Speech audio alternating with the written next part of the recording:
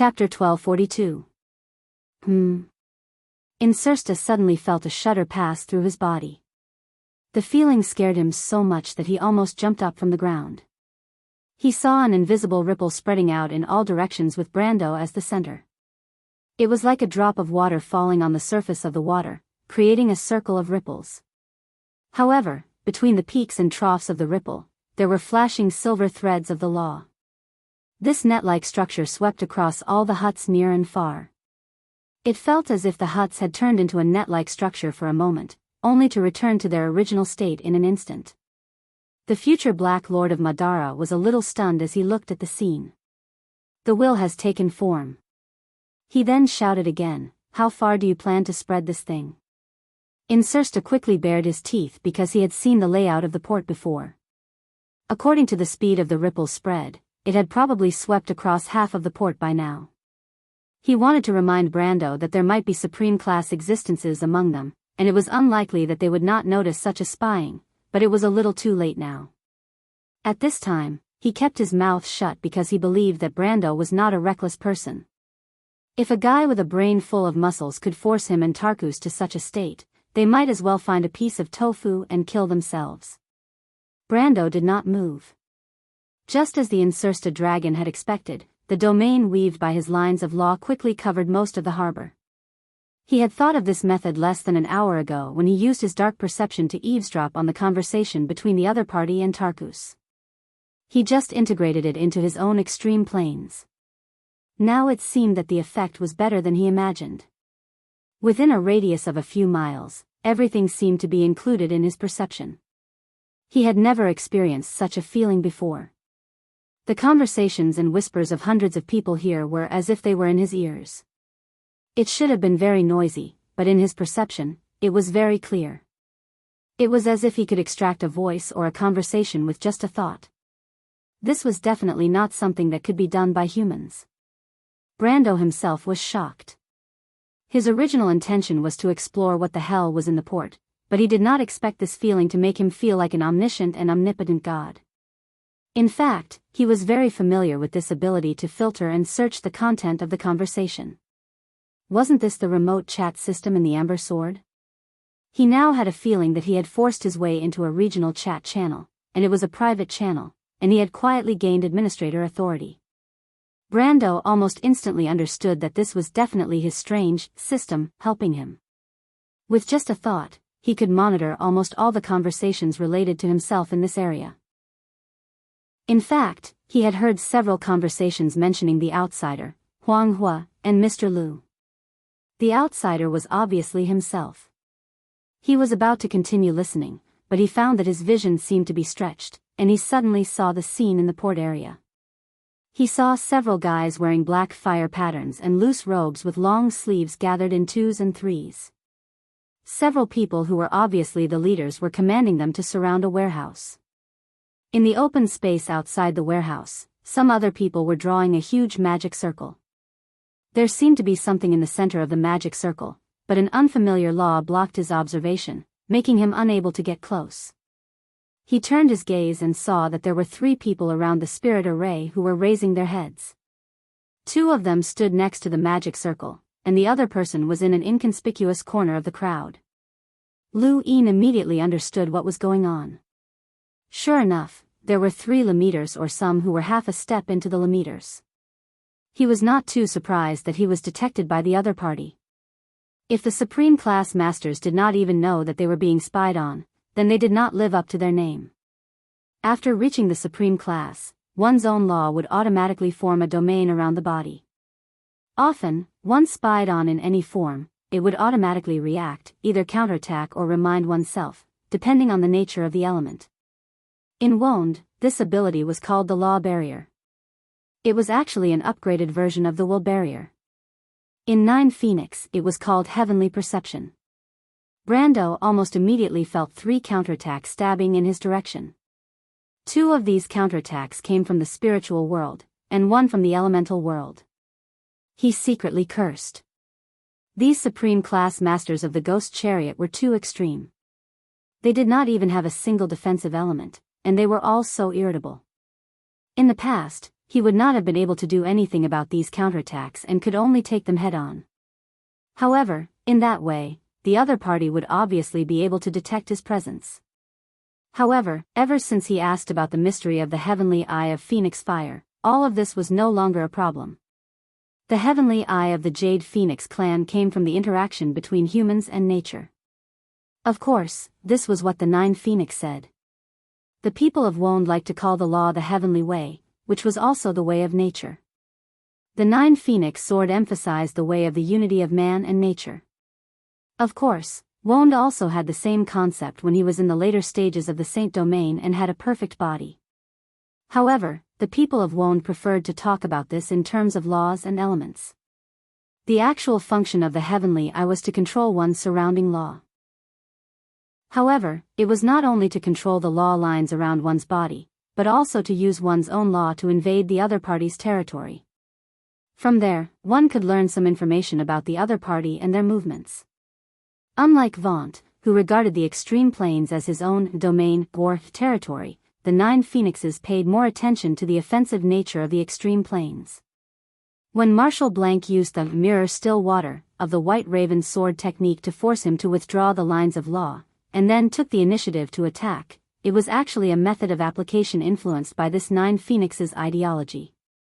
Therefore, at that time, he was flustered. Rather than saying that he was inexperienced, it was more accurate to say that he had never encountered such a fighting style before. It was inevitable that he found it difficult to deal with. The Nine Phoenix people's way of using the law was not unique to the Jade Phoenix clan. In fact, he had already formed a widespread recognition, just like how the people of Wonde recognized their own fighting style. However, the Jade Phoenix clan's heavenly eye went further on this path, and their control of the law lines was also more refined. This ability was not a big secret to the Nine Phoenix royal family. In fact, several sword factions that had a good relationship with the Jade Phoenix clan had more or less learned the mystery of the heavenly eye. Even within the Ghost Chariot, the heavenly eye was not a big secret. Therefore, when Brando asked, Phoenix Wood did not hesitate and told him everything. After understanding how this ability was used, it was too easy for Brando to replicate it with his strength. In fact, it was not only that. He realized that the Nine Phoenix people's way of thinking was quite compatible with his own law and element. When the space-time element was used with this idea, it might be able to produce unexpected results. Just like what he was doing now. He did not care about the 3 Supreme Class Elites probing. Instead, he directly used his ability to invade the law network in the port area. He used the space-time element to trace back time and directly wiped out the existence of his own law lines. At that moment, the 3 Supreme Class Elites of the Ghost Chariot were stunned. They raised their heads and looked about them with a puzzled expression. Just a moment ago, they felt as if someone was spying on the situation in the port area through the law domain. They also tried to counterattack in that direction. But it was only for a moment, and that abrupt feeling disappeared. It was not because the other party had retracted the law lines, but it was as if they had never existed. They felt as if their previous perception was an illusion. In fact, after they spread out their law domains, they received the same information. It really seemed to be an illusion. Meanwhile, in the shack area a few miles away, the Insursta dragon was staring dumbfoundedly at a few lines of law sweeping across the void. They seemed to be aimlessly shooting through the air, and then there was no more news. What elemental ability is this? He asked subconsciously. He had never heard that his nomological perception could be deceived and missed. Brando turned around and smiled at him. Of course it's something good. He was actually even more satisfied. There was nothing more real in this world than the law. For a supreme class elite, your law would never deceive you, and they would not be deceived by the law of others. But there was an exception. That was, the other party's prying had never existed. When he used the law of spacetime to trace back time, his prying was in the state of not happening to the other party's law. Since it had not happened, it obviously did not exist. So it was not a lie. Brando had been trying to figure out how to use the law after he learned about the Nine Phoenixes method. He had guessed a way to use it on the way here, but he did not expect that after experimenting, the actual effect was much better than he had imagined. Everything before their eyes was proof of that. Seeing that Insursta still did not quite understand, he did not intend to explain. He only said to the other party, "I saw something in the port area." Insursta was stunned for a moment before he realized what Brando was talking about. He asked, "What is it?" "It's a magic circle, but that magic circle shouldn't be targeted at us. There's something inside that magic circle, and that magic circle seems to be prepared to protect that thing. Unfortunately, the law around that thing is of a higher level than mine, so I can't see what it is clearly. I can only vaguely see that it's a sword." "A sword?" Insursta asked. "That thing's law is of a higher level than yours, sir." "I'm afraid that your law's level is not low either." Brando nodded. He was actually also thinking about this problem. The space-time element was already at the level of existential power. In theory, there should not be any element of a higher level than the space-time element. If there was no difference in quality, then only quantity was left. In other words, the other party's element level was existential at least, and the total amount was stronger than his own.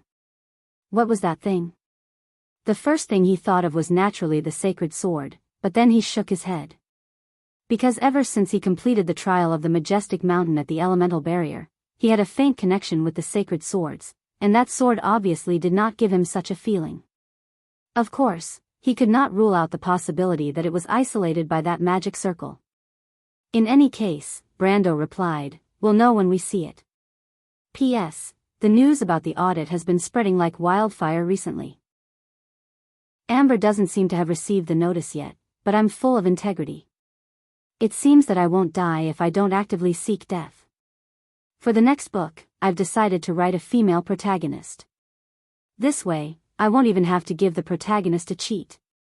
As long as the enemy attacks a position other than the protagonist's hand, it will be neutralized. Thinking about it this way, I'm still a genius after all." Chapter 1243. Inside warehouse number 14, Mr. Liu was holding his sword with one hand and sitting on a few wooden boxes. His right hand was wrapped in a white cloth that was speckled with dark red spots. He used the cloth to wrap his hand and the sword hilt together. Not far from him, a few corpses dressed in ghost chariot costumes were crawling in front of the door. Since then, no one dared to break in. But he knew in his heart that the other party was only afraid of the ancient phoenix jade pendant in his hands. Not to mention that the 3 elders of Ghost Chariot were outside. As long as they completed the ritual of worshipping the sacred jade sword, he would be doomed.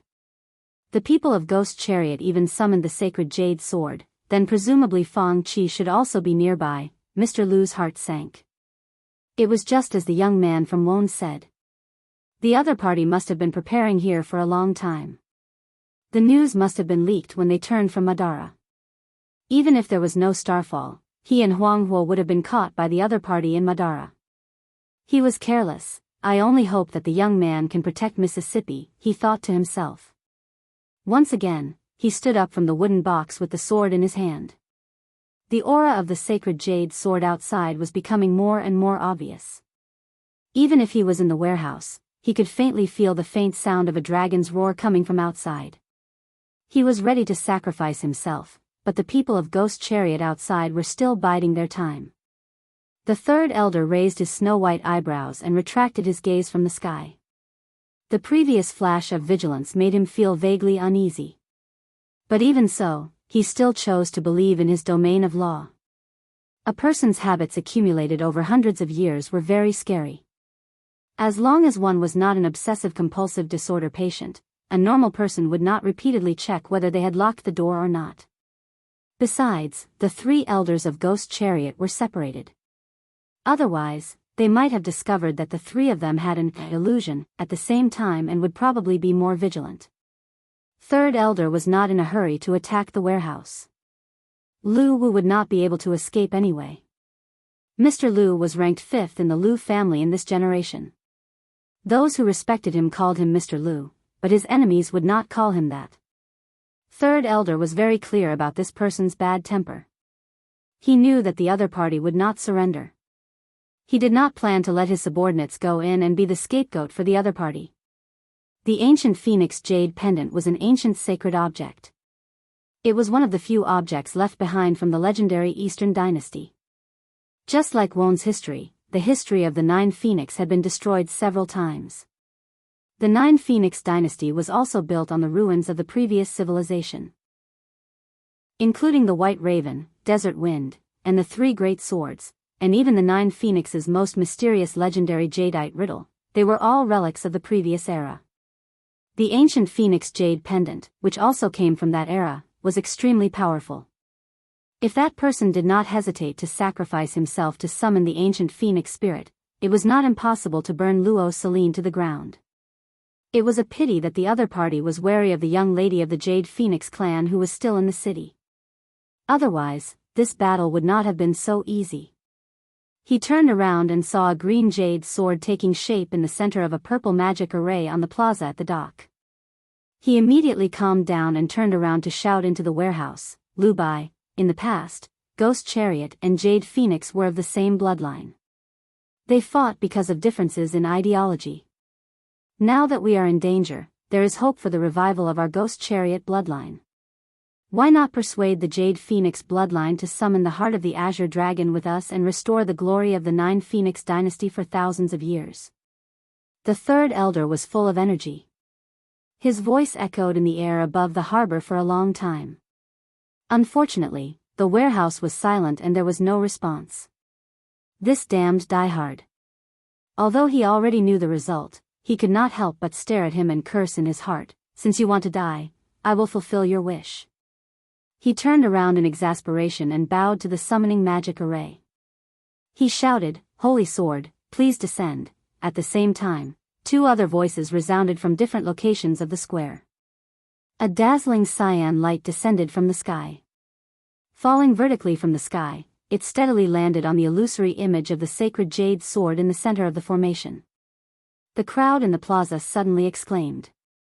Even the third elder could not help but raise his eyebrows. The Jade Dragon Holy Sword was also a relic of the previous dynasty. In the era when Ghost Chariot was still in charge of the Nine Phoenix, this sword was once the symbol of the entire Nine Phoenix. In that era, even in the War of the Dynasty, the Ghost Chariot family rarely used this sacred object. To be able to see the Holy Sword once in his life, even if it was just a fractal, he was extremely excited. The Holy Sword had awakened from its slumber.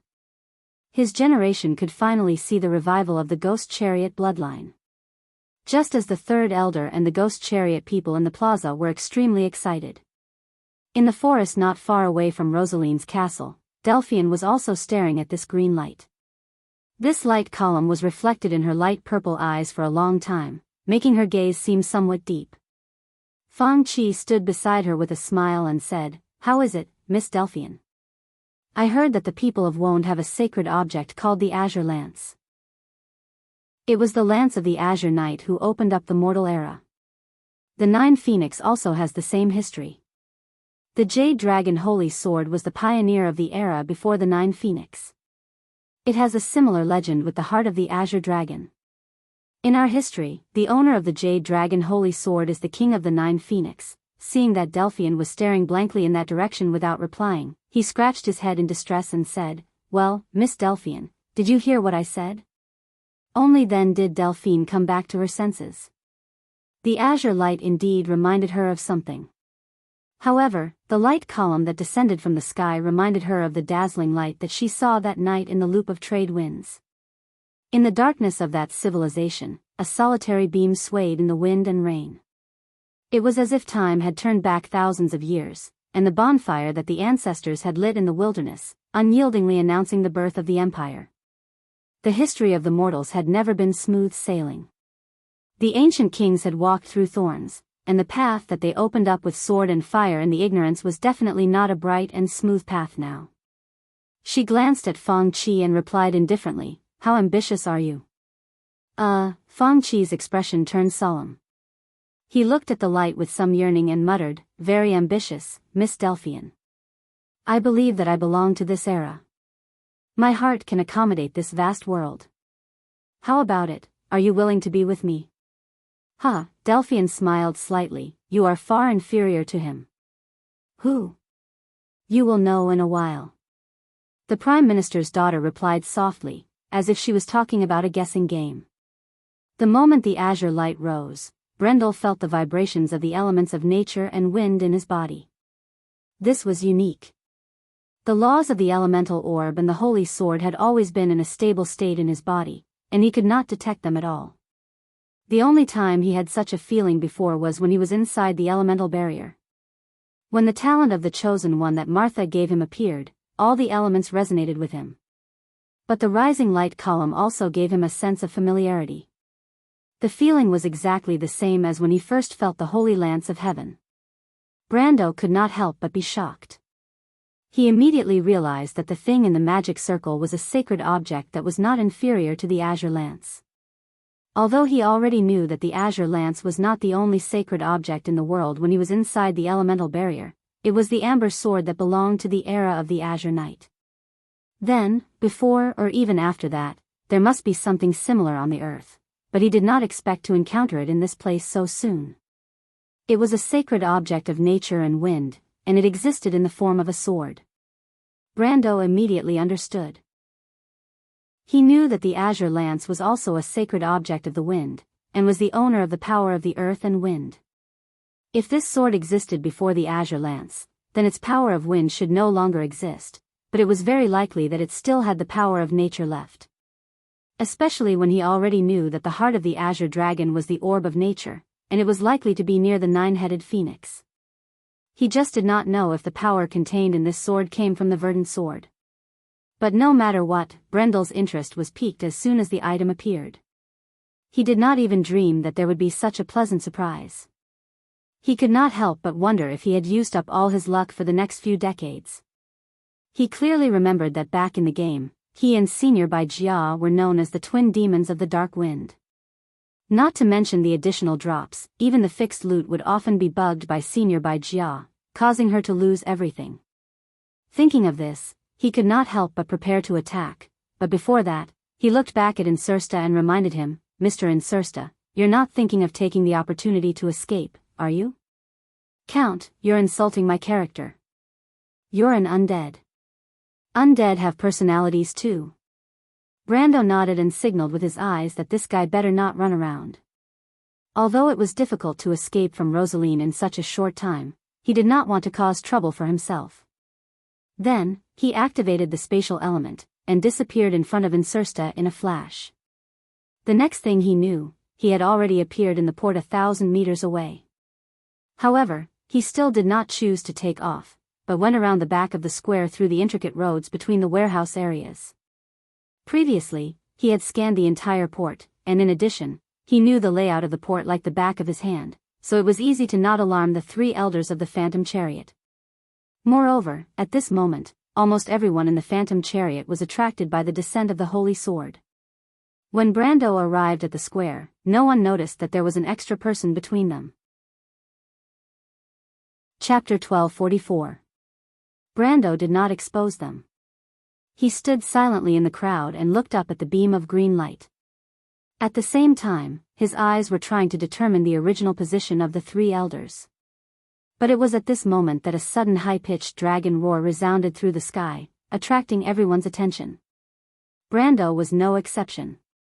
In his stunned gaze, he saw an eastern dragon that he had often seen in historical myths in his previous life rising from the misty green light. The dragon was several hundred meters long.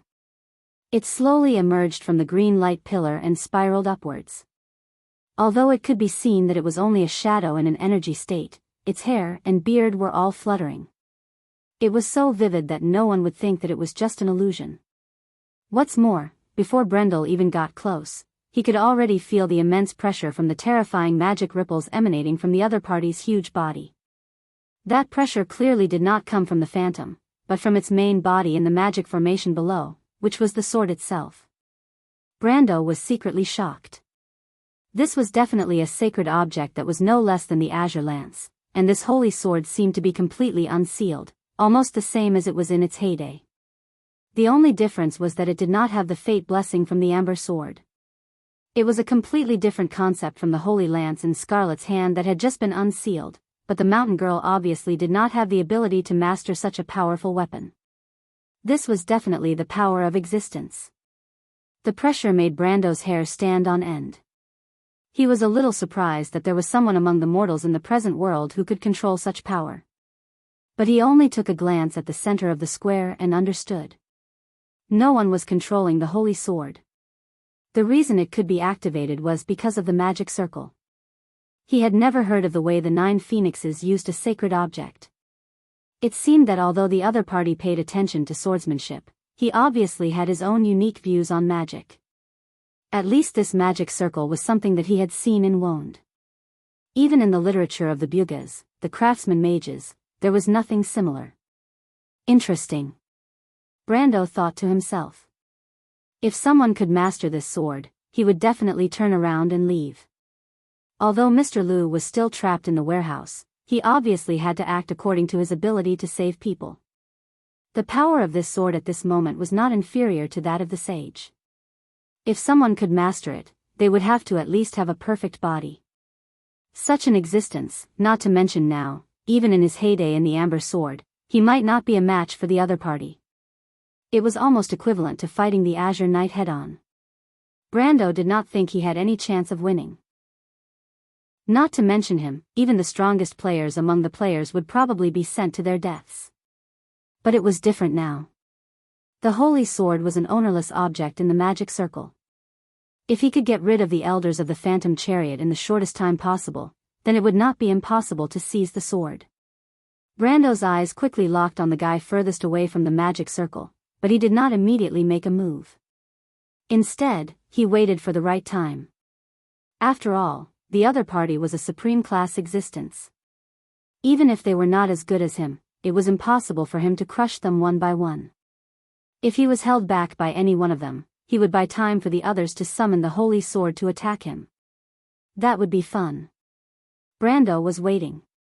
Since the other party summoned the holy sword at this time, it was obvious that they were up to something. Mr. Liu was the only one in the warehouse. Brando did not think that the other party needed to let 3 supreme-class masters use such a holy sword. It was a bit too outrageous to describe the current situation as using a sledgehammer to kill a chicken. So there was only one possibility, and that was that Mr. Liu also had something that these people were afraid of. The other party was waiting for the moment Mr. Liu summoned that thing. That would be the best opportunity for him to make a move. Brando was not wrong. In fact, he did not have to wait for too long. In almost a moment, he heard the same clear cry of a phoenix coming from the warehouse. Then, he watched as a ball of fire burned out of the warehouse. Almost instantly, the roof of the warehouse turned into a sea of fire. A phoenix covered in green flames flew out of the sea of fire with a cry. The moment it flew out, it spread its wings that were originally closed. The green wings that were nearly 100 meters long immediately enveloped the entire harbor area. The buildings in the harbor, as well as the sailboats that were docked in the harbor, started to burn out of thin air. Even Brando, who was hundreds of meters away, felt a wave of heat hit him in the face. He could not help but curse in his heart. Although he did not know what the hell summoned this phoenix, the green flames on its body were not inferior to the power of the golden flames. It was also the highest level of fire elemental element. The top-level fire elemental element was only second to the power of existence. Brando suddenly felt that the 9 Phoenix was too abnormal.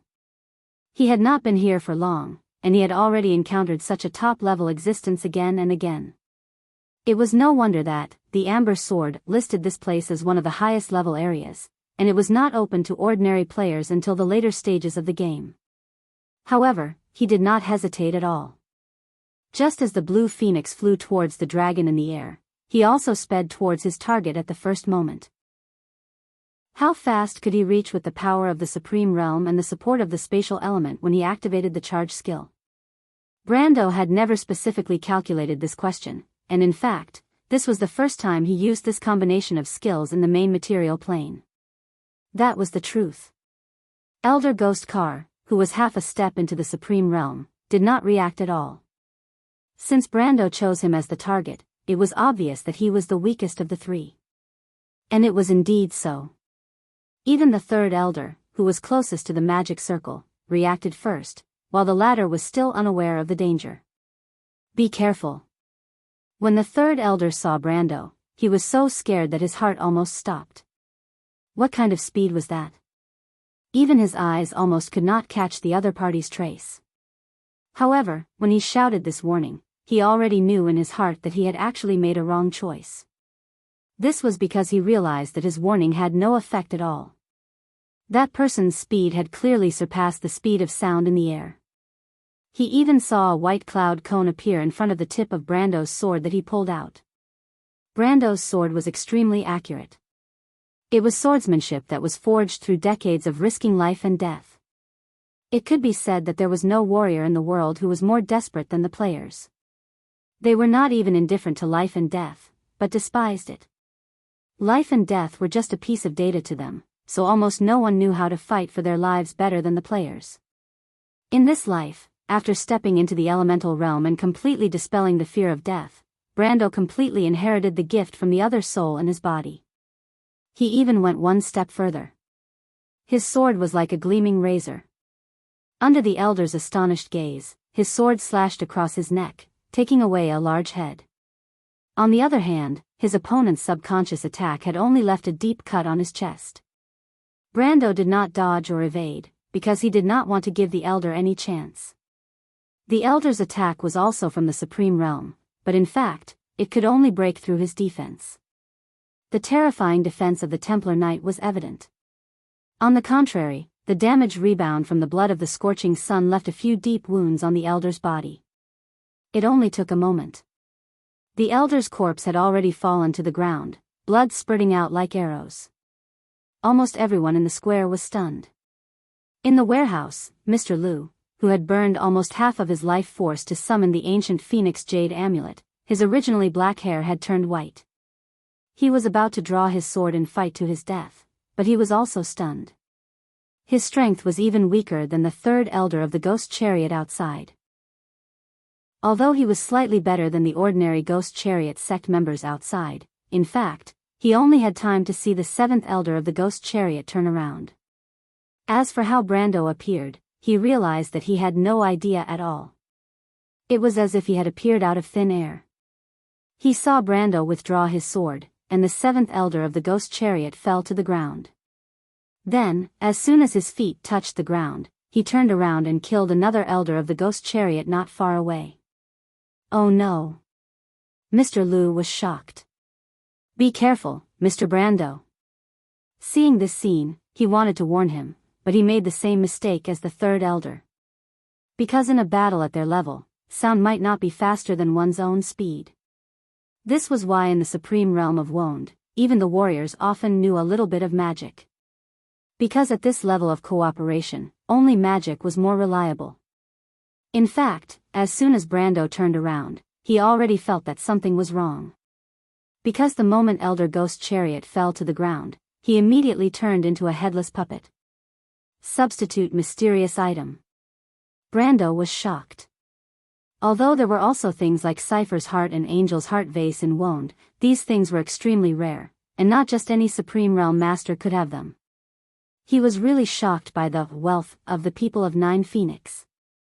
If this guy was the only one with a substitute strange item, he would just consider himself unlucky to have chosen the wrong opponent to attack first.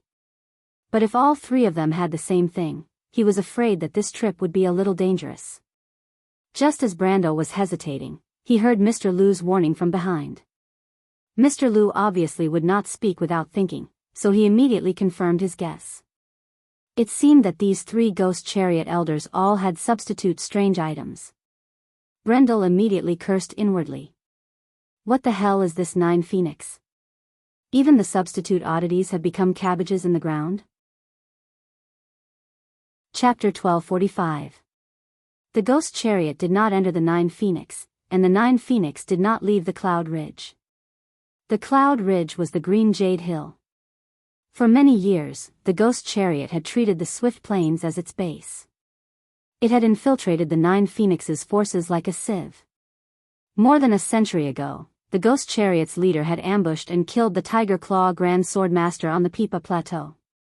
After that, it caused a bloody war that lasted for more than 20 years. To this day, the Ghost Chariot and the Tiger Claw sect were still feuding families. Their hatred for each other even exceeded the hatred between the Jade Phoenix and the Ghost Chariot.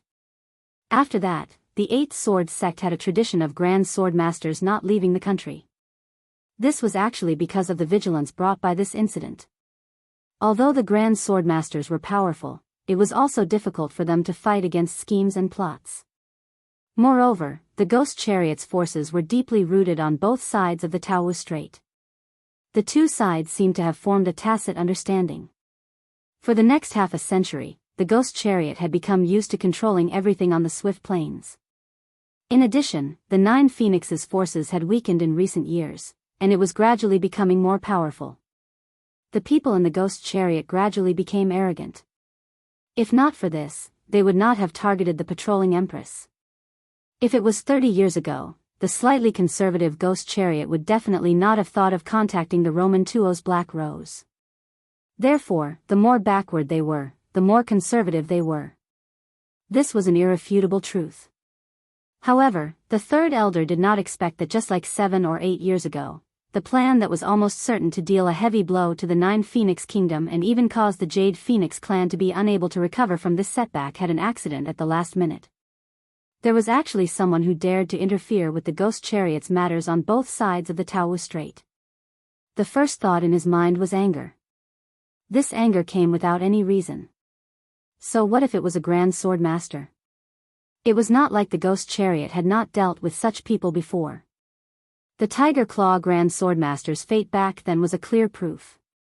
At that time, the Nine Phoenix could not do anything to the swift plains. Otherwise, its influence on the Taoist Strait would not have declined so much.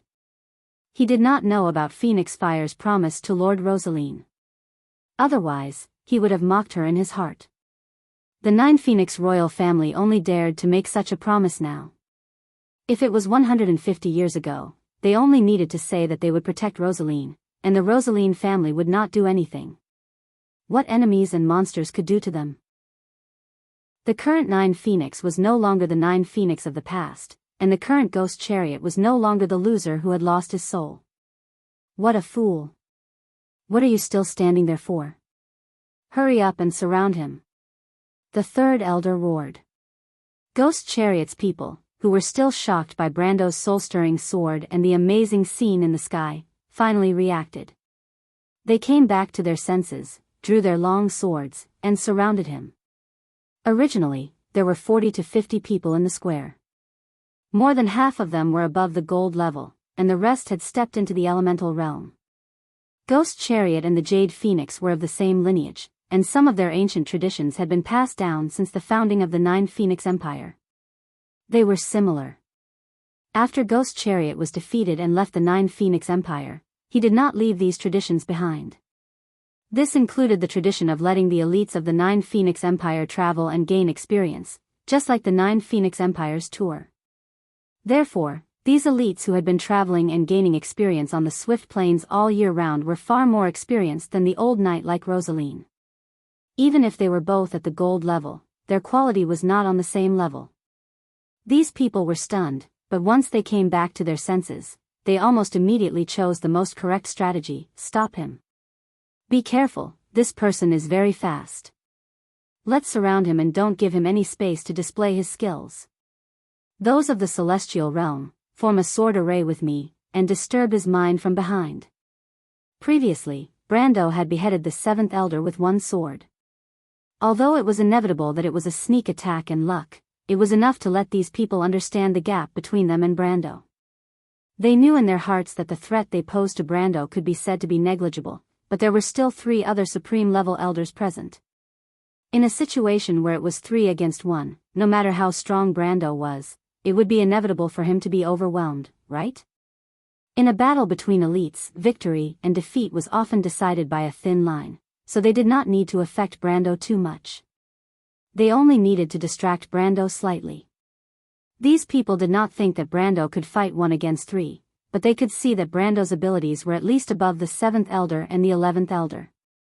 He was probably on par with the 3rd elder, who was the strongest present, so they did not hope to determine the outcome of the battle. At least, it was enough to prevent the 7th Elder and the 11th Elder from being injured. Especially since the 7th Elder did not have a second substitute rare item. Naturally, Ghost Chariot did not have 70 or 80 elders to die on the battlefield. These thoughts were formed in an instant, but they were definitely not spontaneous. In the entire 9 Phoenix, in terms of experience in dealing with great sword saints, if Ghost Chariot claimed to be second, no one would dare to claim to be first. After all, although Ghost Chariot had one of the 3 supreme swords, 9 Phoenix also had Jade Phoenix and White Raven, not to mention the other 6 swords supporting the royal family. Although 9 Phoenix was in decline now, and Ghost Chariot itself was showing signs of resurgence, compared to the 8 supreme sword sects, it would never think that the absolute number of great sword saints could surpass the 9 Phoenix kingdom. Therefore, since a long time ago, Ghost Chariot had been studying how to deal with this absolute gap in strength. The plan to ambush and kill the great sword saint of the Tiger Claw sect a century ago could be said to be to seize the once-in-a-lifetime opportunity to weaken the strength of the 9 Phoenix kingdom. It was also a rehearsal of this long-term strategy. Now, the experience from 150 years ago, after fermenting over time, had come true on Brando. The latter had originally planned to end the battle quickly, but he did not expect that the other party would have something similar to Cypher's heart.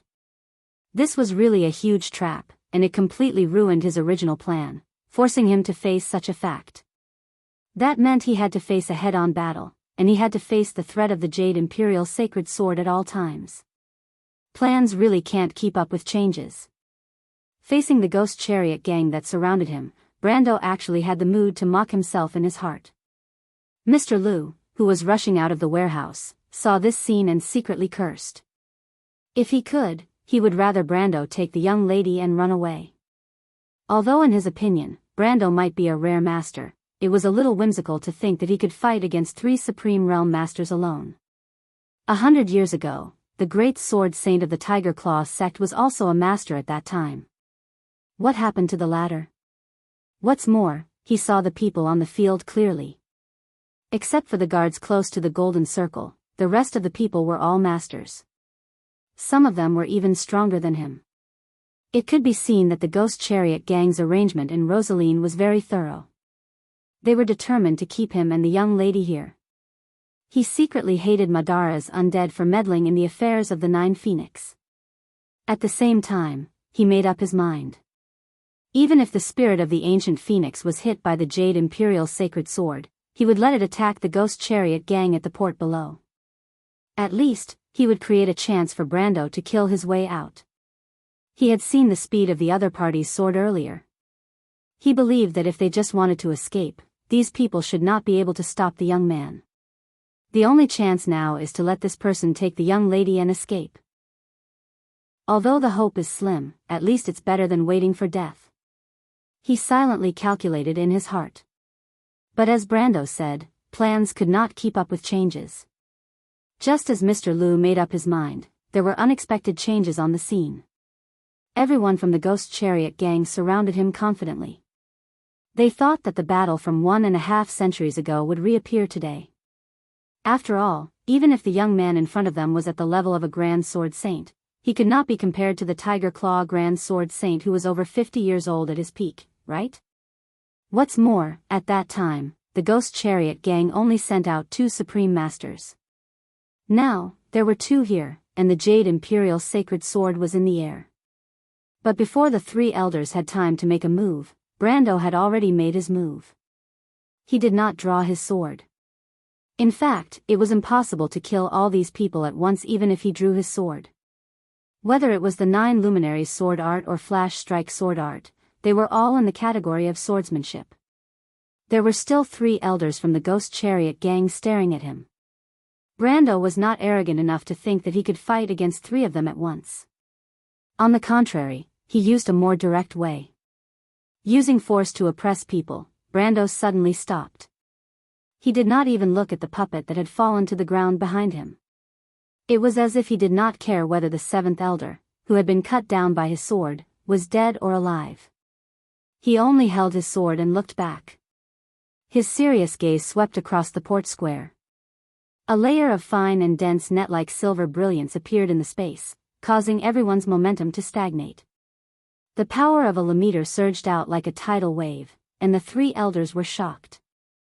They had never dreamed that a junior would dare to use the extreme planes in front of them, and in such an unreasonable manner. It was almost as if he didn't have any defensive measures in place. This feeling was exactly the same as when Brando dealt with him. Even if the three elders from the Ghost Chariot gang were from the 9 Phoenixes, they still caught Brando off guard. Then, they exploded with anger. Especially the third elder. In his opinion, this young man was simply provoking them. Although it was common knowledge that the 9 Phoenixes used the power of precepts to take the initiative to attack, it also depended on who was facing whom. If a guy whose elemental level and absolute strength were weaker than his opponent took the initiative to use the power of precepts to attack the opponent, what was this if not courting death? At least in the eyes of the three elders, Brando was courting death. Not to mention that Brando's young age made the third elder look down on him. In his opinion, even if the opponent's strength might be in the realm of a great sword saint, or even surpass the 7th and 11th elder, it was not enough in front of him.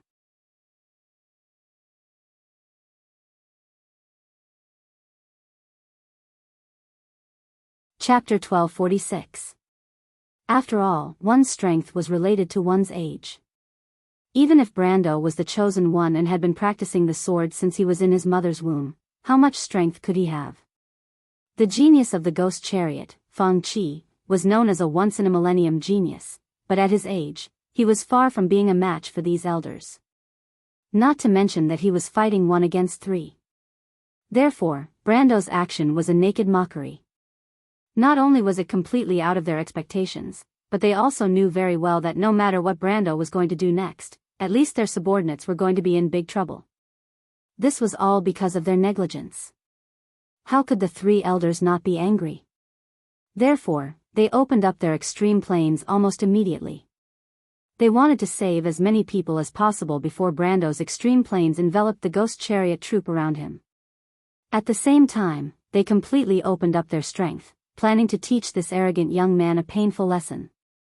At this time, even the 7th elder who had been heavily injured by Brando and had used a substitute artifact to escape the disaster could not help but jump out again.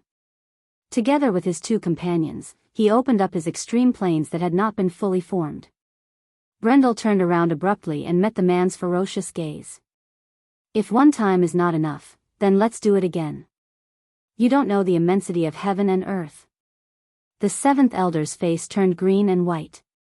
Although it was true that he had been ambushed, it was also true that as a supreme class expert, he had no room to fight back. Unlike the third elder of the Ghost Chariot, he only thought that the opponent's method was despicable and the speed was strange. He was caught off guard and did not realize that it was because he was not strong enough. After all, it took some courage to admit that one's strength was not as strong as others. Moreover, he was in existence with an extremely high status in the Ghost Chariot and had long been used to his high status. Feng Qi raised his wrist and stared at the dark red crystal in his hand. He finally could not help but snort. He turned around and smiled at Delphian. This is the guy you were talking about. Delphian looked away from the dragon and phoenix entangled in the sky above Rosaline Harbor. Unlike Brando, she could not recognize the sacred beasts of the 9 phoenixes, but this did not stop her from knowing how terrifying these 2 monsters were. Even in this direction, she could feel the impact of the battle between the 2 sacred beasts. Not to mention that the harbor had already turned into a hellish scene. Even from far away, she could feel waves of scorching heat waves sweeping over. Such a scene made her involuntarily think of Rushta from that day. The most powerful force in the world once again made her feel powerless. The things she was proud of were not worth mentioning in front of these existences. This thought made her look at the man in front of her a little absent-minded, as if she was not listening to what he was saying at all. But that was just a facade. Delphian only stood still for a moment before asking, "What do you want to say?" "Nothing." Feng Qi was also used to her strange way of talking. He smiled proudly. "Your friend may be very strong, but he doesn't seem to have enough brains." "He is not my friend," Delphian corrected coldly. "At the same time," she replied, "he is a little stupid, but it seems that you are not much better. Is that so? Fang Qi shook the red crystal on his wrist like a child. This person actually dared to barge into the harbor knowing that my men were lying in ambush there. He probably thought that he was already invincible. Unfortunately, he didn't expect that I actually arranged 3 sacred sword masters there. This time he kicked an iron plate. As he spoke, this guy actually laughed to himself, as if he had heard something very funny. 3 sacred sword masters. He must be shocked. Delphian frowned as she looked at this guy. She felt that this guy looked calm and composed on one hand, but sometimes he acted like a child. What is a sacred sword master? She asked. Fang Qi replied, according to what you said, it is the early stage of the Supreme Realm. The peak of the Supreme Realm is either under a saint or a celestial. It is not a level that ordinary people can come into contact with. When he said the second half of the sentence, there was a hint of yearning in his tone. But Delphian smiled at him after hearing this. Fang Qi was stunned. He looked at this woman and felt that her smile was a little strange. It was a fake smile. What's wrong with you, Miss Delphian? Nothing, Delphian replied, I have the same idea as you, Mr. Fang Qi. Someone might have kicked an iron plate. Is that so? After receiving Delphian's approval, the latter seemed a little happy, but he shook his head and said, Mr. Fang Qi, this name is too strange. According to our tradition here, you should call me Mr. Fang, but I prefer you to call me Fang Qi. Before he finished speaking, the sky suddenly flashed, as if there was a terrible explosion in the direction of Rosaline Harbor. Although there was no sound, a white light swept over from that direction. Fang Qi's words were stuck in his throat. He stared in that direction with his eyes wide open. After a vast white light, the entire Rosaline port disappeared. Looking in that direction from the headland, there was only a huge crater left where the Rosaline port used to be. The seawater quickly flowed in, forming a bright inner lake in the crater. Fang Qi was at a loss for words. What's going on? In fact, this was the question that the ghost chariot's 3rd elder wanted to ask. Of course, all of this started a few minutes ago. When Brando opened up the extreme plane, he and his 2 companions did not hesitate to open up the extreme plane. After all, he originally thought that Brando attacked the 7th elder because he knew that his strength was not as good as the 3 of them combined, so he had no choice but to do so. Otherwise, if the other party had the strength, why would he need to launch a sneak attack? Wouldn't he be able to do it openly? But what he did not expect was that Brando just wanted to avoid trouble, not to mention that the sacred jade sword was another concern. At that time, Brando's sneak attack could be said to have succeeded, and they wasted one of their substitution strange items. Substitution strange items were not as cheap as Brando imagined. The ghost chariot had the 13th elder, and only the first 5 people had substitution strange items bestowed by the saints. The 7th elder's substitution strange item was borrowed from someone for this mission to deal with the ancient Phoenix Jade amulet. Moreover, the substitution strange item was not as magical as imagined. Not to mention that it was an ancient relic, and there was one less substitution strange item. In fact, its substitution strange item overdrew the owner's life as the price. After this battle, the ghost chariot might lose an elder. But he thought that the other party was not without a price, because since the sneak attack did not succeed, then he would have to face their Thunder Fury next. But what he did not expect was that the Thunder Fury would come, but it was not theirs. When they opened up their extreme plane to collide with Brando, they found the problem. The 3 ghost chariots' grand elders realized at the same time that their Lemiter strength was far inferior to this young man's in terms of quality, and even the 3 of them combined were suppressed by him in terms of quantity. What did this mean? The ghost chariot's 3rd elder looked up at Brando in shock. He already knew that the other party had the strength of a great sword saint, and he might be stronger than the 7th elder and the 11th elder. He was prepared for this. But how could the other party be so strong? 3 great sword saints. The ghost chariot's 3 grand elders. Even with their absolute power combined, they were still suppressed by a young man. Could it be that this world was no longer the world they were familiar with? Or was he dreaming and had not woken up yet? The third elder's mind was in a mess, and he could only think of this at the moment. He watched as the ghost chariot's Lemeter strength was fixed in space by Brando's Lemeter strength, and then the latter waved his hand, and these people were silently beheaded like broken puppets. The extreme plane of the third elder and the other three were all suppressed in a narrow area, and they could not move. He saw that even after those people's bodies were cut into pieces, they were still fixed in space and did not move at all. The dismembered body parts and blood seemed to be in a world where time was completely still, floating in the air. He only felt a bitter taste in his mouth. The elements of space and time. No matter how slow he was, at this moment, he understood what Brando's elements were. However, the ghost chariot's third elder was still a Lemeter after all, and he was not completely stupid. Although almost all of his subordinates were wiped out, Brando's extreme plane was not enough to completely suppress the three of them. Don't fight him with the power of law, let's fight him in close combat. 11th Elder, don't care about Lu Bai, go control the Jade Dragon's sacred sword, we'll buy time for you. As he roared, he pulled out a green jade sword and attacked in Brando's direction. The other two elders also reacted immediately. The 11th Elder turned and ran, while the 7th Elder, who had been seriously injured by Brando earlier, surrounded him from both sides. Brando was most worried about the Jade Dragon's sacred sword in the sky, so he naturally would not give them the chance to control the sacred sword. He immediately blocked the third elder's sword. Nine Phoenix's swordsmanship was very different from Won's. The former was more agile and would rarely clash with the opponent's sword.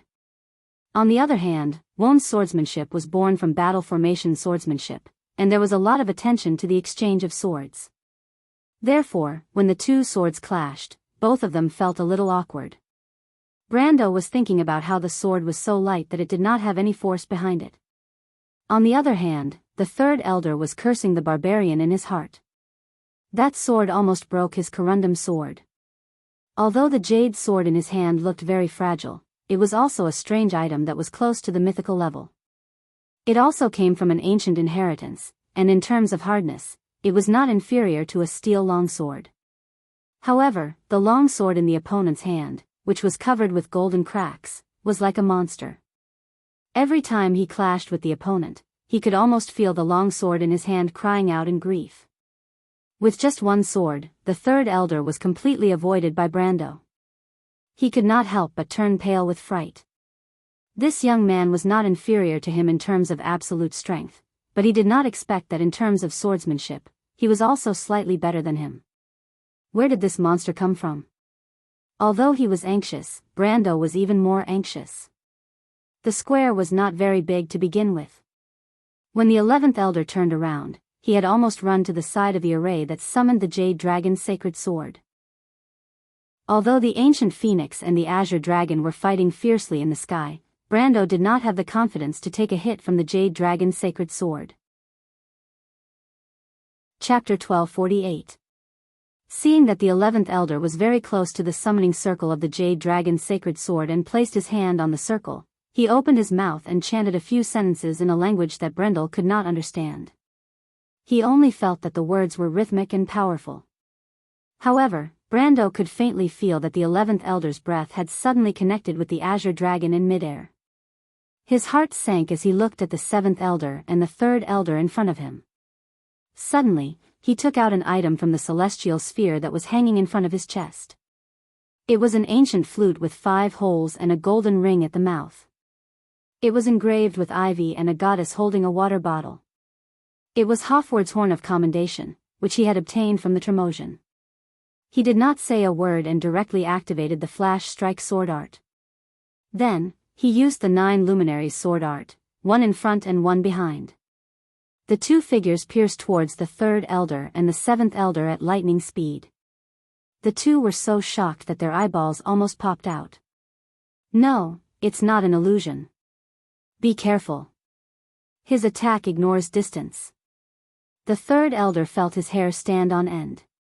When did such a terrifying person appear in the rain-swallow plains? However, his heart was incomparably calm. The Ironheart school emphasized that the heart was stronger than steel. As a master of the Ironheart school, the closer he was to death, the calmer he would be. He changed from holding the sword with one hand to two and summoned the power of the iron heart in his heart. All the surprise, joy, shock, and jealousy from before disappeared without a trace. It was as if the person in front of him was no longer Brando, but just a moving target. He continuously swung the sword in his hand, using the sword blade as a barrier to block the incoming sword. On the other side, Brando was performing the perfect flash strike sword art for the first time. He could clearly feel the harmony between man, sword, and space. The obvious feeling of breaking space had completely disappeared, and the sword in his hand was much faster than before. The shining sword blade had completely lost its trajectory. Everyone thought that the Flame King's flash strike sword art described his sword as fast as lightning. Once the sword light was released, it was like a flash of lightning. However, it was only at this moment that Brando understood that the essence of lightning was actually in the flash. It disappeared in a flash, as if it had never existed. In the blink of an eye, he had already traversed a distance of several dozen meters. He stabbed out 17 times with Odorfice, and the angle, direction, and strength of each attack were all different. Even the 9 luminaries' sword art was pushed to the extreme by the flash strike sword art. The magic doppelgangers appeared continuously around the third elder, like a continuous blurry shadow wall. But what surprised Brando even more was that under his storm-like attacks, the other party's sword veil didn't budge in the slightest. The clanging sounds of the two swords clashing rang out, and sparks splashed down like a waterfall of flames. 17 swords in a row, regardless of whether they came from the front, back, left, or right, the old man in front of him received them all with a cold expression. What surprised him even more was that when he exchanged blows with his opponent earlier, he could clearly feel that his opponent's strength was inferior to his own. But now, after exchanging blows with him consecutively, he could feel a new wave of energy surging out from his opponent's body after every exchange. He didn't recognize the 9 Phoenix's swordsmanship, but if Phoenix Flame was here, she would definitely tell him that this was one of the supreme mysteries of the Iron Heart School, iron focus and excellent parry. If the 9 Phoenix swordsmanship was included, the flash strike sword art was undoubtedly the #1 offensive swordsmanship in the world, and the 9 luminaries sword art was known for its mysteriousness rather than its strong offensive power. In terms of defensive swordsmanship, the Iron Heart sword art should be crowned as the strongest. The locals of the 9 Phoenix swordsmanship called the Iron Heart School the Iron Fortress. Mr. Liu stood aside, but the latter couldn't see the confrontation between Brando and the third elder at all, let alone provide any help to the latter. Not to mention that after overdrawing his life to summon the ancient Phoenix Jade Amulet, he was already half kneeling on the ground. The reason he didn't faint was purely because of his tenacious will. However, Brando didn't need any guidance from outsiders. He was a warrior. Things that couldn't be solved by swordsmanship could be solved by other means. Warriors relied on their keen intuition and instinct to win on the battlefield. Level, equipment, terrain, and even morale were all their means of fighting. Brando was no exception. When the flash strike sword art combined with the 9 luminary sword art didn't work, he directly rushed in and pointed his sword at the 7th elder's heart. He didn't care about the sword curtain in the 7th elder's hand. You want to trade injury for injury? The 3rd elder didn't even frown. The mutual destruction swordsmanship might be a threat to others, but it wasn't worth it to deal with the sword saint of the Iron Heart School. With a heart as cold as iron, he directly chose the most effective way to deal with it. He also pointed his sword at Brando's neck, as if he intended to die together with him. If Brando had a plan, then he really wanted to die. Under the state of mind of the Iron Heart School, swordsmen had already disregarded life and death. Of course, Brando wouldn't trade his life with this guy. He didn't even plan to activate the unyielding innate skill because the terrifying green jade sacred sword was still hanging upside down above his head. How could he dare to use his life-saving ability in such a situation? He tilted his head to the side and avoided his opponent's fatal sword. However, he had lost the initiative in the exchange of blows because he had moved first. The 3rd elder also easily avoided Brando's sword, and at the same time seized the opportunity to counterattack. He sneered and pointed his sword at Brando's shoulder. You can avoid the fatal sword, but you have to leave a memento. Otherwise, you can go back to where you came from. What he did not expect was that Brendel did not even try to dodge his attack. Instead, Brendel pounced straight at him, allowing his sword to cut into Brendel's left abdomen. A rose-colored mist of blood spurted out from the wound. Then the latter slammed into the third elder's body, sending him flying several times. It seemed that he had gained a lot in this round of confrontation, but when the third elder got up from the ground, he realized that he had made a mistake. The other party didn't want to trade injury for injury, but wanted to trade injury for an escape route. Unfortunately, he was fooled. He immediately heard an ear-piercing scream in his ears. He didn't need to look back to know that the seventh elder was also injured. The latter's strength was weaker than his, and he must have made a mistake in dealing with the previous sword because his heart wasn't as strong as steel. He raised his head and saw the seventh elder kneeling on the ground, clutching his shoulder. Brendel had already killed his way through the two of them, leaving a bloody path behind him. Brando had two serious injuries on his body. One was on the left side of his abdomen, and his black flannel windbreaker was soaked with blood. The other was on his cheek, from his left forehead to his right eye. His eyes were tightly shut, and fresh blood dripped down. In fact, he knew that the seventh elder's injury had nothing to do with the other party's strength. The other party probably didn't even dream that he would dare to exchange his sword with him face to face, and wasn't afraid of being beheaded. He was really bold. Of course, Brando wasn't bold. He was just confident in his own defense. Besides, he wanted to end the battle quickly. Once he succeeded, he didn't give the other party any time to react. He immediately jumped forward and passed through the two elders of the ghost chariot.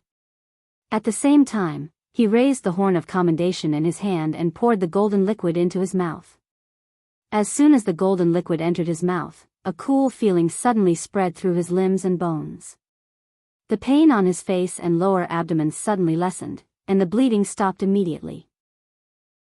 Although the effect wasn't as terrifying as the angel's heart bottle, the performance of Howard's golden wine was much better than the number 2 holy water. However, Brando's eyes were wide open at this time, and he shouted in his heart. He naturally didn't forget that the golden wine had a strength bonus effect, but he didn't expect the strength bonus effect to come from this. When the wine entered his throat, Brando immediately felt his brain heat up. His vision suddenly tightened, as if he had the illusion that his muscles had swelled up. This feeling was very similar to the feeling he had when he activated the Undead Knight's crystal, but that was instantaneous, while this was a continuous state. The next moment, he felt as if his brain had been hit by a heavy hammer. It wasn't that he had been ambushed, or that he had been tricked by the Termosian. It was a state that couldn't be more primitive. He was drunk. Motherf *****. Brando couldn't wait to drag the Termosian out and beat him up. He didn't even tell him that the wine had side effects. And even if there were side effects, he didn't tell him that the side effects would be so great. Brando only felt that the world was spinning, and there was only one thought left in his mind, not knowing whether to laugh or cry. Damn, the after effect of this wine is so strong. He staggered forward. His strength was already far beyond that of a human after stepping into the elemental realm. In fact, the growth of the human body was already maximized after reaching the gold realm. After reaching the elemental realm, the increase in the power of the precepts was more. It was very difficult for the body's attributes to increase by several times, or even dozens of times like before. This could be seen from his own attribute panel. This situation would continue until he reached the perfect body realm. Only then would his body's attributes improve by leaps and bounds. However, it was still far from the leap from the white realm to the iron realm, and then from the iron realm to the silver realm, and then to the gold realm. It could be said that in terms of growth and strength, from the stage of a mortal to the elemental realm, mortals were indeed one of the races with the most potential in the whole of Wond. And what did a 25% increase in overall strength mean? It meant that almost all the growth and strength from the elemental realm to the late stage of the precepts, or from the supreme realm to the perfect body realm. In other words, Brando's sip of wine was already at the peak of the sage realm in terms of strength. He didn't even realize it himself. He only felt dizzy, like a drunkard who loved wine as much as his life. He subconsciously took another sip of wine. Chapter 1249. After drinking the wine, Brando felt as if his whole body was on fire. When he stepped on the ground of the square, it was as if he was the ancient Greek hero, the half-human, half-god Hercules, who crushed half of the square. Borrowing this force, he rose up and shot forward like a cannonball. Under his feet, the square caved in by 5 or 6 meters with a rumble. The third elder was about to chase after him with a jade sword in his hand, but when he saw the stone slabs under Brando's feet flying out due to the collapse of the square, he could not help but turn pale. What the hell is this? The third elder, who had always been well-mannered, could not help but swear at this time. He then turned his sword around and knocked all the stone slabs away. After a round of sword dance, he found that his hands were trembling slightly.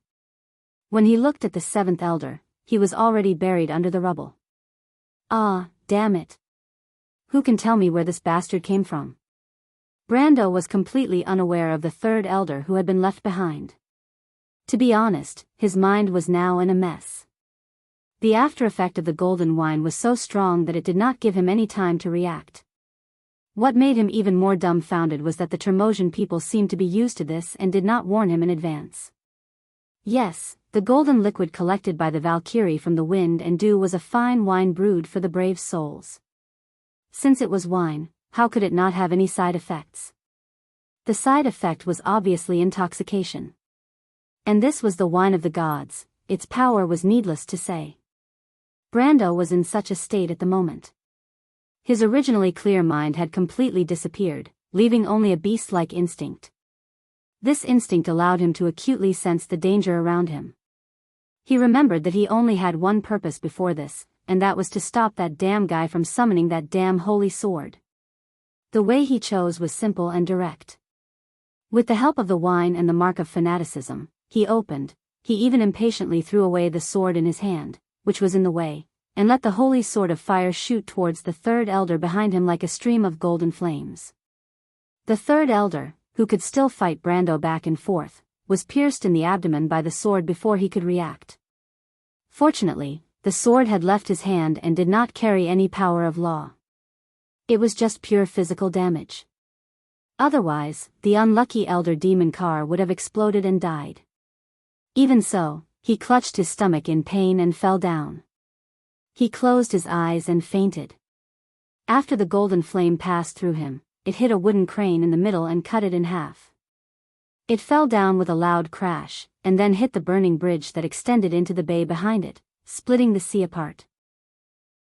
With a loud crash, after Oderfeis turned into countless flame fragments and disappeared, the split sea surface fell down like 2 walls, forming countless white whirlpools on the surface of the sea.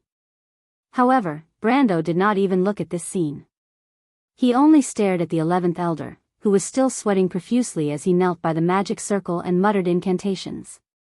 He held the golden horn with both hands and directly crashed into it. "You're dead."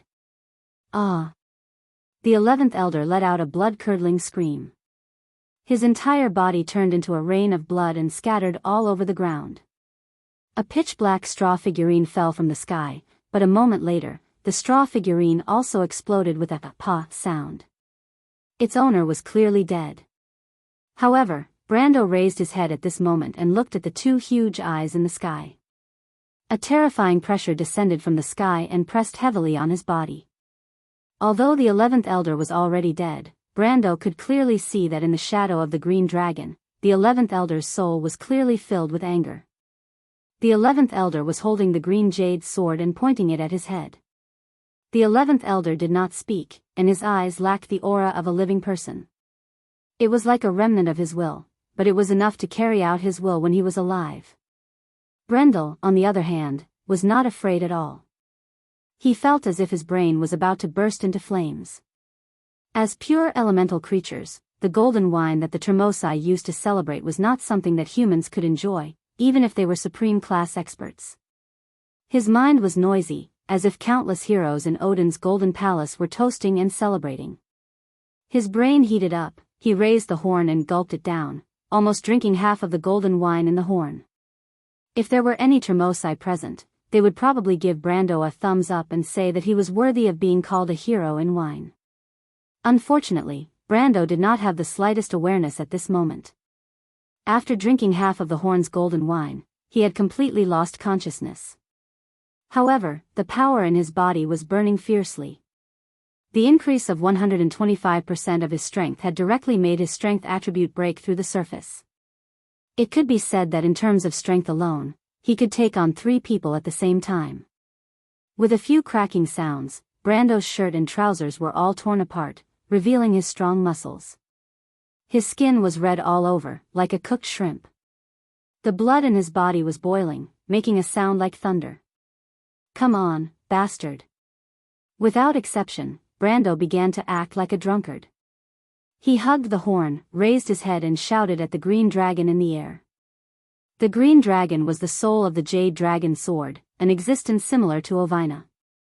It was extremely arrogant and would not allow a mere mortal to slander it. Not to mention, the 11th Elder's remnant will was still there. Although it could not control the holy sword, it could still influence its judgment. It immediately roared, curled its tail, which was hundreds of meters long, and swept the green phoenix to the side. Then, it dove down towards Brando. Oh no! Mr. Liu, who was connected to the ancient phoenix, was shaken by the jade dragon sword's tail. He almost spat out a mouthful of blood. However, when he saw this scene, he was secretly anxious. Earlier, it was like a miracle had happened. He had seen Brando take care of the chariot of ghosts with his own eyes. How could he just watch Brando die in this place? The young man might not be related to him, but he was the only one who could take the young lady away. Moreover, the young man's strength reassured him. With such strength, what could the chariot of ghosts do to the young lady? Mr. Liu panicked and immediately forced himself to use his life to order the ancient phoenix. Under his desperate situation, the green phoenix, who had already shown signs of retreating, let out a clear cry. It spread its wings and chased after the green dragon. However, what Brando did at this time made Mr. Liu want to vomit blood. He saw that the young man seemed to be drunk, although he was indeed drunk. Standing up from the ground, he threw a punch at the jade imperial sacred sword that was in the air. Faced with such provocation, the jade dragon's sword was naturally enraged. It raised its claws and clawed at Brando. There was a series of thunderous sounds in the air. Brando flew back to where he came from like a meteor. He crashed into the harbor and smashed into a warehouse. The building, which was thousands of square meters in size, was reduced to ashes. Even the goods that were burning inside were reduced to ashes. The green dragon, who was entrenched in the air, sneered. It did not even look at the ancient phoenix that was chasing after it. It directly plunged down and chased after Brando. Obviously, it was determined to kill him. As the previous soul of the holy sword, it naturally had rich combat experience. And facing the furious attack of a god, Brando, who was lying in the ruins, spat out a mouthful of blood. He only felt that his internal organs seemed to have shifted. However, his mind was muddled. There was no feeling of fear at all. It was as if there was only fury and a burning will to fight left in the chaos. For some reason, Brando thought of the scene when he fought with the Twilight Dragon. The pure fury and fighting instinct in the chaos seemed to be exactly the same. He wiped the blood from the corner of his mouth as if nothing had happened. He turned over and stood up again. The green dragon's claws were descending from the air, but Brando immediately picked up the horn and drank the remaining wine in one gulp. Following that, he let out a furious roar and once again charged towards the azure dragon in midair. His fist struck the center of the azure dragon's claw, and a loud bang rang out as if the sky had been torn apart, causing the entire harbor to tremble. However, under Mr. Liu's dumbfounded gaze, Brando actually blocked the jade dragon sword's attack. Mr. Liu opened his mouth. For a moment, he did not know what to say. Then his body swayed slightly, and he fell to the ground. After losing his control, the green phoenix let out a sharp cry. Its whole body was burning with raging flames, and it crashed into the jade dragon's sword from the air. At this moment, the green dragon and Brando were confronting each other in the air above the port. Brando, who was in a completely enhanced state, was simply like a demon god. His strength was not inferior to a real silver body at the peak state. The Jade Dragon sword was naturally a sword close to the gods in its era. Its master was also a legendary figure like the Azure Knight. Unfortunately, in this era, the honor did not belong to it. After sensing the ancient phoenix jade pendant behind it, the Jade Dragon sword's soul finally showed a trace of hesitation on its face. But right at this moment, in a place that no one noticed, a few people were running out of a burning alley near the port with their hands covering their heads. The leading lady dodged the hot smoke and rushed out of the square. When she looked up, she could not help but let out a cry of surprise. Found it, that's Quill. That's really the power of the Jade Heart. Quick, quick, the messenger of the god of Ra is also there, quickly help him. Not far behind her, the elf ranger looked at the sky with a complicated expression, and then silently took out a box from his arms. P.S. Today's 2 chapters are here. Sigh, it's the end of the month again. To be honest, I've been in a bad state recently. The quality of my writing has dropped a lot because of my condition. If it was before, I would probably have to stop updating and think about life again. However, Amber has dragged on for so long. Besides, it's really embarrassing to keep everyone waiting, so I still insist on writing. In any case, I'll write slowly. Fortunately, after persisting for a while, I finally feel a little better in the last few days. Sure enough, I still have to overcome myself. Chapter 1250. Quill, the omniscient eye is the sacred object of the sun god. It can help you recover the emerald heart because it was originally the possession of the sun god. I understand, great elder. The wooden box in Quill's hand was a little gray on the surface of the willow wood, and there was a ring-shaped emblem on the lid. At first glance, it looked very ordinary. When he opened the lid, the surrounding knight and Adney couldn't help but look over. They saw that the box was covered with a thin layer of silk satin, and on the silk satin was a metal quadrangular pyramid with a platinum luster, but they didn't see anything related to the eye on it. Instead, the pyramid was densely covered with countless lines and patterns, looking very mysterious. That Quill didn't say a word. His expression was incomparably solemn. He held the box with both hands and raised the quadrangular all up high. He shouted, "Array!" A beam of light shot out from the platinum awl, hitting the distant sacred jade sword in midair. And it was also at this moment that the azure phoenix summoned by the ancient phoenix jade amulet was burning with raging flames, and it collided with the azure dragon above the port. The 2 balls of flames collided with each other, forming a bright ball of flames. At that moment, countless flames flowed in the air like rivers. Wherever the flames passed, the houses on the ground immediately burned up. The Rosaline residents near the port area suffered from this unexpected disaster, and they only felt as if the end of the world had come. Fortunately, the flames didn't spread too fast, and most of them still had time to escape. The azure dragon transformed by the sacred jade sword issued a mournful roar, and almost half of its body's energy form collapsed. After all, although the ancient phoenix jade amulet's power was slightly inferior, it was also a real ancient object, not to mention that in its ownerless state, it could only display 30% of its full power. It didn't expect that its pursuit of an ant would bring it such a big trouble. Under the shock, it no longer cared about Brando's threat, and casually slapped it away.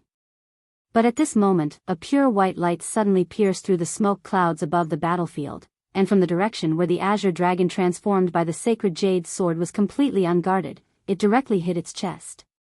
It hit. In the thick smoke, a knight shouted in surprise. It succeeded? Seeing the bright brilliance of the omniscient eye in Quill's hand, Adney, the deputy commander of the Ra's Wing Knight Regiment, couldn't help but ask excitedly. Quill looked at the sky with a serious expression. When the white light hit the azure dragon, he indeed felt the power of the jade heart, but it wasn't complete, it should be a part of the remnant laws.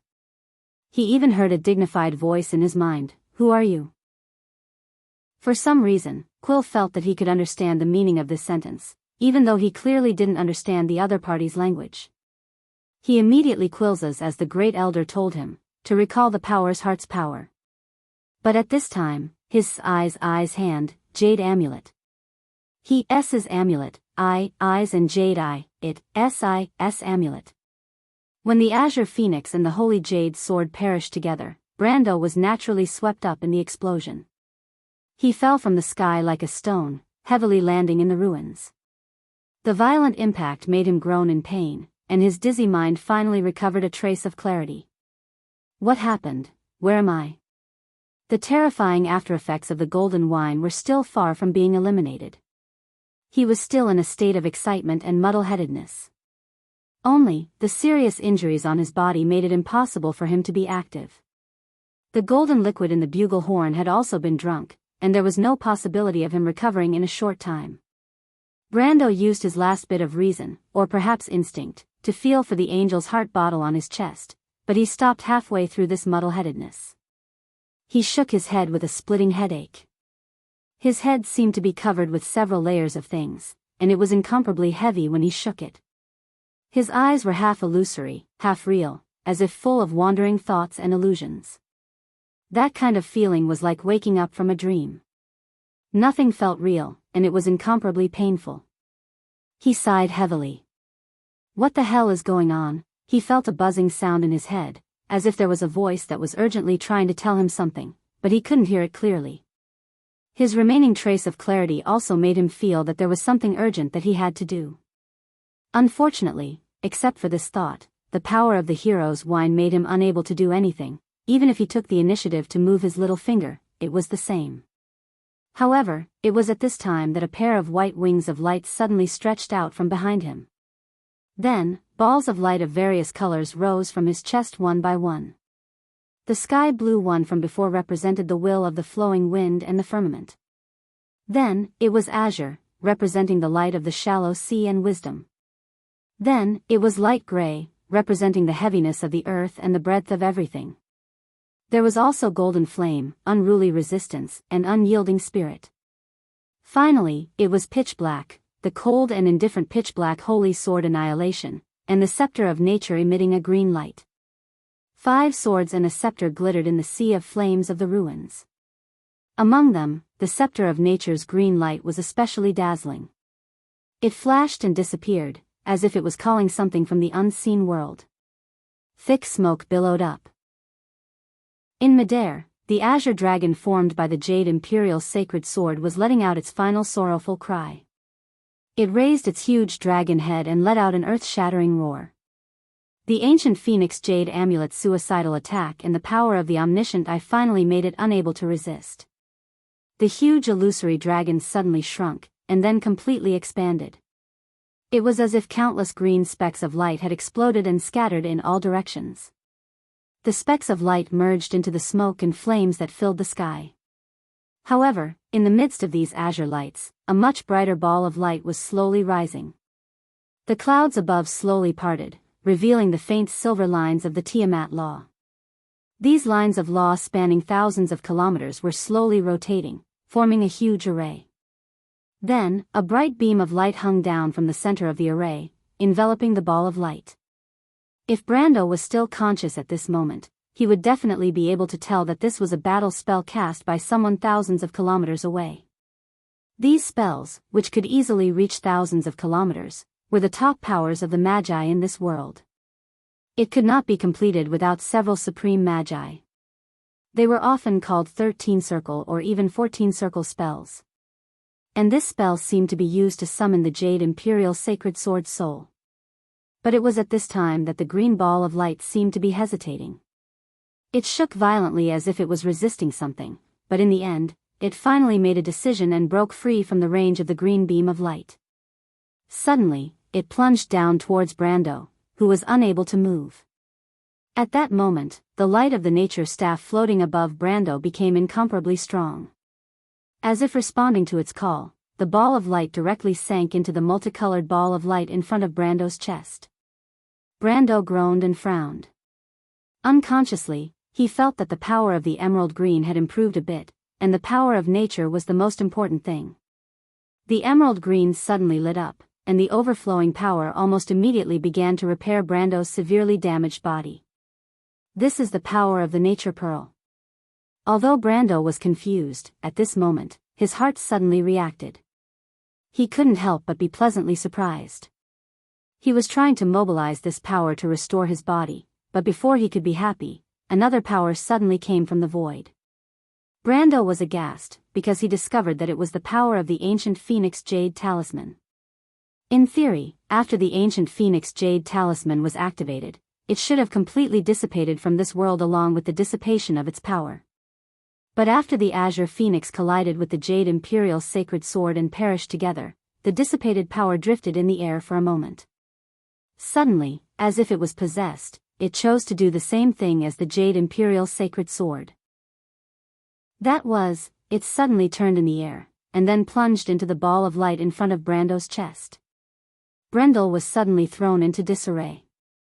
The power of the Nature Pearl could be said to be in harmony with the power of the Nature Scepter or even the power of the other elemental pearls, but the power of the ancient Phoenix Jade Talisman could be said to be incompatible with it.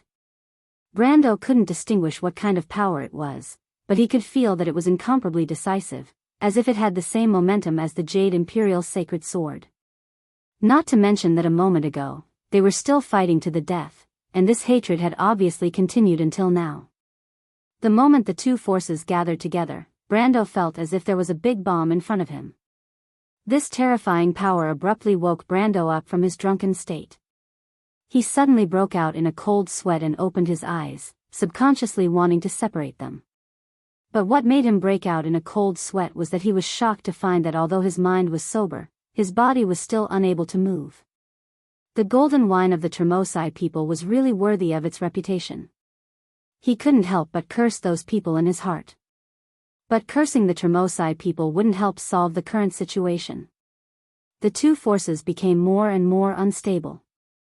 Just before they were about to completely erupt, Brando finally found that the 5 sacred swords and the nature scepter floating in front of him had begun to play a role. They seemed to have wisdom, each releasing their own elemental power, and began to intervene in the dispute between the ancient Phoenix Jade Talisman and the Jade Imperial Sacred Sword. Chapter 1251. Under the suppression of several top elemental forces that were second only to the power of existence, the two forces were finally restrained to a balanced state. Brando could feel that Verdant was slowly absorbing the power of the Nature Pearl on the sacred Jade Sword.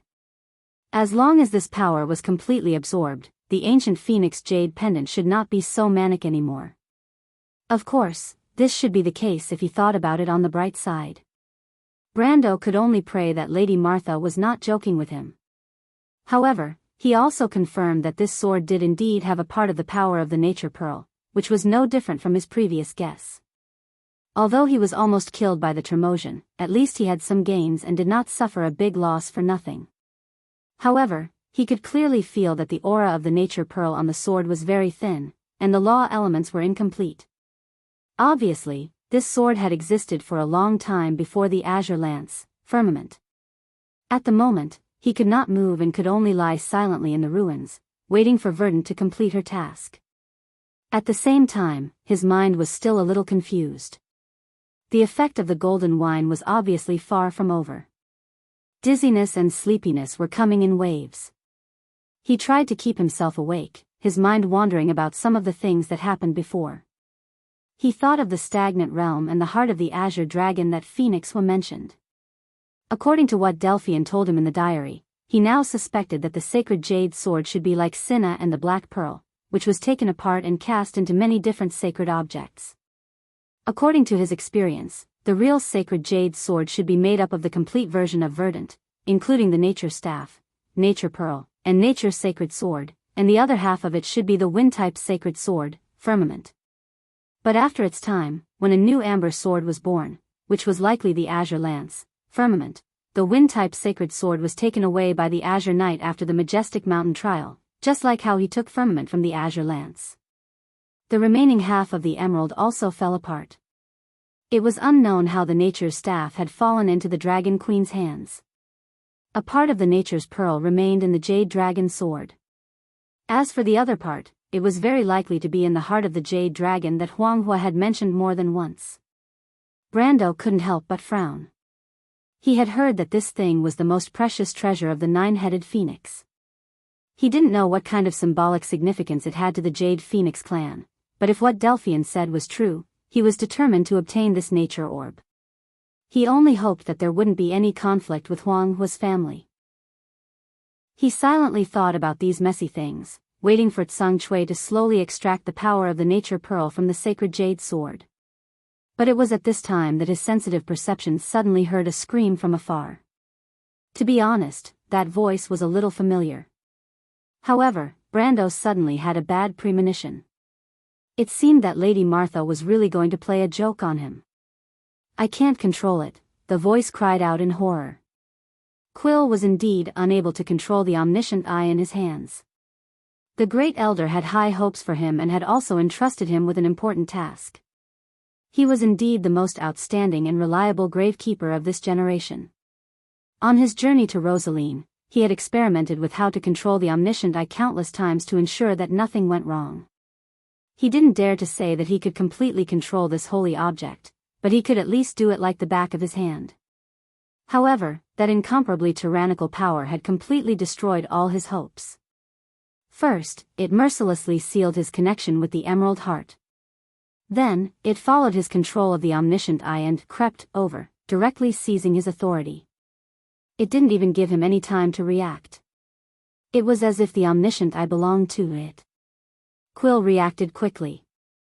He immediately slammed the box shut.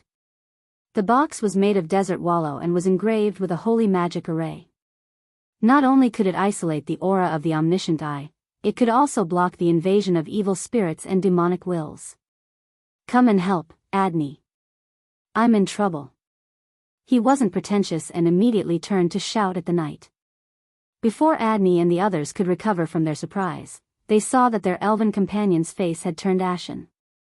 Although they didn't know what had happened, they had been working together for such a long time and immediately understood each other's intentions. A few knights immediately rushed forward to help Quill hold the box down. However, just as they touched it, their faces were filled with shock. They weren't as powerful as Quill or their deputy commander, but they were still close to the standard of the elemental enlightenment. Otherwise, how could they have joined the Knight Regiment of Ra's Wings? This was one of the most sacred knight regiments in Lubian. However, even with their combined strength, they found that they were about to lose their grip on the box. The knight couldn't help but turn pale, and said in a trembling voice, "Deputy Commander, come and help." In a moment of desperation, they even shouted out Adney's original position and name. Adney couldn't care less as she hurriedly darted forward. But before she could place her hand on the box, Quill had already warned her in a low voice, "Don't worry. Be careful." Before his voice had died away, the willow box sprang open by itself, and the omniscient eye flew out like a dancing stream of light. Only the knight was left there, looking at each other in dismay.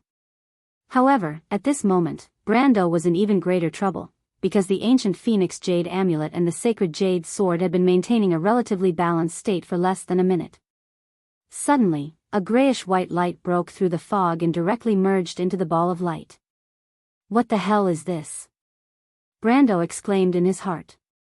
If the ancient Phoenix Jade Amulet could be said to be prepared in advance, then the last thing was completely out of his expectations. After all, he was well aware of the level of existence of the ancient Phoenix Jade Amulet and the sacred Jade Sword in this world. It was already a coincidence that a mere Luo Celine was able to gather two of these items. What the hell was this third item? However, the exclamation in his heart couldn't change the situation in front of him.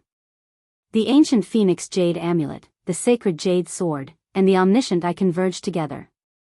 Everything that happened next could be predicted. Through the thick smoke and the flames that filled the sky, the Knights of Ra's Wings were completely unaware of the disaster that was about to befall them. What happened? Adney seemed to have not recovered from the previous shock. She looked at the others and couldn't help but ask subconsciously. However, at this time, she heard someone behind her cry out in alarm, "Be careful." Adney was caught off guard and looked forward. She was just in time to hear an earth-shattering explosion. It was as if the sky and earth were falling apart. Then, a fierce white light reflected in her eyes, and a shockwave swept through the thick smoke. She only had time to let out a scream before she was blown away like a piece of paper. Along with her, the Knight of Ra's Wings were also blown away. The explosion seemed to have created a storm. It swept up countless pieces of rubble and wreckage of the buildings and extended forward. It actually scraped off a layer of the stone slabs on the street, exposing the layer of soil underneath. The roaring sound drowned out everything in an instant. It was as if nothing else could be heard in the midst of the high-pitched roar. The white light expanded in all directions, engulfing the entire pier, the entire harbor area, and even the outer shack area. Among everyone, the only one who had time to see this scene was the gravekeeper, Quill.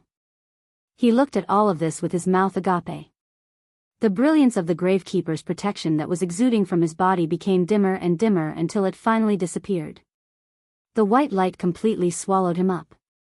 How can this be? Why can't I retrieve the power of the Emerald Heart? At the last moment before losing consciousness, the elf's mind was still in a mess as he pondered this question. The explosion lasted for about a minute or two.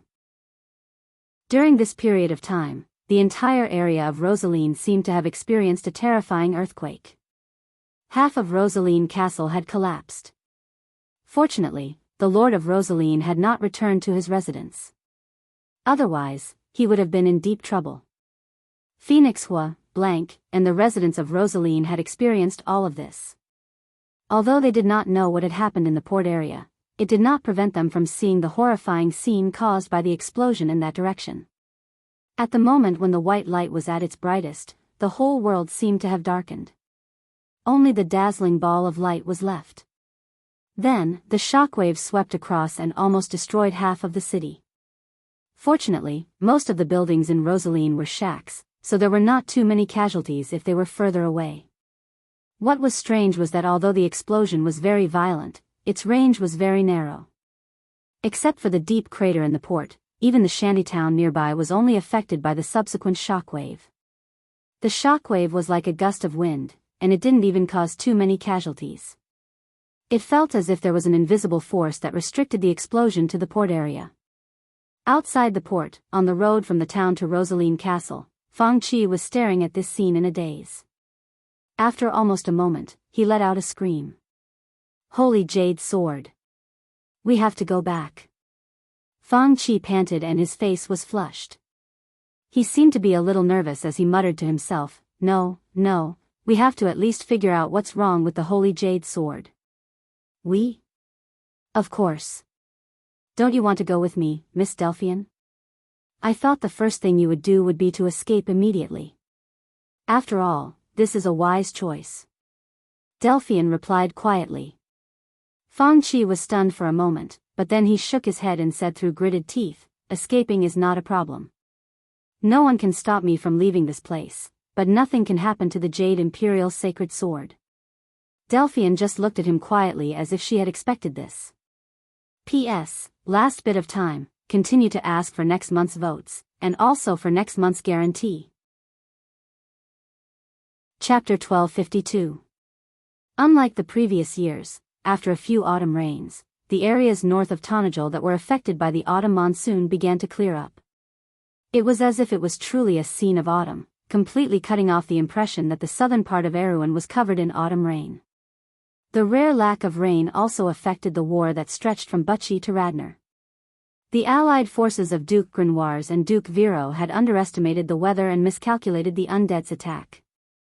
As a result, they had been pushed back by the Roman Tuo's Black Rose offensive. After the two battles in Manowir Forest and the outskirts of Braggs, the front line of the undead had advanced to the south of Kirkle. Even though the speed of their advance was much slower than Erewhon's defeat in the Second War of the Black Rose in his previous life, Radnor still expressed their dissatisfaction with the royal faction. For this reason, Makarov and Lone Wolf Oberway, who had been conferred the title of Count Fao, had already left for the front line. Eek, Buga the Cross, and the second batch of reinforcements led by Anthony were also on their way. A week ago, part of Tanajul's army stationed in Radnor had also been mobilized. This vanguard was led by the White Lion Guard's vice-commander, Carglais Huberto, and was accompanied by half of Erewhon's Royal Knight Regiment. It was worth mentioning that the future captain of the Royal Knight Regiment, Moke, was the commander of this half of the regiment. Just like in his previous life, he was now a symbol of the younger generation of the Knight Regiment, and had also entered the corps of the upper echelons. He was deeply trusted by Count Janalesu and Oberwei. As for the other two of the three heroes of Erewhon, Loka and Breton of the Elvis family were also heading south from the north. Ever since the incident in the Cruz Empire half a month ago, there was no need for the White Lion Legion to remain in the Anzaruda Highlands. Under Oberwei's instructions, they passed through Ampere Seal and went south through Erek. They had now passed through the FAO region. They brought not only the strength of the White Lion Legion, but also the support of the eldest son of the king. Under the leadership of the eldest son of the king, Levin Ornessen Cipher, the northern nobles sent an allied army south. The commanders were the sword master Nicholas of the Cipher royal family and the Count of Grey Mountain, with Garlock of the Wanderer accompanying them. It could be said that after Fleetwood's death, Garlock represented the strongest sorcerer force in the kingdom of Erewhon other than Brando's follower, the Shire. Of course, the sorcerers of the Tower who did not belong to the kingdom were an exception. At this point, including the Highland Knight of Karsuk, Erewhon could be said to have completed the general mobilization of the whole country. The various sources of soldiers added up to nearly 150,000. With the poor population of Erewhon, it could be said to be the strength of the country. But everyone, including the royal faction, understood that although the kingdom was united and the source of soldiers was barely enough to fight, the real problem of Erewhon was that the power of the upper class was too far apart from that of Madara. Due to the arrival of the demonic wave, almost all of the new generation of generals in Madara had crossed the threshold of elemental awakening. Undead lords like the Queen of Banshees and the Pale Lord who had survived the dark age of the Roman Black Rose had the strength of elemental realm. Some of them were even above the elemental awakening. Moreover, the strength of the Kingdom of the Dead Moon was not inferior to that of the Cruz Empire. Even in this era, they also had the strength of Supreme Realm. However, they were arranged in the direction of Saint Tassol, the Great Glacier and Fanzan. Obviously, this Dark Kingdom had used Erewhon as a place to train the new generation of generals from the beginning. This fact was very helpless, but Erewhon could only choose to accept it and feel lucky because of this. Otherwise, with the strength of the kingdom, there was no way they could fight back. Even now, in the face of Madara's high-ranking troops and numerous elemental awakeners, everyone knew that Erewhon's Real winning hand was the new force from Tonajul. After all, it had not been long since Brando turned the empire upside down. During this period, whether it was the gargoyles or the steel golem army in his hands, they all represented the powerful force behind this lord. Not to mention, the fleet supported by the Bugas was the only force in the southern region of Cruz that could decide the ownership of the sky. As for how many hidden forces there were in Tonajul's territory and in the Black Forest that Brando had been exploiting, it was even more difficult to say. At least, the Wind Archers, Druids, Centaurs, and Forest Elves were on the table, not to mention the White Lion Guards that made a name for themselves in the war in Ampere Seal. It was also rumored that the Count had a troop of cavemen, cavalry, that was not inferior in combat strength. This rumor spread after the war in Tonajul. But before the end of September, not everyone showed kindness to these country bumpkins from ABs. The conflict between the Count and the Empire had once caused an uproar in Erewhon. Not only did it attract the attacks of the nobles who were used to bowing to the people of Cruz, even the royal faction, who had always been allies of the princess, expressed their dissatisfaction. In the first week of September, there was even a civil strife. It was mainly due to the collusion between the royal faction and the northern nobles, but it was hard to say how much of it was due to the jealousy and dissatisfaction of the new forces in the kingdom. Fortunately, the rebellion was suppressed by the joint efforts of Tonajul and Princess Tilly before it could happen. Of course, there were also rumors that this was a trap set up by Count Trenthium's mistress after obtaining the former's permission. The aftermath of the rebellion fermented in September and October, during which many heads fell to the ground. During this period, Princess Griffine and Amandina's resoluteness and decisiveness attracted everyone's attention. After all, for a long time after the Battle of Ampere Seal, Princess Griffine had appeared in front of everyone with a weak side. The subsequent development of this incident caused a rift between the princess and the royal faction, but in the end, both sides reached a compromise under the mediation of Lone Wolf Oberwei. The new royal faction represented by Makarov's party pledged their loyalty to the royal family. However, after this incident, the strength and prestige of the princess faction increased greatly, but that was a matter for another day. In any case, after the middle of September, although Brando completely disappeared and was not present, the title of Count Tonajul truly became a political force in Erewhon that could not be ignored and officially stepped onto the stage of the kingdom. After that, there was continuous reorganization, mobilization, and logistical deployment. The name of Amandina was also known throughout the kingdom because of a series of events in the past month. Naturally, the rumors about the mistress of Count Tonajul naturally spread like wildfire. Amandina was always teased by her subordinates and the people of Abes because of this, and even the princess looked at her a little strangely recently. Amandina had been troubled by this matter for a long time. Looking north from the Schafland hills, the sky was blue as if it had just been washed clean. Clouds like smoke floated in the azure blue sky, and the forest of Paulus in the distance was like an emerald inlaid in the mountains. This was a rare good weather in Tonajul during the season. Probably due to the fall of the black moon, the sunny days after autumn had lasted for almost a month. When the stars fell that day, strange pillars of light rose from all over Erewhon and minimized the damage to the kingdom. After that day, news gathered from Cruz and St. All could prove that Fanzan was probably not far behind. Wheat and cotton were growing well in the farmland from Gar's Ferry to Menta, and there should be a bumper harvest this year. However, if the sunny weather continued until winter, the next year's planting would be affected. The news from the Astrologer Guild seemed to confirm this concern. The World Tree, this was the new name of Valhalla Fortress among the locals of Abes. When this giant tree began to grow under the nourishment of the light spirit and reached the fourth stage of growth, its lush canopy could no longer be hidden by the hills of Schafland. The fortress could no longer be kept a secret. After discussing with Reto and the others, Amandina decided to open up the perimeter of Valhalla. After all, the next step was to start the migration and resettlement work. According to Brando's plan, the people from Abes and Menta would be able to fill up the lower city of Valhalla. The lower city was renovated by Odom, the descendant of the Rune dwarves, after a year and a half, and was finally completed in the 7th month. In fact, there were already a few districts that had begun to move in. Although the immigrants were initially reluctant to move, they were completely shocked when they arrived. After staying for a period of time, it could be said that there was no one who was dissatisfied with the city that was powered by magic. The only dissatisfaction was that the businesses in the city had yet to flourish. Because Valhalla was not completely open to the public, Tonajul's businesses were still done in Abes Fortress and Port Gristur. Most of the merchants who were close to Tonajul had more or less heard rumors about the fortress. At this point, after Valhalla sent off the Cruz Crown Prince and his Knight Corps, it could be said that it finally welcomed its first batch of residents.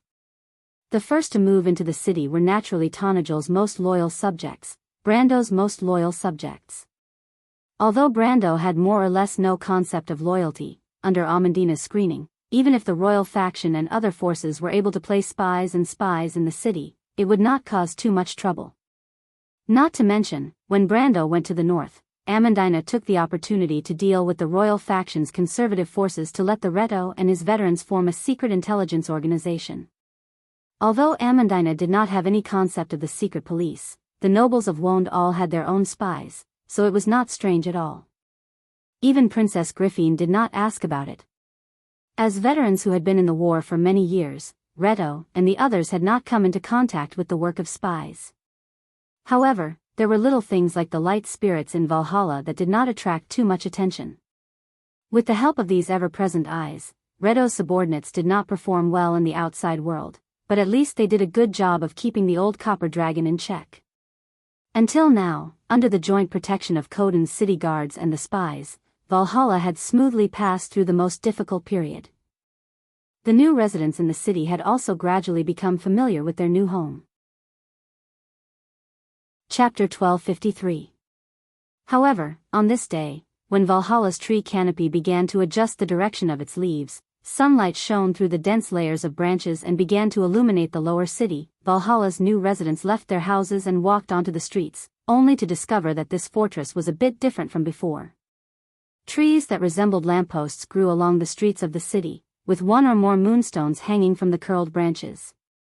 During the day, the crystals would absorb sunlight, and at night, they would emit a gentle moonlight that illuminated the entire lower city. They would also attract fireflies to look for food around them, decorating the city as if it was a dream. But early in the morning, the people discovered that the lampposts had flowers growing beside them, with ribbons hanging from them. Above the city, Valhalla's main trunk stretched out horizontally, hanging down streaks of colorful silk with the silver lily coat of arms of the Corvado royal family. At the end of the silk was the insignia of the Abbeys. This wasn't the first time the new residents of Valhalla had seen such a scene. Valhalla hadn't hired any city workers yet, so this was definitely the handiwork of the radiant spirits.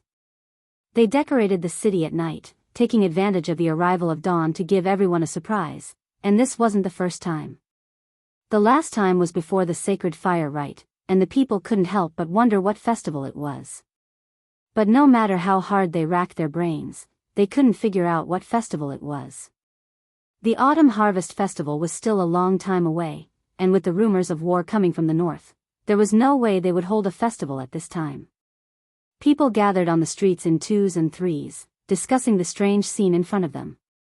Some of them were still doubting whether the light spirits had made a mistake again, but some of them with good eyesight had already put their hands over their eyes, squinting their eyes as they looked at the upper regions of Valhalla.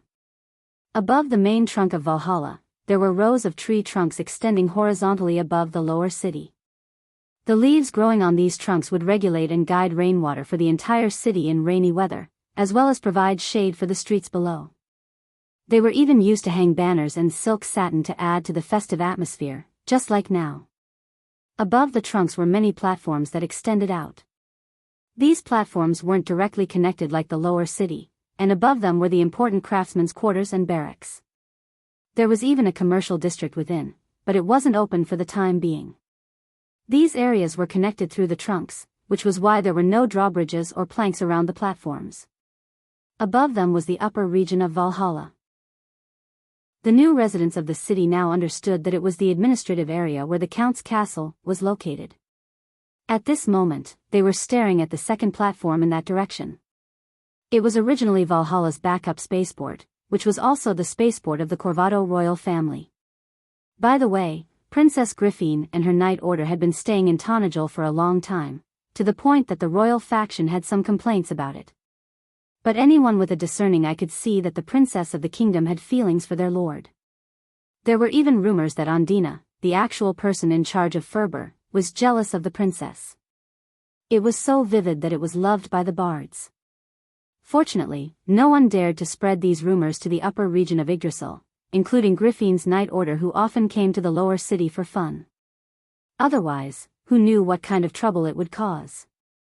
At this moment, the new residents who raised their heads saw that the spaceport used by the royal family was crowded with people. It was obvious that there were many people gathered there, as if a grand welcoming ceremony was being held. Who's here? Could it be that Count Griffine has returned? For the new residents of Valhalla, they only knew that their Count Griffine had gone to the Empire as an ambassador. Of course, the drama of Griffine beating up the Empire's people was naturally arranged by a certain lady. The bards sang about it in bars all over Tonajul. Regardless of whether it was the residents of Abi's castle or Maxon, they were all happy to hear about it. Even the merchants from Cruz listened to it with great interest. After all, most of them did not like the nobles of the Empire. As for nationalism, it had not yet begun to sprout in Wonde. However, news about Brando's disappearance had been strictly blocked by Amandina. Until now, not to mention where Brando was, even the huge changes that happened in the Cruz Empire had not been transmitted to Tonajul. There were only occasional rumors in some areas, and no one paid attention to it. But these people were not completely wrong. Princess Griffine rarely used the spaceport used by the royal family, and it was indeed to welcome the return of some people. On the platform, a military band formed by the light spirits was playing. These little fellows were holding instruments that were one size smaller than themselves. Under Monica's command, they played quite well, but they were a little restless, and their formation in the air was a little crooked. Princess Griffine did not care about the mischievous little fellows. She silently listened to the gentle tune of Lilies and Dawn, her thoughts drifting off to God knows where. This was the military song of the royal family of Erwin's Knight Regiment, and it was also the exclusive music of the royal family. It was written by Valadin in 332. A silver warship was passing through the clouds.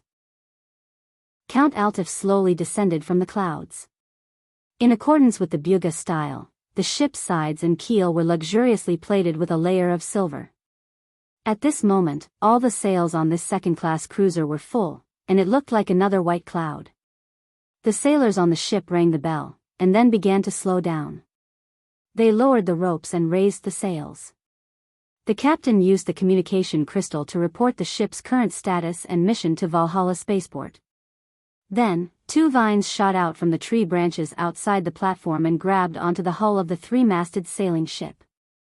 Under the guidance of these two vines, Count Altif slowly began to dock. Amandina stood behind Princess Griffine with a calm expression, but the uneasiness in her eyes betrayed her true feelings. Although the bad news from Erewhon had reached Valhalla, and the Shire and Scarlet had returned to Tonajul ahead of time, there was still no news of Medisha and the Roman aunt. Right now, she had to hold on to any hope. The ship steadily docked, and the trumpeter on the ship blew 3 times in response to the port's cannons. Then, a gangplank was lowered from the side of the ship.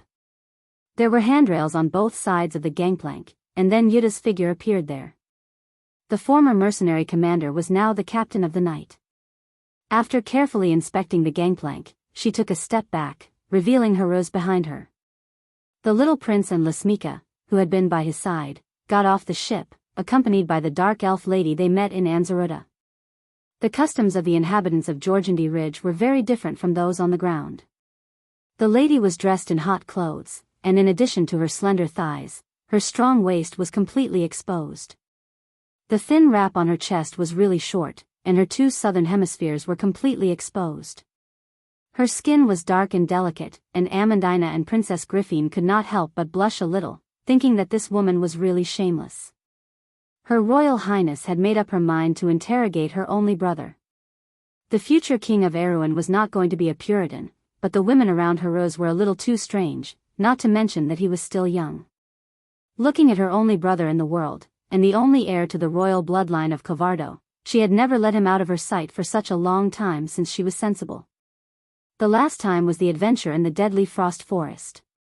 Although it was more dangerous, it was much shorter than this trip. Griffine's heart was full of softness, but her words became incomparably cold. Haruz. Sister. Although Haruz still seemed a little naturally afraid of her, Griffine could see that after this experience, her brother had faintly gained some manliness. His slightly tanned skin could prove this. Thinking of this, she could not help but be filled with gratitude to Brando. But on the other hand, this feeling was a little complicated. She opened her mouth and asked, "What about the Count?" Teacher, he. Haruz's eyes were red, and he was almost crying. Although he had been flying in the sky all the way, he still had to stop and resupply when he passed by Ampere Seal. Moreover, when the fleet passed by Cypher, he had to send Chiara and the others one by one to their family's territory, so he had already known what had happened in the Cruz Empire. After the day of the Black Moon's fall, Lushto was completely wiped off the map. No one knew what happened within a few hundred kilometers of that place. They only knew that some dragons later brought out news that a spatial rift had opened there, and monsters of chaos were constantly pouring out from it. Now, East Metz and Cloak Bay had not been peaceful for long before they became the frontline again. But this time, Cruz's eldest son no longer had to deal with his mother, but those inhumane monsters. It was said that a branch of the Bugas had already gone to the Empire. After the fall of the floating city, which he had just learned of, this was the first time the Bugas had appeared in front of the world.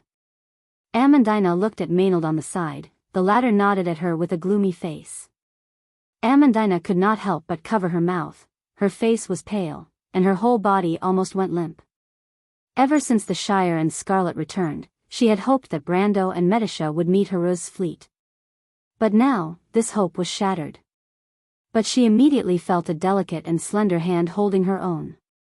She felt a little warmth coming from the palm of her hand. Amandina could not help but raise her head in surprise. She saw Princess Griffine's silver eyes looking at her seriously. "Cheer up, Amandina, the Count is fine, Mr. the Shire is still here, isn't he?" After the civil strife in September, her relationship with Amandina had been closely tied by the alliance between the royal family and Tranquil. The private relationship between the two had also gradually warmed up, and under Amandina's intentional pandering, they had already become good friends who talked about everything. And in the early days, the princess had already known about Brando's identity as a planeswalker. Amandina came back to her senses. She was actually worried and confused, so she quickly nodded and collected her emotions with difficulty. "Thank you, Your Highness." Griffin only forced a smile at her. Obviously, Brando's disappearance was also a heavy blow to her. But Amandina's heart was even more troubled. She did not know how to tell Freya and Scarlet this news. Although the former had already gone to Ranner and gathered with the White Lion Guards, in fact, she had been hiding things about the Roman from them. As for the latter, Amandina was even more troubled. She knew very well that compared to herself, the mountain girl was more dependent on her lord. Chapter 1255. The reception ceremony at the royal family spaceport was short, and soon the people's attention shifted to the fleet's return. It had been more than 2 months since the Tranquil fleet left Valhalla, and the new residents of Valhalla had only heard of the fleet's name. Strictly speaking, this was the first time they had seen the fleet with their own eyes. Although the ships entering the port at this moment were not the full picture of the fleet had been ordered by the princess to split into 3 when they passed through Cypher.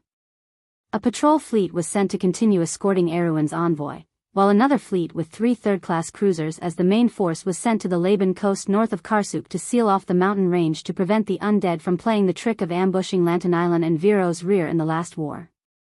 And today, the fleet that returned to Tranquil was actually less than half of the huge fleet in Erewhon and even in the south of Cruz. But even so, it did not dampen the people's enthusiasm. The news quickly spread, and when the new residents of Valhalla ran out of their homes and saw the silver dots of light descending from the clouds, most of them were small gunships, and some were transport ships, they could not help but whistle and cheer. The citizens even took off their hats and threw them at the fleet in the sky as if that was the only way to express their excitement. After all, this was the fleet that belonged to the Tranquil, and also the fleet that belonged to Abes. It was the fleet that belonged to their lord, even though Brando bought them from the Bugas. But what did it matter? Who did not know that the craftsman mages were arrogant, and not just any noble could be associated with them?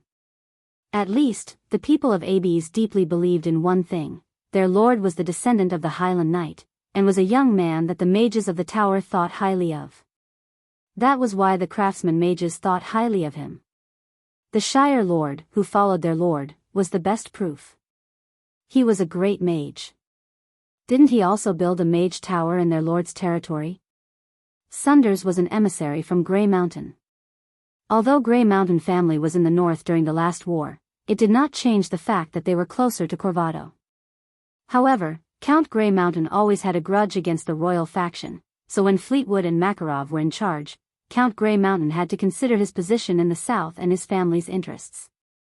But when Her Highness the eldest princess expressed her disagreement with the royal faction, an envoy from the Grey Mountain immediately traveled south from Vlada Pest to Tranquil. Of course, only those who knew the inside story would understand that the more important reason was that after the Second War of the Black Roses began, Levin Ornesen Cypher and the princess were showing signs of reconciliation. 3 months ago, the current leader of House Cypher ignored the opposition of his mother, Queen Anna, and liberated the noble parliament in the north. This caused the Northern Alliance, which was formed after the war in Ampere Seal, to collapse in an instant. After that, he defeated a small group of nobles from Yenbao, Tuvelo, and Balta as well as the Thorn Wolf family's small-scale rebellion. The first thing he did after that was not to mobilize his troops to the south, but to send out an alliance of nobles with Nicholas as the commander to support the war between House Covardo and Madara. This incident caused Princess Griffin to remain silent for several days. After that, she reopened the free port of Ampere Seal to the north, showing her goodwill. Now, in some areas north of Ampere Seal, it was obvious that the situation was getting better day by day. This was the opposite of the increasingly tense atmosphere in the south from Ranner to Man Norville. It was under such circumstances that Saunders arrived in Tranquil. He knew that Princess Griffin had a good relationship with her cousin when they were young. Later, due to Queen Anna, the two families gradually drifted apart. Now that they were showing signs of mending their relationship, it might mean that House Corvado and House Cipher were reconciling. To Erwin, this was even more important than the war at hand. On the surface, he represented the Count of Grey Mountain, but in fact, he was the special envoy of Prince Levin Ornessen Cipher. However, although the people in Tonajul were friendly, the princess did not seem to want to meet him for the time being. King Oberg's death left a deep scar between the two families. After all, it was not something that could be healed in a short time. Saunders rented a room on the second floor of the Mermaid Inn, in the city. The ubiquitous light spirits in the city had arranged a place for him in the upper district. However, he preferred to wander around the lower district. The upper district was luxurious and elegant, which fit the aesthetic standards of nobles, but there were too few people. There was no trace of life. Fortunately, the people in Tonajul did not restrict his freedom. Before he was received by the princess, he moved out and settled down in this place. Most people knew about this, but no one came to stop him.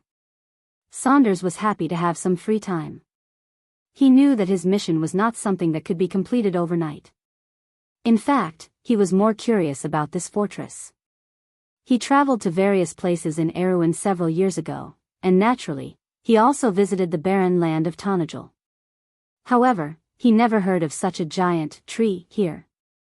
He heard that the Lord brought the tree back from the loop of trade winds. He also heard about the legendary story of the Lord. It was a pity that he never got the chance to meet the Lord in person. While cheering outside, Saunders and his attendant were looking out of the window on the second floor. The latter was a country bumpkin from Tonajul. He was not very knowledgeable. Other than complaining about the hot weather in Tonajul and looking for people to gamble, he had no other good points. Saunders chose this person because the latter was honest and obedient. Sometimes, this could be considered a good point.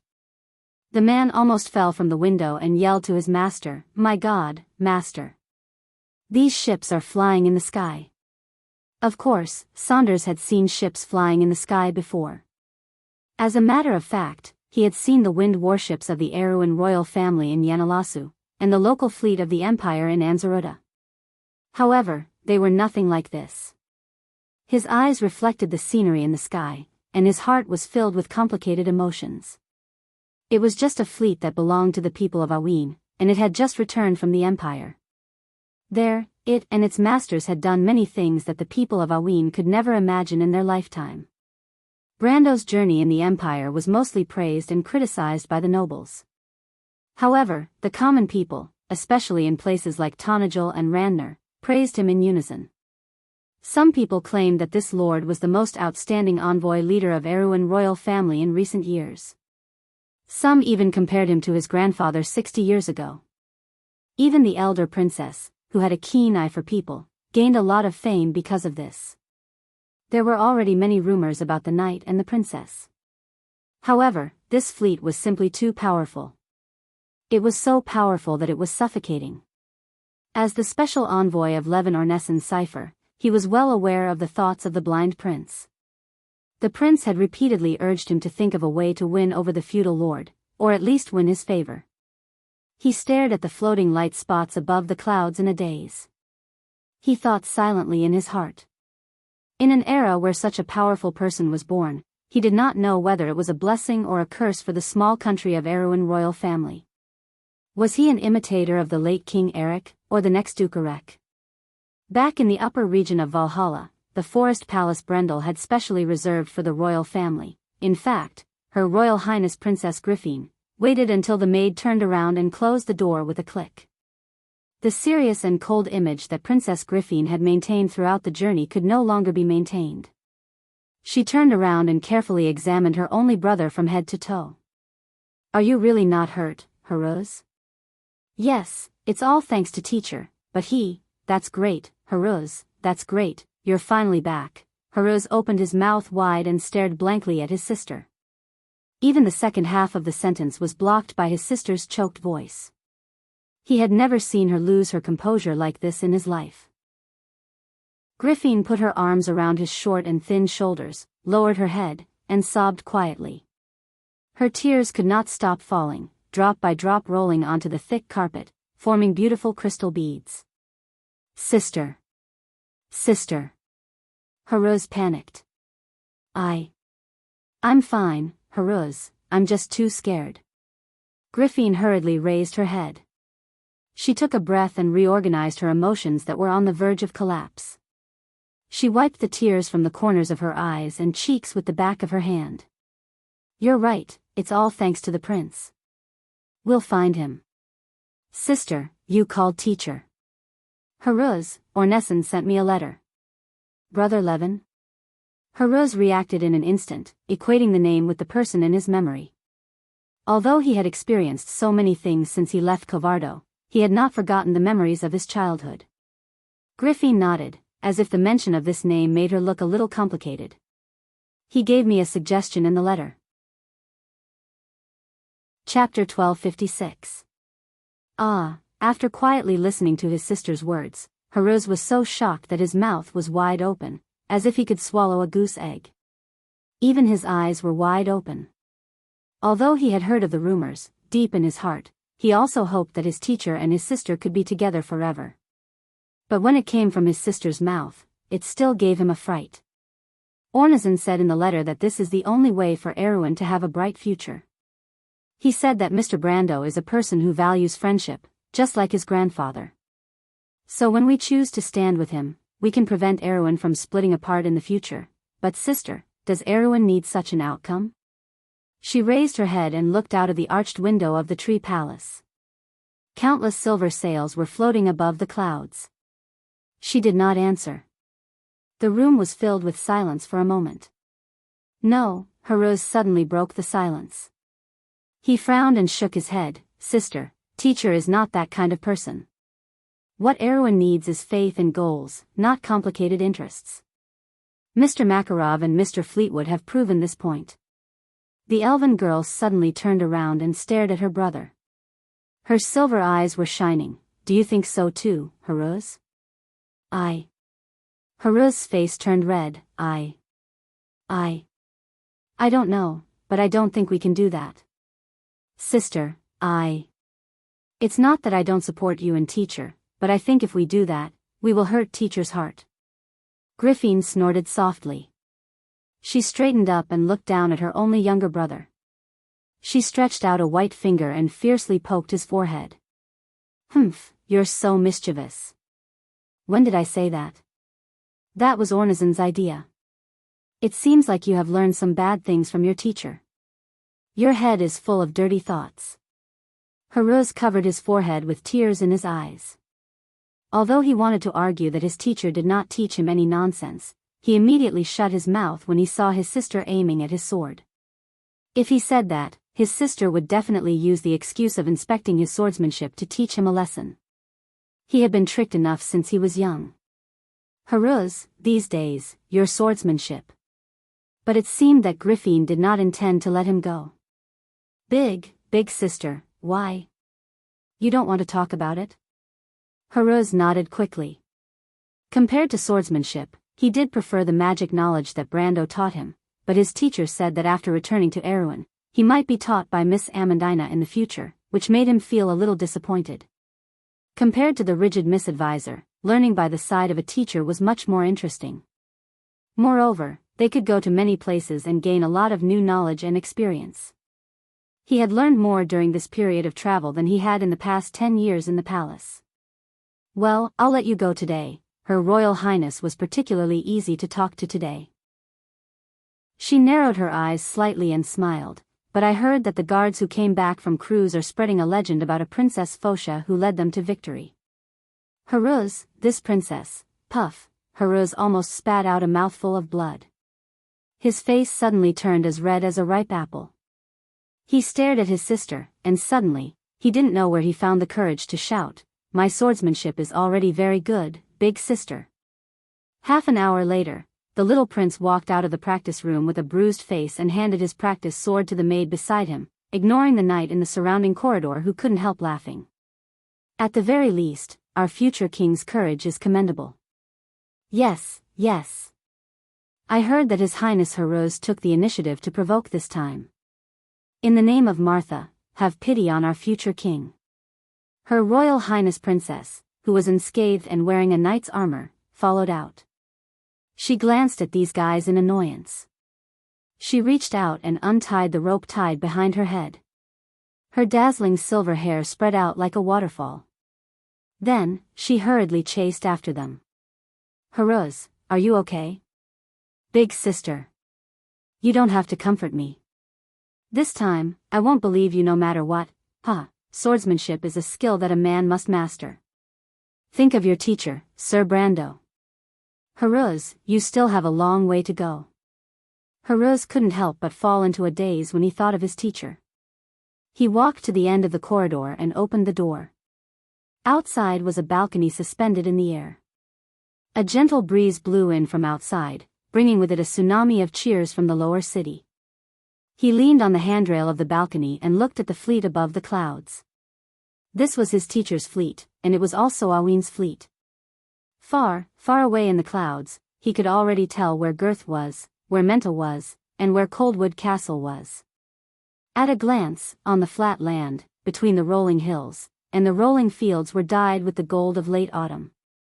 The autumn wind seemed to be breathing the smell of a bountiful harvest. This was Tanajul, the country that his teacher built single-handedly. Was it 3 years ago, or even more recently? This used to be a barren land, but what about today? It had become one of the richest lands in the south. In the bars in the countryside, the poet sang the story of how his teacher killed Baron Grodin. He had heard that story more than once, and every time he heard it, he would feel his blood boil. Perhaps it was because of this story that he didn't raise any objections when his sister asked him to come to his teacher's side to learn. He still remembered that when he first started learning swordsmanship, he would always be beaten black and blue by the tree vine that was his sparring partner, but he never complained. He only wanted to become a chivalrous swordsman like his teacher. However, he gradually understood that this was not his fate. To become the king of Erewhon? These days, he wasn't completely ignorant. During the days when he traveled with his teacher, he thought a lot. What he saw in Cruz, and the time he spent with the eldest son of the emperor, made him understand a lot of things. Perhaps it was time to make a decision. It was the harvest season in Tanajul. In the north of this land, the scars of war were disappearing little by little in Ranner, Vladapest, and even in many parts of Ampere Seal, including Erech. In the north, the nobles were also putting down their banners, and the dark clouds of war had miraculously dispersed. Under the leadership of Prince Ornazan, Erewhon also saw a glimmer of peace. This is so rare and precious, the land and the people were recovering. It was as if in a short period of time, because of a hand, the kingdom that had lost its order was pulled back, and the road ahead was no longer dark. Although the Black Rose of Bramante was still wreaking havoc on this land, at least the people of Aween would not lose hope anymore. They could regain their faith and protect their common homeland. Sister, Haruz suddenly broke the silence. What does Prince Ornazan's letter mean? Griffin's hand that was tidying up her hair stopped. At this moment, she seemed to really feel Haruz's growth. She lowered her head and looked at the former's back with her silver eyes. What did you think of? Brother Levin is an ambitious person. He knows where this kingdom will go in the future better than I do, sister. Haruz, what are you talking about? Haruz looked back and smiled at his sister. He drew a circle with his hand and pointed to the land under his feet and asked, will I be its king, sister? Of course, the blood of the Covardo family flows in your body. You are the natural owner of that crown, Griffin replied somewhat seriously, but you must be good enough to make yourself worthy of it, Haruz. Then can I decide its fate? Griffin shook her head. No one can decide its fate rashly, because Erewhon belongs to its people. Its fate is linked to the fate of thousands of people. I think so too, sister. I can't, and neither can you. What this land needs is someone who can really understand its voice. I want to wait for the teacher to come back and give it to someone who can really lead its people to the light. That person may be the teacher, or it may be Brother Levin, but it's not me, sister. Haruz. Haruz shrank his neck and narrowed his eyes slightly, as if he was afraid to see his sister get angry. But this time, unusually, Her Royal Highness did not speak for a long time. After a long time, she sighed slightly. Do you really think so, Heruz? Yes, I saw a lot of things in the Empire that made me understand the responsibilities that originally belonged to people. Maybe I love this land very much, but what I can give it is not a crown, but stability and peace. I hope Father won't blame me. I don't know what to do, Heruz. Sister. It's nothing. Griffin gently hugged him and patted the little prince's somewhat thin back. I think I should go see someone, Heruz. She turned back and ordered the knight not far away. Let Mr. Saunders come to see me. I will meet him in the Hall of Brilliance. P.S. Brothers, you are still awesome. Thank you very much, but in the end, I still have to continue to stubbornly ask for monthly votes. Chapter 1257. When Saunders walked out of Valhalla's summer palace, he couldn't help but let out a long sigh. He didn't expect the elder princess to agree to the meeting with Prince Levin so quickly. There were still some details to be discussed about the meeting location, but those were not important matters. House Cypher would send a special delegation to discuss the matter, but that was not within Saunders' purview.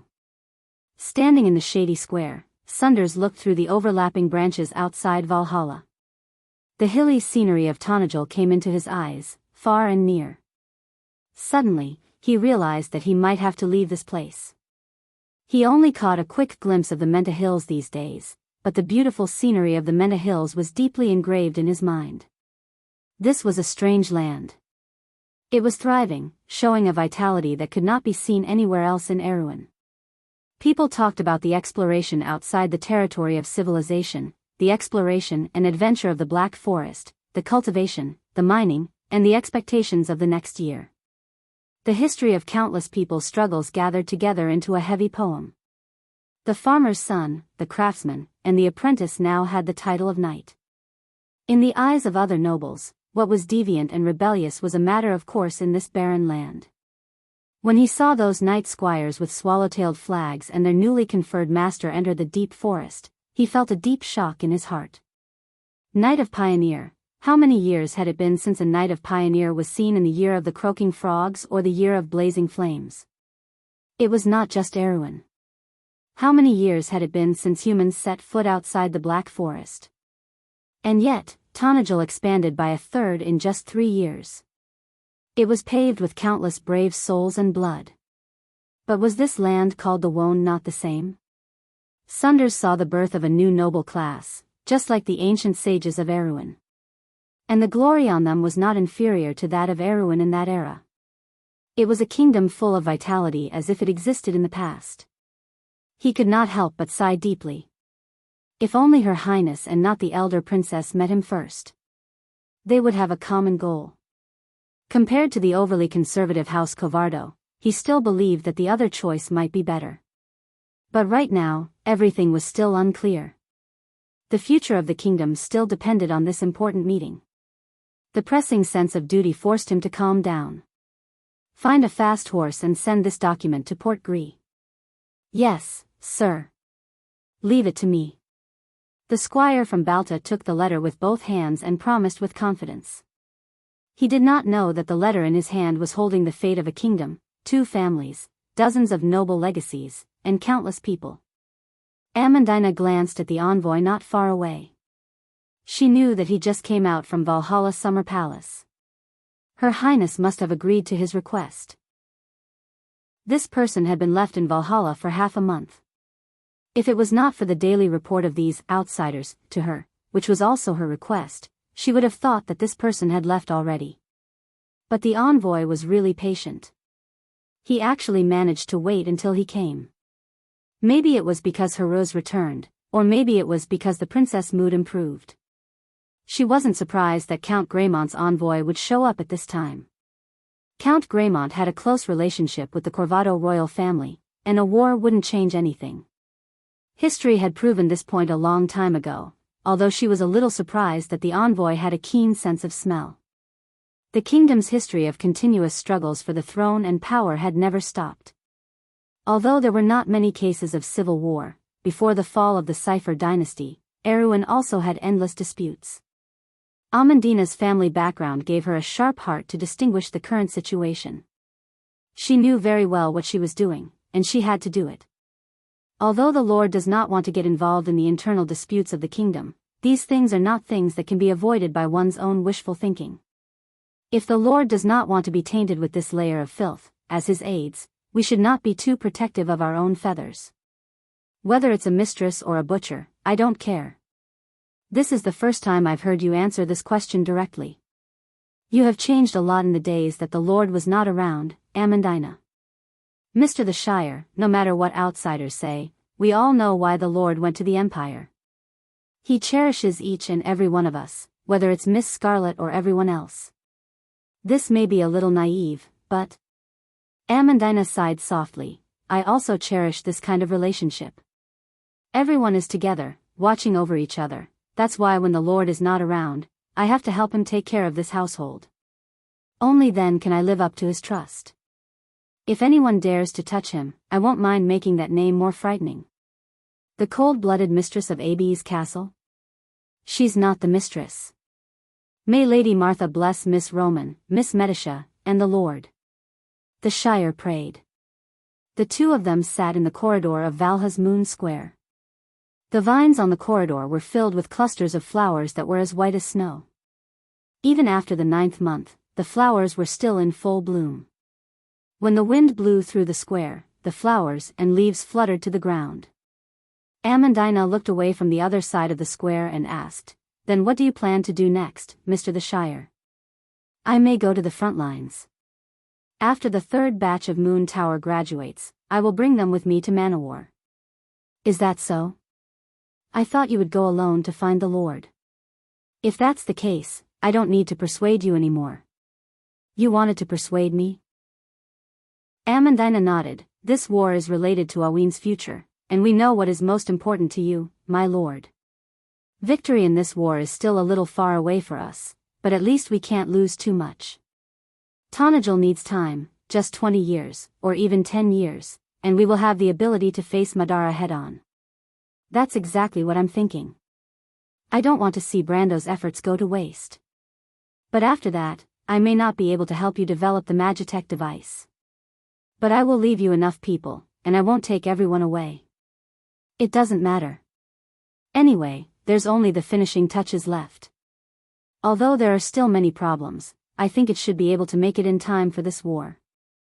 The Shire paused for a moment. Your teacher, Garlock, has recently gone south with Nicholas.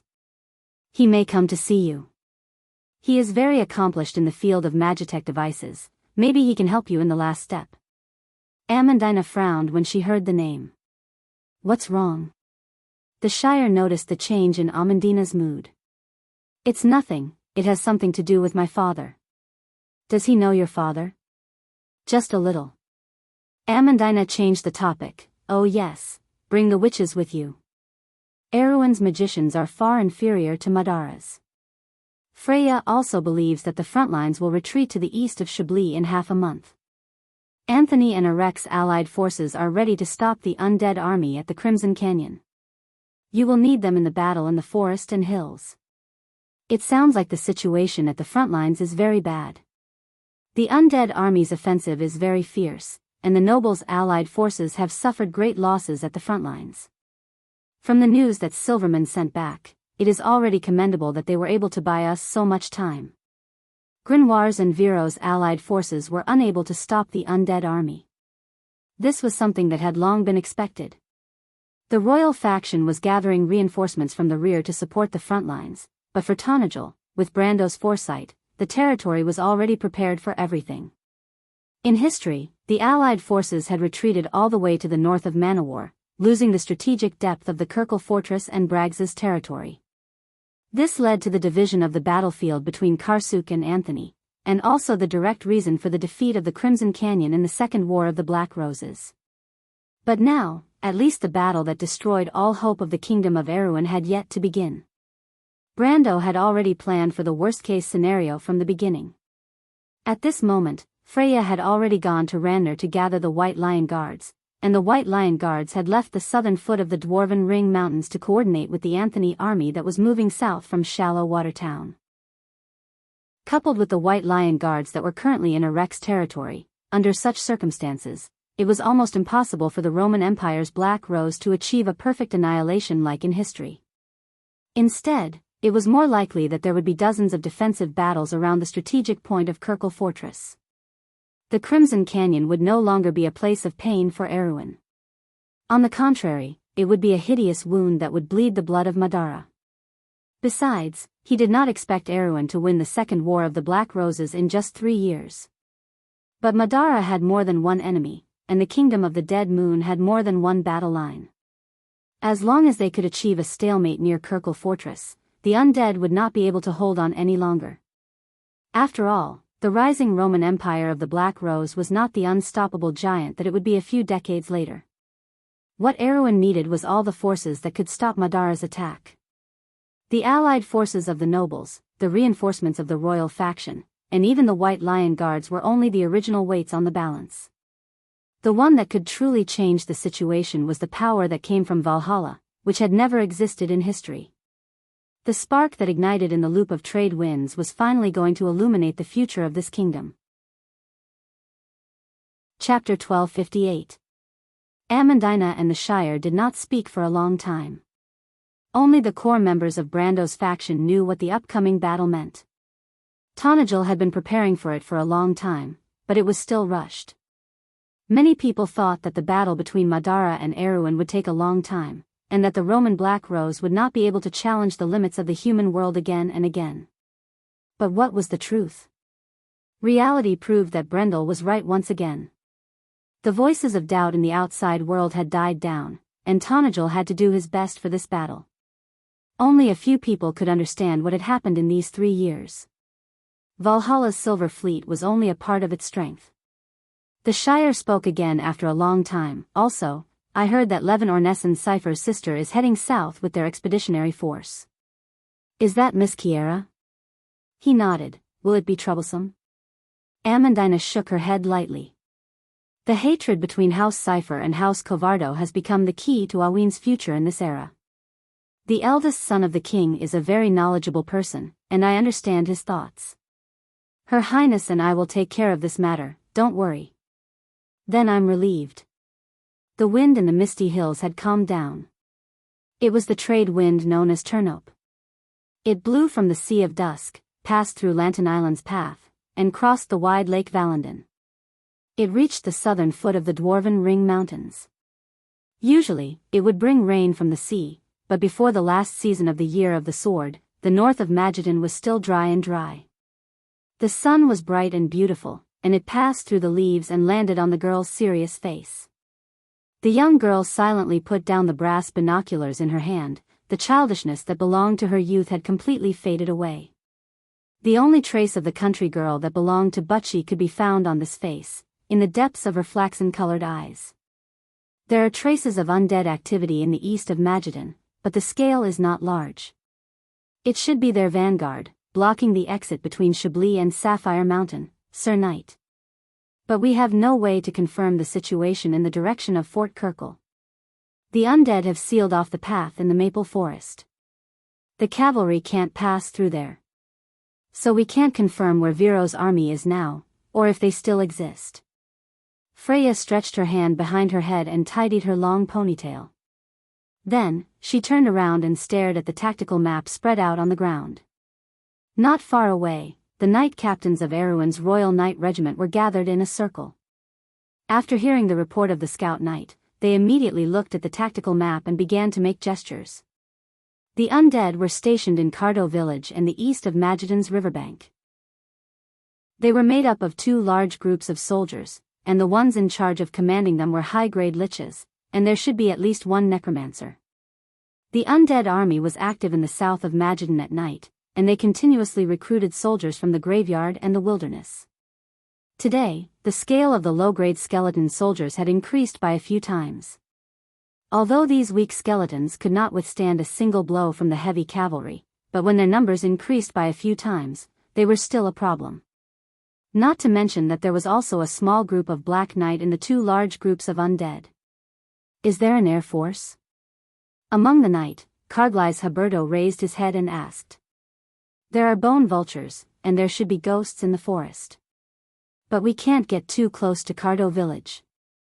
Rumor has it that there are a few bone dragons stationed there, but we haven't seen them yet. Rumor is not reliable. A knight replied.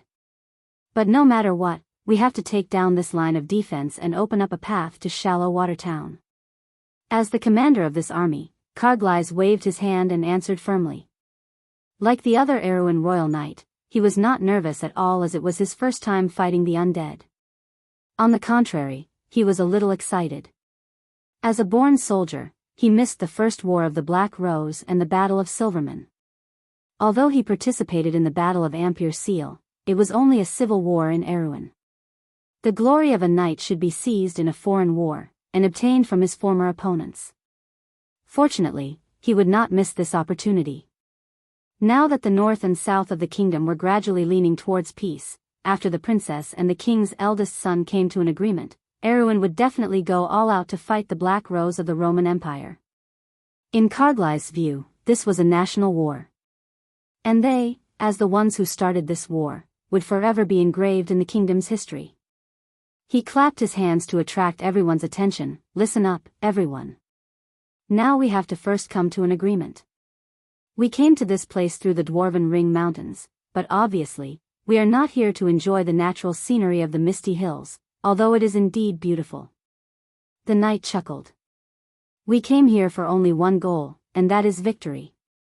No matter where the enemy is, no matter how many there are, we only have one goal, and that is victory. Carglass's gaze swept across everyone present, and finally landed on Freya. Do you have any objections? Of course not. Of course.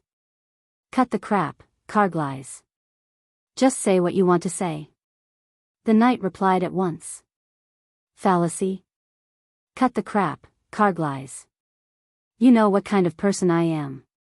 The highest commander of the Royal Knight Regiment, the Knight Captain of the Royal Knight Regiment, Baron Fallacy, did not even look at Carglass as he replied coldly.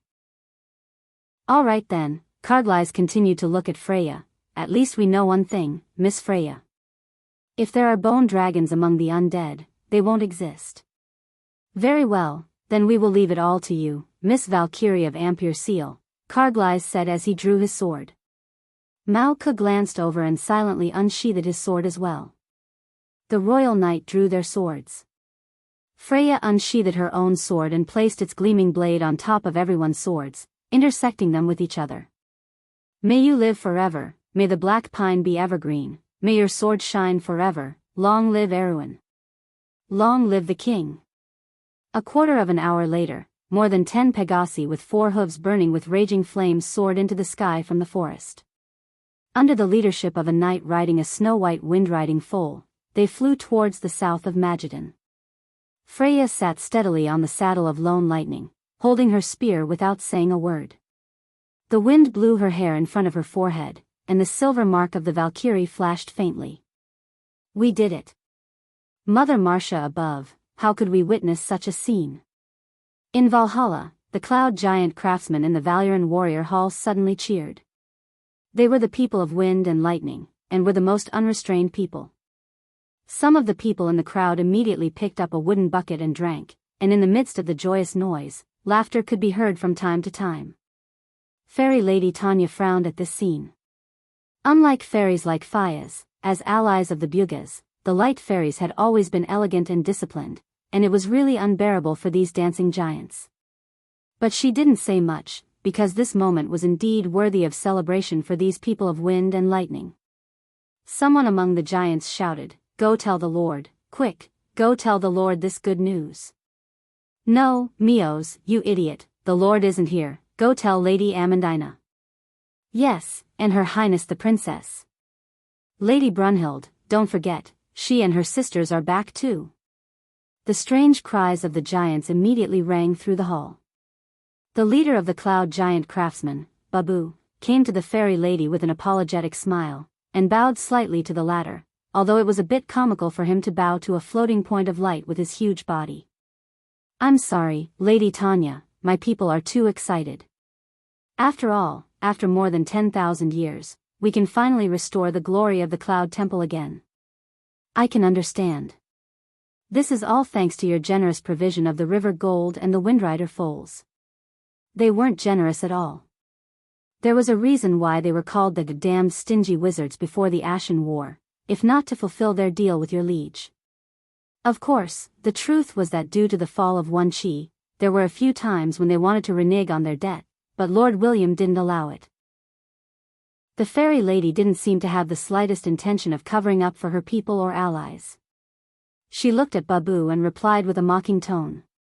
That's really bad. Tanya looked at the stairs outside the hall that seemed to be made of silver, with hundreds of stairs going straight to the clouds, like the legendary Kingdom of Silver. And it was indeed the Kingdom of Silver. Behind that door, is the homeland of the Silver Clan? Yes. Unfortunately, we can't go back anymore. Time passed by minute. Since the eternal darkness, the order established by the seventh slate in the Tanajul region descended from the law of Tiamat. The sun had risen for 7 hours. It was already after lunchtime, but Master Alchemist Tamar's hut was still deathly silent. Only the occasional sound of tools colliding with objects could be heard. When it was close to dawn, the apprentices changed a batch of candles, but after a few hours, they were once again completely burned out. The alchemist apprentices wearing coarse robes had to light another batch of suet candles. Then they carefully placed them on the candlesticks, trying not to make the slightest sound. But it was at this time that Tamar suddenly looked up, and he took a crystal off the workbench with a click.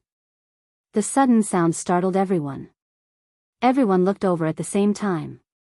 Tamar silently handed the crystal in his hand to the apprentice beside him, and at the same time to his only son. The latter carefully took the crystal and asked. "It's done, father?" Tamar nodded. "Go and ask Miss Amandina to come over. Tell her that I was fortunate to have completed the task. Just as the Lord said, a new era has come." After a moment of silence, suddenly, there was an earth-shattering cheer in the hut. On this day, a month and a half after the Second War of the Black Rose began, and 3 weeks before the Harvest Festival, a new kind of fire was born in this world. It was ahead of history by 17 years. Chapter 1259. It's more stable than a normal flame seed, and it doesn't need to be protected so tightly when the night carries it into the dark forest. More importantly, it can change the surrounding environment at any time before it's ignited. Although it's only less than 300 meters in diameter, it's enough to protect the explorers in the chaotic regions. It's exactly as the Lord described, Your Highness. This is an epic-making product, and I believe it will profoundly change Erewhon, no, even the entire human world. The hall was so quiet that one could hear a pin drop, and only Tamar's voice echoed in the hall. Amandina and Princess Griffin listened attentively. Before the era of the return of light, the mortals figured out how to use the fragments of order in Martha's blessed land. The term flame seed was thus born. After that was the most magnificent and glorious era of Wond, and the mortals' empire rapidly expanded in all 4 directions, almost re-establishing the territories of Wond that had been shattered and buried in darkness since the last era. Erewhon, Antiburo, the 10 cities, and a series of small countries on the border were born in this era. The wilderness of the 4 realms, the Great Plains, and the White Mountains were barren lands during the War of the Holy Saints, but from then on, they became territories of civilization and order. Thanks to the sages of that era, the modern humans no longer needed to use the phrase, cut through thorns when crossing the wilderness of the 4 realms and the Great Plains. In history, when the Flame King led the people across the Great Plains, several mortal clans lost almost half of their population. In the most prosperous period of the year of the return of the light, the vast new territories that were constantly expanding, and the endless wealth of products and resources from the newly developed land supported the most peaceful and glorious era of the civilized world for hundreds of years after the War of the Holy Saints. An endless supply of resources and an ever-increasing standard of living gradually created an era where the spiritual world was sublimated, art flourished, and people pursued an exquisite aristocratic lifestyle. All of this could be found in the flashy architectural style and the exquisite carvings on the armor of that era that were like works of art. It was an era of endless glory, and the people were full of hope for the future. Even the wizards and astrologers thought that the mortals had the key to the ultimate mystery of the world. After the death of the Twilight Dragon, the world of order was finally able to defeat the power of chaos. Thus, a world with unlimited land and products could be built on the land. In this world, the living space of humans would be wider than any previous era, so even if the gods had left, the mortals could still create a golden era with their own strength. However, just like all dreams had a beginning and an end, the dream of the year of the return of glory also crashed into the cold wall of reality during the most prosperous period of this era, cruelly shattering into pieces. It was around the time when Erewhon explored the southern realm for the last time, and the mortals first discovered the existence of the Wall of the Past. In the year 1435 of the Chaos Era, the Mist Elves and the Undead of Saint Tossel ended the famous Battle of Sparks. In the same year, an expedition team from White City was advancing north of the Great Glacier in Wonde. After they set up a forward base at the Icebreak Fjord, they spent 6 years trying to ignite the seed of Prometheus, but all of them failed. At that time, not many people knew that this insignificant event, which was overshadowed by the Continental War, would become the fuse that changed the history of the entire continent. Before and after the year of the Purslane, there was a series of unpredictable failures. In the Grey Valley to the east of White Mountain, the Laroth Peninsula to the north of Hazel, the Perpetual Sea to the north of the Ring of the World, the Eagle Forest to the east of the 10 Cities, and the Loop of Trade Winds to the south of Erewhon, all of the pioneer knights failed. After the year of the Dead Moon, a large number of pioneer knights and adventurers went missing. In the next 5 years, humans began to run into obstacles in all 4 directions. An invisible line, the Wall of the Past, stopped the rapid expansion of the mortals since the year of the return of light. The pioneer knights found that once they crossed the invisible line on the map, the seed of fire would become extremely unstable, and it would be difficult to ignite it, or even impossible to ignite it at all. It was not until 20 years later, in the year of the Lush, that scholars came to a conclusion: the so-called Wall of the Past was actually the most prosperous era of Vaunt since the previous era, that is, the era when the divine people were still walking on the earth, the border of the territory where Marsh's blessed land was at its peak. The territory that humans developed in the year of the return of light was actually just restoring the homeland. The establishment of this academic point of view also sounded the horn of war in that era. In the same year, the Druids went into seclusion, and then in the year of the Radiant, the Silver People went into seclusion. Half a century later, the Second Holy War broke out. In the following 5 centuries, the history of the mortal world was dominated by each other's expeditions, battles, conspiracies, and tricks, as well as the decadence of the ancient nobles. Once upon a time, the heroic pioneer knights who held the swallowtail flag and led their followers and like-minded companions through the dark forest gradually faded from people's sight. Instead, they were replaced by cold metal, gleaming swords, marching troops in the forest, flowing blood, and blazing flames. As everyone knew, since the end of the year of the return of light, the seed of fire would become extremely unstable after entering the dark forest. Actually, it was crossing the Wall of the Past, because humans had almost expanded the land of order to the limit around the year of Moss during the Chaos Era. Therefore, it needed to be heavily protected, and it could not withstand almost any turbulence, or it might be permanently extinguished. And even if it was well protected, the seed of fire would still have a series of problems such as being difficult to ignite, or even extinguishing after igniting. Therefore, after the end of the year of the return of light, the expansion of human territory on the frontier of civilization was extremely limited. It was not that there was no expansion, because around the year of the separation, there was a second wave of expansion in areas such as Erewhon south of Cruz, and a series of areas such as Butchie and Tonajul were established during this era. And after the second wave of expansion, humans' use of the seed of fire was actually limited to mining veins in the dark forest. After igniting the seed of fire, even if it was just a short period of time to open up a land of order in the dark forest, mining or selling the ownership of the mineral was enough to make these people a lot of money. But it was actually a gamble, because the high price and the rare quantity of the seed of fire meant that a large number of people would go bankrupt if they failed to ignite it. Therefore, in this era, the pioneer knight was actually no longer a glorious term, but was related to desperados, gamblers, robbers, and even bandits. Since the year of the summer, just the exploration activities in the dark forest within Erewhon alone had led to the birth of the bandit knight class who were penniless and burdened with huge debts. And the orderly and successful development of the dark forest like Tanajil could be said to be one of a kind after the year of the separation. But Brando borrowed the power of the ancient seed of fire in the loop of trade winds. Ever since the seed of fire was ignited in the loop of trade winds, the powerful power of order had actually begun to permeate and transform the environment from Tanajil to the Karana Mountains. That was why the pioneer knight from Abes could establish himself in the dark forest. However, Amandina had sealed all information about the dark forest and listed it as the top secret of the Tanajil. Many people believe that Brando's success was due to luck, just like those gamblers who were lucky enough to ignite a rich magic crystal mine and obtain the favor of the goddess of fortune. That was why he was able to achieve his current status. It wasn't just the nobles in the north who had such thoughts, but even the royal faction who were waiting to see Brando's downfall after he emptied out all his money. Amandina was naturally dismissive of these people's thoughts, but that didn't stop her from understanding the value of the resplendent crystal in the hands of Tamar's youngest son.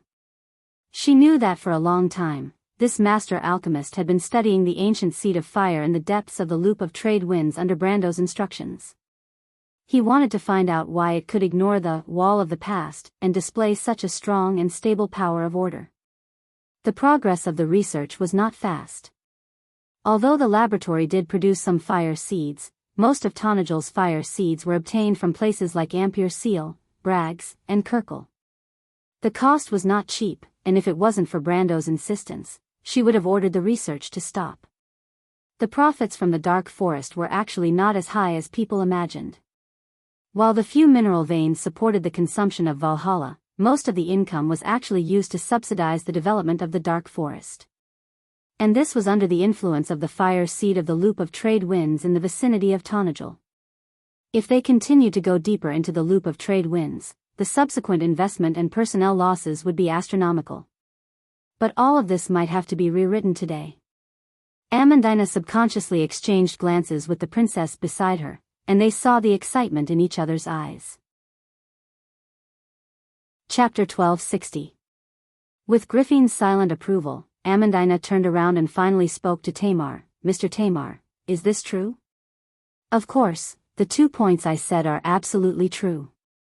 However, as for how stable it is in an area that is not affected by the ancient fire seed, further experiments are needed. At the very least, it is much more stable than an ordinary fire seed. Very, very stable. This is an ironclad fact. And after our experiments, this fire seed can produce certain changes in its surroundings even if it is not ignited. It can stabilize the order in an area about 300 meters in diameter. This is very similar to the ancient fire seed in the ring of envelopes. Amandina nodded.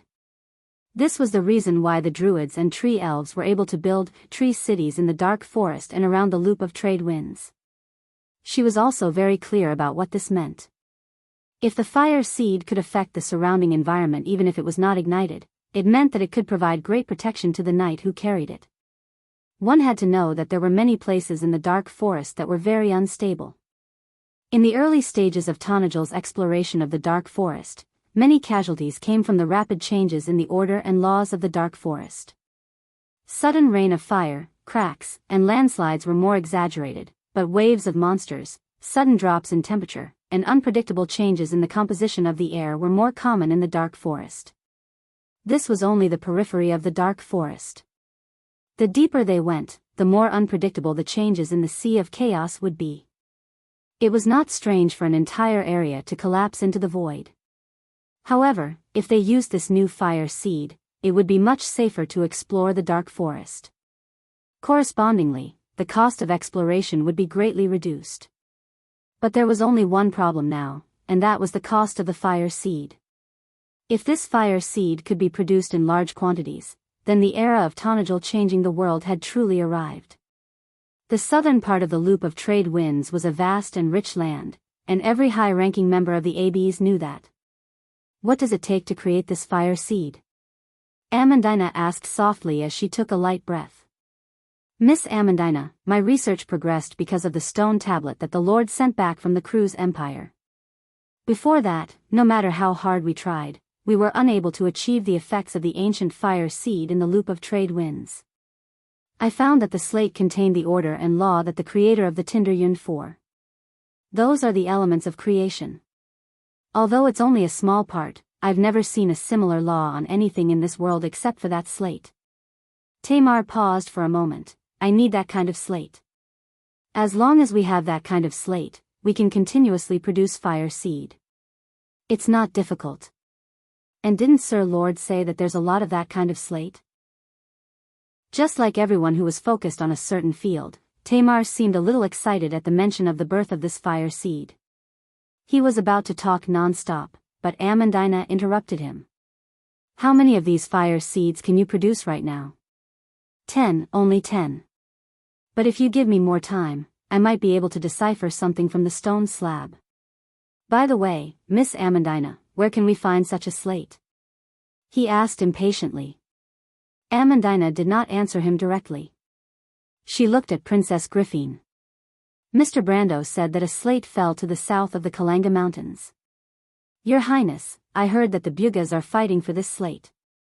Maybe they keep it a secret and block the news. We have to get that slate back. If all of this is true, then maybe Mr. Brando's vision can really be realized. Erewhon's future will not be limited to one place. Amandina obviously agreed with this point. She nodded silently. As one of the earliest followers of Brando, she was certainly aware of the Lord's plan. It could be said that when everyone still had their eyes on Erewhon, the latter had already begun to prepare to expand into the Black Forest.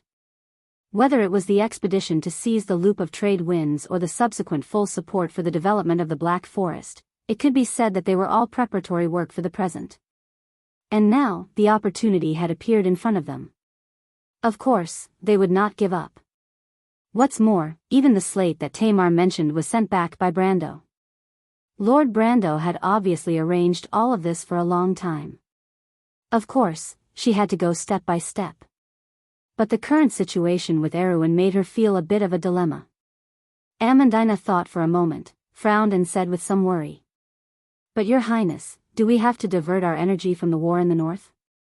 Just dealing with Madara alone will require Erewhon to do his best. In the end, although Amandina arranged everything carefully and thoroughly, and was calm and decisive, she did not have the foresight of Brando on such matters. On the contrary, the princess was more determined.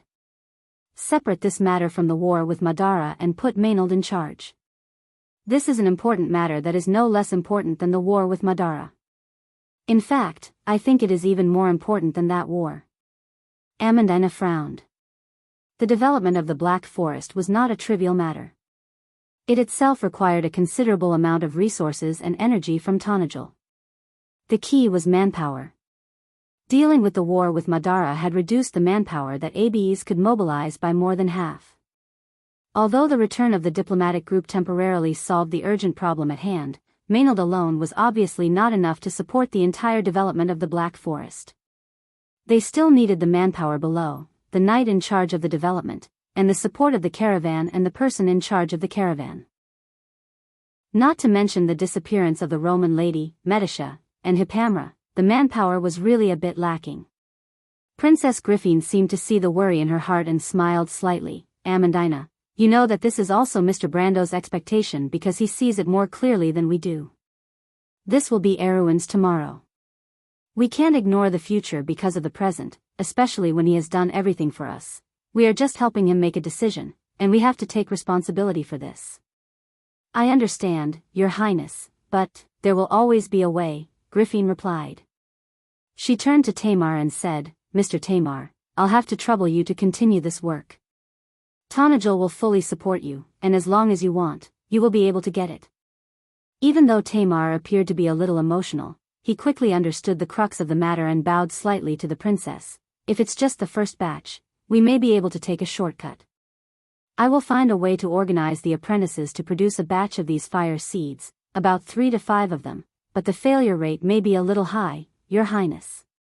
Griffin nodded, then looked at Amandina and asked, will the transfer of manpower from the Alchemy Association affect the first test of the Arcanite device? The Alchemy Association was a newly established organization in Valhalla. Ever since the fifth stage of the Stronghold's development, the Shire's Moon Tower and Tamar's Alchemy Association had been separated from each other. This year, Amandina had followed Brando's lead and recruited many outstanding alchemists, mainly those with potential, greatly enriching the organization. Of course, Amandina replied, but it's fine, I will borrow some people from the Shire, and I can arrange it myself. The problem now is that because of the war in the north, we have transferred everyone away, and the development of the Dark Forest was suspended 2 months ago. We can't find anyone for the time being. Perhaps there is someone else, Griffin thought for a moment and replied, let's see if Mr. Reto can help us. It's difficult, Valhalla can't leave the veterans to maintain order, and Lord Coden won't let them go either. That old man has been complaining to me every day that he doesn't have enough manpower, Your Highness. Even if it's you, he would be furious if you took people from him. Amandina replied, if we want to form an expedition to the south in a short time to search for the slate, there might be some people we can use. Who? Your Highness, do you know how Lord Brendel gained a foothold in ABs? Are you talking about the adventurers? Lady Yuta is inextricably linked to them, and she just returned from cruise. If she is willing to help us, but the front lines need her, and the new recruits of the White Lion Guards also need someone to train them. Let me go. Just as the three of them were frowning in thought, a voice came from outside the hall. Amandina heard the voice and turned around in surprise. Miss Scarlet? Albert, gather the members of the Grey Wolves mercenaries. I want to see everyone, and I have something to announce. Boss, what's wrong? Did something happen? Or is the war going to mobilize us? In the middle of Valhalla, a young man walked to the stairs of the Grey Wolves Inn and asked in the direction of the voice from the second floor. His voice was so loud and clear that it attracted the attention of almost everyone in the hall. Neither, I want to rebuild the Grey Wolves mercenaries. Really? When the young man heard this, he almost jumped up. His eyes were almost shining. Big sister, are you serious? I didn't hear wrongly, right? Have you thought it through? What are you waiting for? I understand. Leave it to me, I promise that everyone will be here in 15 minutes. If anyone doesn't come, I'll teach them a lesson. The young man almost jumped up and rushed out of the hall without looking back. Chapter 1261. The Grey Wolves Mercenaries. Is that the mercenary group that Miss Scarlet used to be in? Dilferi, the daughter of Count Yenbao, asked as she sat on a high-backed chair. She closed the book in her hands and looked at the girl in front of her with eyes as gentle as water. Scarlet nodded. She arched her back and bit down on her lower lip with her sharp canine teeth. She reached to her waist and tried to pull on the belt of her knight's uniform. Her pale fingers fiddled with it twice but to no avail. Dilferi, help me with this. Dilferi reached out and took the belt and handed it to Scarlet. Thank you. Scarlet let out a sigh of relief. She twirled her fingers around the belt and skillfully tied a knot. Then she picked up the soft leather armor on the desk and put it over her head. Her hands reached behind her slender neck and pulled up her long crimson hair. It spread out like a flowing waterfall. She used one hand to tug at her long hair and the other to wrap the blue ribbon around it a few times. She tied the knot and tied it into a long ponytail. Ovina leaned against the door frame with her arms crossed. She watched calmly as Scarlet got ready. Will you be gone for a long time? Dilferi looked up at Scarlet's back and asked. Yes. What if the Count comes back in the meantime? The curve of the girl's back stiffened slightly. She shook her head gently and picked up the breastplate from the ground. She crossed the 2 leather straps over her back and wrapped them around her strong waist. She tightened the straps and fastened them together with a metal lock. Next was the breastplate. She turned around and looked at the girl curled up in the chair. Dilferi was wearing a black chiffon dress. Her skin was pale without a trace of blood. The muscles in her legs had shrunk a little, making them frighteningly slender. Her arms were similarly slender, and her waist was so slender that it could be held with one hand. She was holding a large book in both hands, and her entire body was leaning against the velvet cushion of the chair. Her face seemed to have become thinner, and the forbidden spell was burning away at her remaining life force like gangrene. However, as if it was some kind of compensation from the unseen world, the light in the girl's eyes became brighter, like the reflection of countless stars in a deep lake. The stars burned one by one, as if all her energy was about to emerge from within. Scarlet hesitated for a moment before extending her back plate and looking at her questioningly. Dilferi took it without hesitation. She took a deep breath. It was a little heavy. Scarlet turned around. Dilferi propped herself up and pressed the deck against the curve of Scarlet's back. Scarlet raised her right hand while her left hand held onto the straps on her back. She buckled them onto one side of the breastplate, then the other. The Black Forest is dangerous? It's all right. There's no danger in the Black Forest near AB's territory unless it's after midnight. This is all thanks to the Count. Yes. Scarlet was a little silent. Before the Count left, he asked Princess Chiara for a favor on my behalf. After returning to Cipher, she kept her promise. Now, His Highness Levin Ornessen's special envoy has arrived in Yenbao, accompanied by the frigates Sheffield, Dark Wind, and Vesa. A few days ago, Princess Griffin gave me a letter saying that although my father was under house arrest by my brothers, he was fine. Dilferi propped up her back plate and rambled on, her tone a little soft. Congratulations, Dilferi. Scarlet was genuinely happy for Dilferi. But this is already the second favor I owe the Count. He won't mind, Scarlet replied. But Yenbao can't think that way, otherwise it would be ungrateful. I represent the glory of the family, and I have an obligation to sacrifice for the family. But you've sacrificed enough. Dilferi felt the grip on her hand loosen. Scarlet had already secured her back plate armor. She picked up the azure lance that was propped up on the desk beside her. A few bandages were wrapped around the lance to prevent the sweat from slipping off her hands. She then turned around to look at Scarlet. I'm leaving, Dilferi. Dilferi was startled. Are you going deep into the Black Forest? Yes, it's a little further than usual. That will be doubly dangerous. Scarlet shook her head. With the fire seed invented by Mr. Tamar, exploring the Black Forest is now very safe. You don't have to lie to me. This expedition is experimental in nature, isn't it? Because Amandina did not suppress the news of the birth of the new fire seed, the latter spread at an unimaginable speed. In a short time, the entire AB's territory knew about it. It could be predicted that when the news spread to Ampere Seal and even further north, it would have a huge impact on the world of order. However, in contrast to the rapid spread of the news, the progress of the experiment was very slow. In the past week, the new fire seed had only been tested a few times near the Black Forest. Amandina had sent out a few troglodyte expeditions, but the results were satisfactory.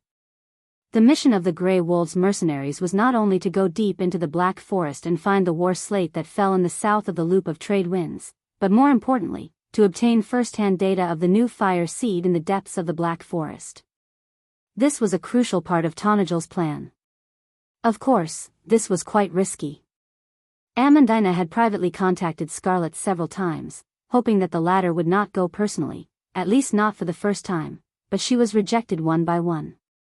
Scarlet's rare assertiveness and stubbornness seemed to remind people that she was one of the few captains in the Grey Wolves mercenaries. Dilferi's words reminded her of something. She thought that Dilferi was also a lobbyist sent by Amandina. Scarlet frowned slightly and was about to speak. But what Count Yenbao's daughter said next gave her a huge shock. Take me with you, Miss Scarlet. Huh? Can I go with you? Miss Dilferi, I haven't seen the Black Forest yet. Did I tell you? Yenbao is not at the border of civilization. I've always wanted to see the world outside of order. But that won't do, your body. I won't be a burden to you. Dilferi smiled playfully at Scarlet. She reached out her pale and slender hand and patted the arm of the chair. The four legs of the chair immediately jumped up and walked around the former. The Highlander girl was so shocked that she could not close her mouth. She stared at the lively chair with wide eyes. A living chair. I made it myself. What do you think? This.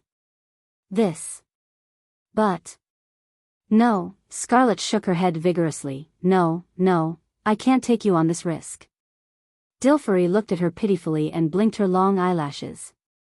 About Yenbao, Princess Kiara will take care of it. Why do you have to do this? Didn't I say that Yenbao owes the Count 2 favors? I can only consider returning one. I will help you.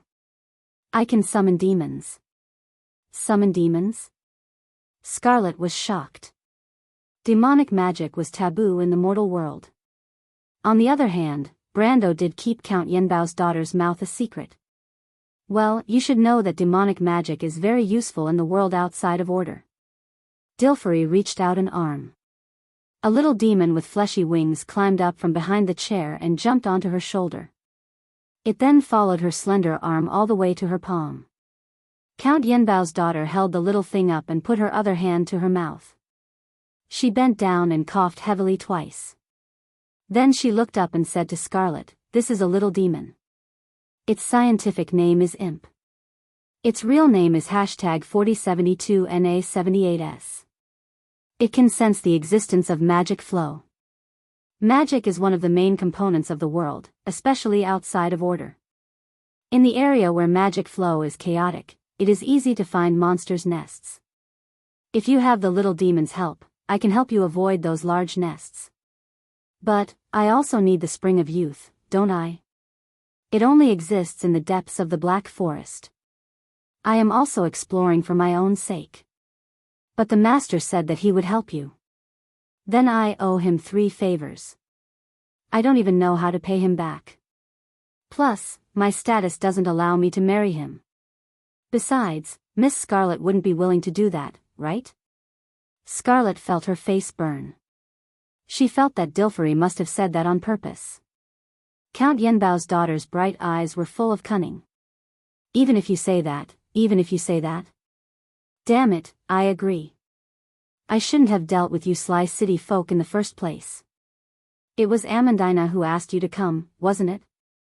Miss Scarlet isn't stupid at all. Dilferi smiled a little weakly. The Highlander girl stomped her feet angrily, turned around and walked out of the room. Ovina, who was leaning against the door, shrugged. She calmly followed Dilferi down the stairs. Allahs, forward. Don't stop. Watch your left flank.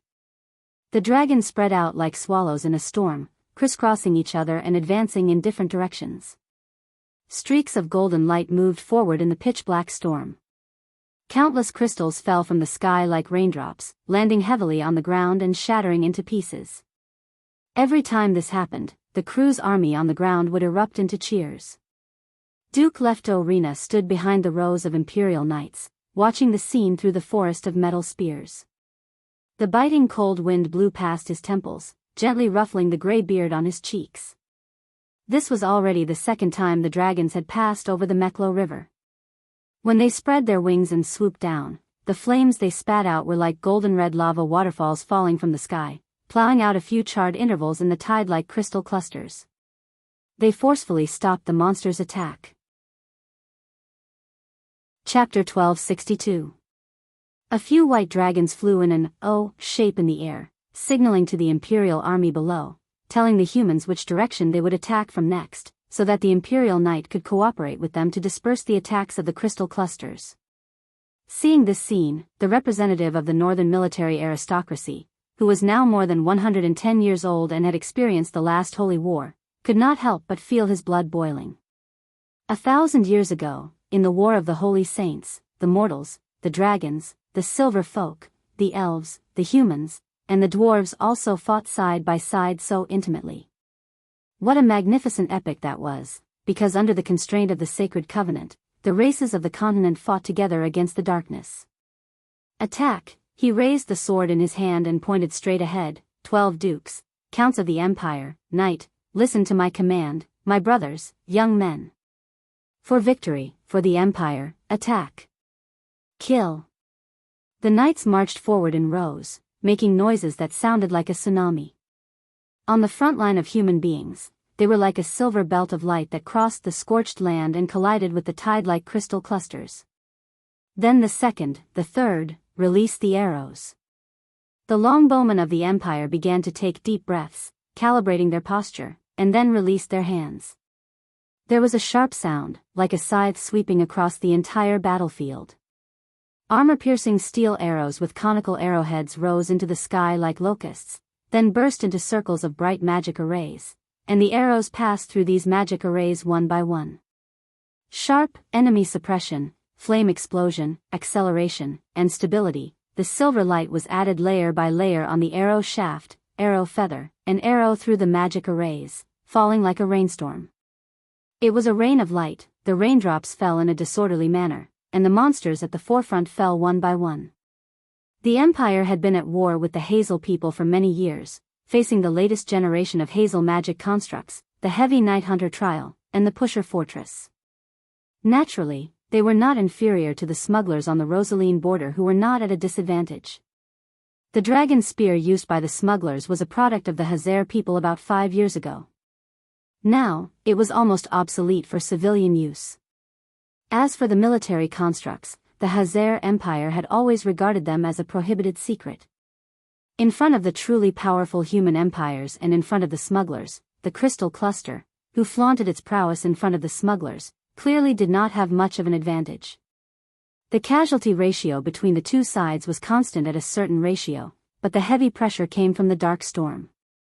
Countless crystal clusters were emerging as if there was no end to them. Almost all the crew's commanders on the battlefield looked in that direction with a grave expression. The feelings in his heart were complicated and hard to understand. Less than half a month ago, that place was still known as Bank City, the capital of the empire. It represented the will of the Silver Queen and commanded the army that obeyed her orders to sweep towards East Metz. Since the fall of the Black Moon, Her Majesty's army had collapsed, but the enemy still came from that direction. It was just that this time, it was more ferocious and suffocating. In the dark storm, there seemed to be a frenzied will that wanted to destroy the entire human world. On the night when dusk fell, the front line in East Metz was almost instantly hit hard. After the Central Legion of the Empire suffered a near-destructive blow, almost the entire establishment disappeared. The heavy losses caused the Black Legion, who was guarding the Ludwig area directly opposite, to sort out the exact news of the front line only after 2 days. Almost the entire Bank City had completely fallen. The traffic in the direction of the Sublime Inland Sea was also completely cut off. They had lost contact with the Cloak Bay. The White Legion had lost more than half of its members, and there was still no news of the Azure Legion. The Hazer people, who were also neighbors of the Bank City, had lost many of their men. But at this time, the dukes of the empire no longer cared about the situation of their original enemies. Because the Crystal Cluster army had begun to advance towards the Metz area again. Endless monsters poured out from the storm. If it were not for the timely arrival of the dragons, the crew's people might have directly retreated to the front line of Fat Tan Port. But even so, the situation was still not optimistic. If it was the empire under the rule of the Holy Cathedral of Fire in its heyday, they might be able to contend with the Crystal Cluster army. But now, the crew's people had lost 2/3 of their empire. On the other side of the Evergreen Corridor, due to the heavy impact of the Black Moon's fall on Anzaruta and the Rokizi Highlands, a fault zone of thousands of kilometers long formed there, completely destroying the empire's local grassroots organization. Now, from Vargas to Lone, it was a mess. Only Anzaruta on the border was not affected. The nobles there were trying to get in touch with the wilderness of the 4 territories, but so far, they had not been able to get in touch with the Metz area and the Red Legion. The Evergreen Corridor was cut in two. Although Vala, the old Chancellor Nidevan, and Veronica, who had just arrived in Mehodafen, had already gotten in touch with Fat Tan Port, the envoys sent to Saint Tossel and Fanzan for help had yet to bring back any news. It was as if the whole world had fallen into a fragmented silence. For the people of the Empire, who were under the attack of Twilight, this kind of depression was especially heavy. Needless to say, the crystal clusters were getting stronger every day. The rising tides from the Sea of Magic were like endless nutrients supporting them to devour the whole world. The attack of the Empire's night had some effect. But it was very limited. After 2 attacks, the Empire's heavy spear-wielding infantrymen regained their footing and pushed the battle line back to the south bank of the Meklo River. Silver flashes flashed in the sky, and then silver meteors fell through the clouds. The crystal clusters far and near immediately swelled up and exploded into dazzling explosions. Countless crystal cluster limbs were lifted into the sky and then fell, covering the entire wilderness. Lefto picked up his pocket watch. The needle had moved 15 grids, and he sighed. The time that the magicians could hold on was getting shorter and shorter. The reason was that Her Majesty the Queen had divided the Holy Cathedral of Fire and taken away too many bishops and priests, which was a heavy blow to the Empire's magicians. There were not many people who escaped from the Bankel area, and even fewer priests. If it were not for Vala gathering the local forces after the appearance of these monsters, there would be even fewer magicians in the hands of the military nobles. But even now, they could not hold on much longer. He silently calculated the time and was about to send in the next wave of night, but it was at this time that the sky suddenly flashed 1,000 times brighter. This, Duke Lefto Reina jerked his head back. A dazzling rain of lights slowly fell from the sky.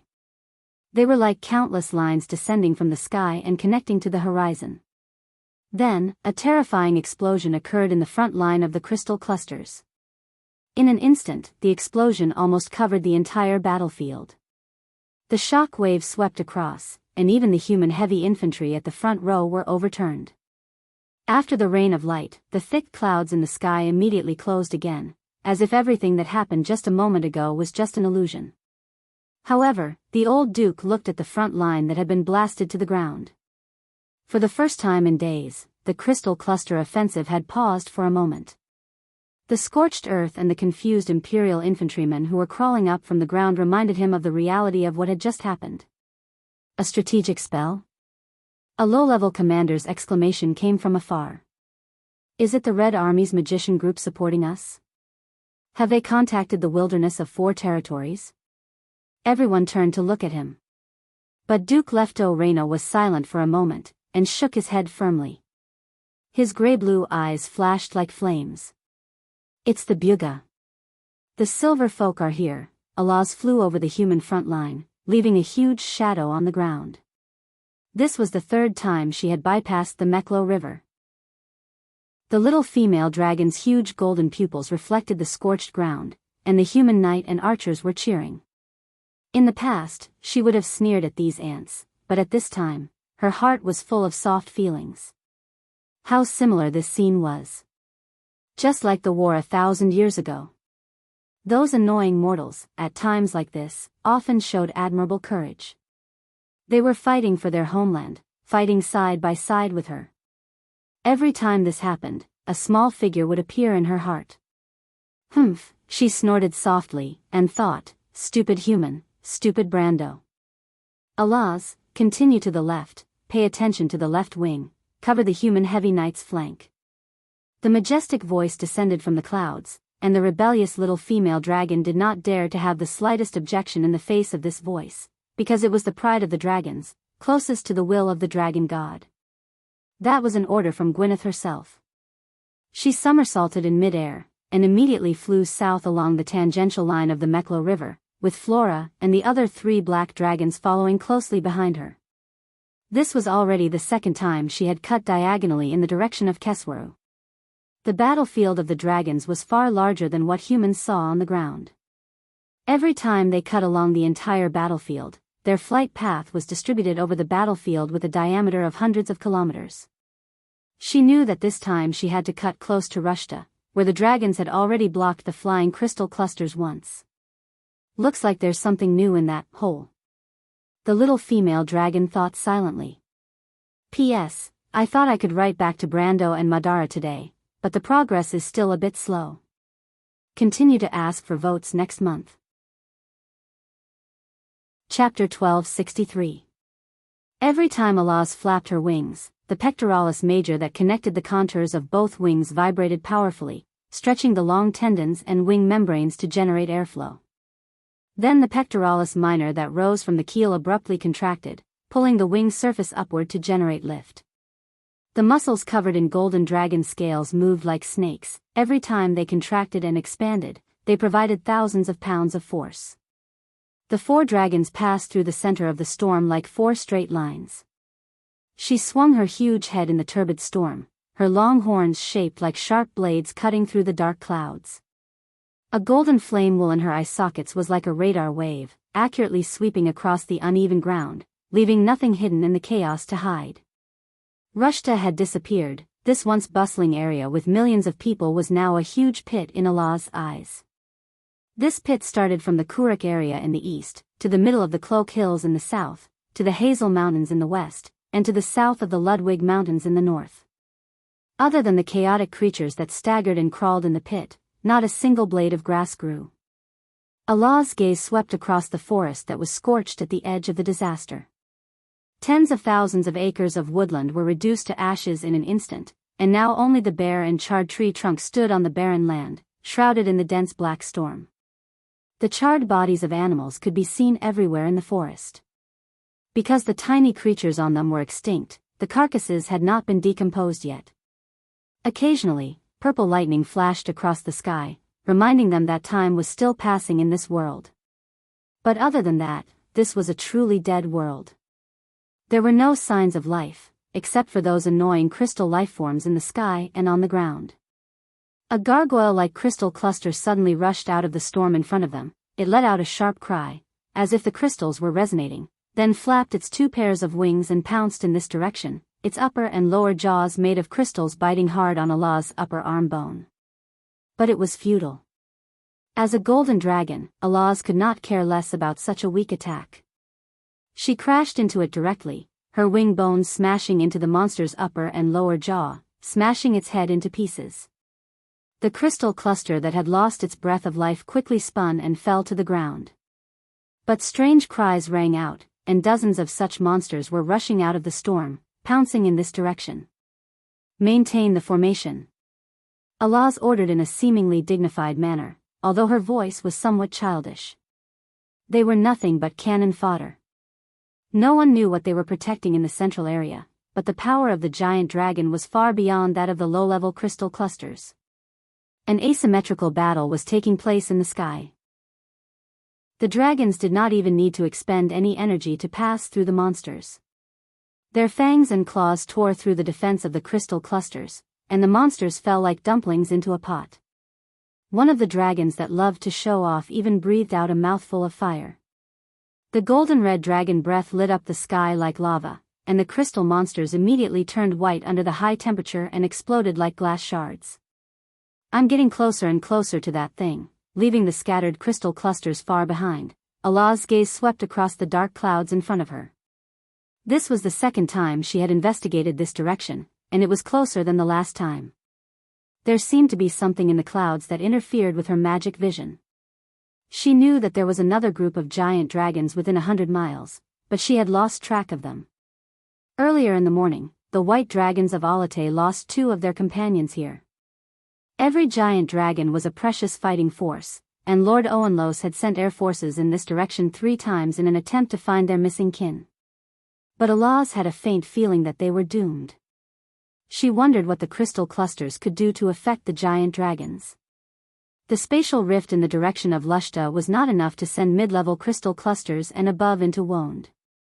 In this battle, the threat of these monsters to the giant dragons was not as great as the harsh weather. Flora, let's try to get closer. I keep feeling that there's something in the clouds. The silver dragon behind Allah's immediately rose in altitude and answered this sentence with action. The 2 black dragon Lolas behind them were still underage, so they naturally had no objections. The 4 giant dragons began to circle closer to the cloud in the center of the giant crater. In the center of the storm did not stop at all. The black clouds formed a huge vortex here, and the spiral arm swept across a range of hundreds of miles every few minutes. Humans could not stand in such a turbulence, but it did not have much effect on the giant dragons. In front, Flora suddenly took the initiative to speak, which was rare. Allah's immediately tensed up. The silver dragon was the best at magic among the giant dragons, and she knew that Flora must have noticed something. A moment later, circles of ripples appeared in her magic vision. The center of the ripples was in the southwest of the cloud, and was a few hundred feet higher than them. The moment they discovered the other party immediately turned to their 11 clock and dived in a tangential manner towards their predetermined path. Obviously, the other party had also discovered them. This is not a crystal cluster, they're faster, be careful. Alaz reminded. She suddenly turned around and crossed paths with Flora. A few dark creatures came out of the storm above her head, leaving a few trails of black smoke, and disappeared into the clouds below the dragons. However, the smoke could not block the dragon's magic vision. Alaz clearly saw that those things circled below the clouds and chased from behind. Flora, split up. The little female dragon used a magical message to remind her mate. The mates of dragons were often the closest partners, and the silver dragon girl immediately understood what her mate meant. She swayed her tail to change her balance, and turned her body sideways to distance herself from Alaz. The two dragons immediately separated, one on the left and one on the right. Alaz took the opportunity to take a look behind her. The dark creatures, with the help of the potential energy conversion, circled around her and chased after her. She saw that it was a few beetles that opened their shells and flapped their wings quickly to chase after her. Horseshoe beetles. Alaz immediately found the names and habits of these creatures from the inheritance of the dragon clan. She could not help but change her expression slightly. Horseshoe beetles were a rare species of dusk, and they had actually revived. She plunged into the clouds below, lowering her altitude to provide an opportunity for her mate. The beetles immediately caught up, but Alaz sensed the distance between Flora and her while leading the few idiots forward. After the two dragons separated, they circled around each other, drawing two arcs that rapidly closed in on each other. The two arcs crossed each other at a certain point in time. The silver dragon's wings were like a sharp blade as it swept past Alaz's back and flew between the beetles, tearing them apart. Then they exchanged positions with each other and did it again. Go help them. After cleaning up the tail, Alaz immediately turned back and flew in the direction of the two little black dragons. She was worried about the two underage little ones. Although she had just passed her coming-of-age ceremony, as a generation that had experienced the War of the Holy Saints, her combat experience was much more outstanding than those little ones born in peacetime. But immediately there was a shrill scream from behind the clouds. Alaz's expression changed. She and Flora went around the cloud wall just in time to see one of the black dragons falling to the ground under the siege of the beetles. Her mate let out a shrill scream. He did not even care about the battle and anxiously swooped down in that direction. Don't go, come back, she's hopeless. Alaz was so anxious that her eyes were about to spit fire. But it was at this moment that she saw a scene that she would never forget. In the middle of the cloud cluster in the middle of the battlefield, the clouds suddenly separated, revealing a pitch-black object. It was a perfectly round sphere, like a black hole hanging in the middle of the battlefield. Countless dense purple lightning was climbing up this black sphere. Yes, it was going up, like a reverse waterfall. And the moment the black sphere appeared, a black beam of light penetrated the body of the black dragon Loli. The latter opened her mouth and fell to the ground. Mary. Flora, run separately. Alaz's heart throbbed, and a deep sense of crisis welled up in the depths of her heart. She saw in her golden eyes that after the clouds dispersed, countless dense black dots were flying in the direction of the East Metz battlefront. Those were the crystal clusters and beetles. The number was more than 10 times the total number of the crystal cluster army she had seen in the past 3 days. But it was too late to escape. The center of the black hole suddenly emerged with a terrible suction force, not allowing her and Flora to resist, and pulled them in that direction. No matter how hard Alaz struggled, it could not change the fact that they were getting closer and closer to that thing. The little female dragon gritted her teeth and called out the name of Lord Ovanlos over and over again in her heart, hoping that the godly dragon could help her at this time. After all, the two groups of dragons were sent here by the latter to investigate. But she soon found in despair that all her magic communication was blocked by the strange interference in the clouds. At that moment, she suddenly understood how the two white dragons disappeared. The answer was here. It's over, we're dead this time. This thought suddenly flashed through Allah's mind. Chapter 1264. The dragons were not afraid of death. The golden folk regarded death as a new life, the beginning of another life. Just like in myths and legends, death and rebirth were often twin divine powers, and they were also under the jurisdiction of the same goddess. At the last moment of her life, Alaz raised her head and looked longingly at Ferofa in front of her. She thought to herself, at least I can die in front of Ferofa, but it was at this moment that the little female dragon suddenly saw in horror that her mate, the silver dragon girl who had always been silent, suddenly turned her head and looked at her with her silver eyes that were filled with incomparable attachment. In the depths of that pair of pupils, the panic in Allah's heart was reflected. No. In her horrified voice, Ferofa suddenly turned around and slammed into her, knocking her out of the gravitational line of the black hole. At that moment, Alaz only felt that the world was spinning, but in her vision, she stared fixedly at the silver line that streaked across the darkness and accelerated towards the center of the black hole. Ferofa.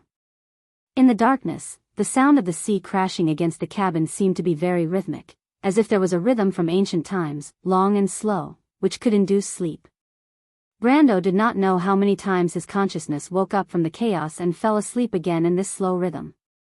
After repeating this several times, he could finally hear the surrounding environment clearly. He felt a somewhat cold hand touching his forehead. It was somewhat soft, like a Roman hand. After a moment, it left, making him feel a little lost. Then there was the sound of water, and a wet handkerchief was placed on his forehead. It was cool, making him feel a little more awake. The sound of conversation came from the darkness. What's wrong with the teacher, Miss Delphian? He first heard a voice, young but very calm, and felt that it was somewhat familiar. But his mind was in a mess, and his thoughts were in a mess. When he sank down to recall, countless memory fragments were washed up like a tide on the beach, making it impossible for him to carry out any detailed thinking. I don't know, maybe it's because of the wine, as Mr. Liu said, but thank you, Lady Martha, Brando finally survived the most dangerous period. He still has a fever now, but it's not a big deal. The second voice was quiet and elegant, and also familiar to him, as if it was a person he had known for a long time, but he felt a little awkward. Brando's mind was a little muddled. Who is Delphian? Is it someone I know? Seems like it, but I can't remember, hiss. As usual, a stab of pain interrupted his thoughts. Then I'll have to trouble you, Miss Delphian. A man's voice. This is what I should do. Mr. Brendel is my friend, Mr. Liu. Then we'll go up. Well, he still needs to rest, maybe he'll wake up soon. If anything happens outside, you can let me know. I want to stay here too. A harsh, male voice said indignantly.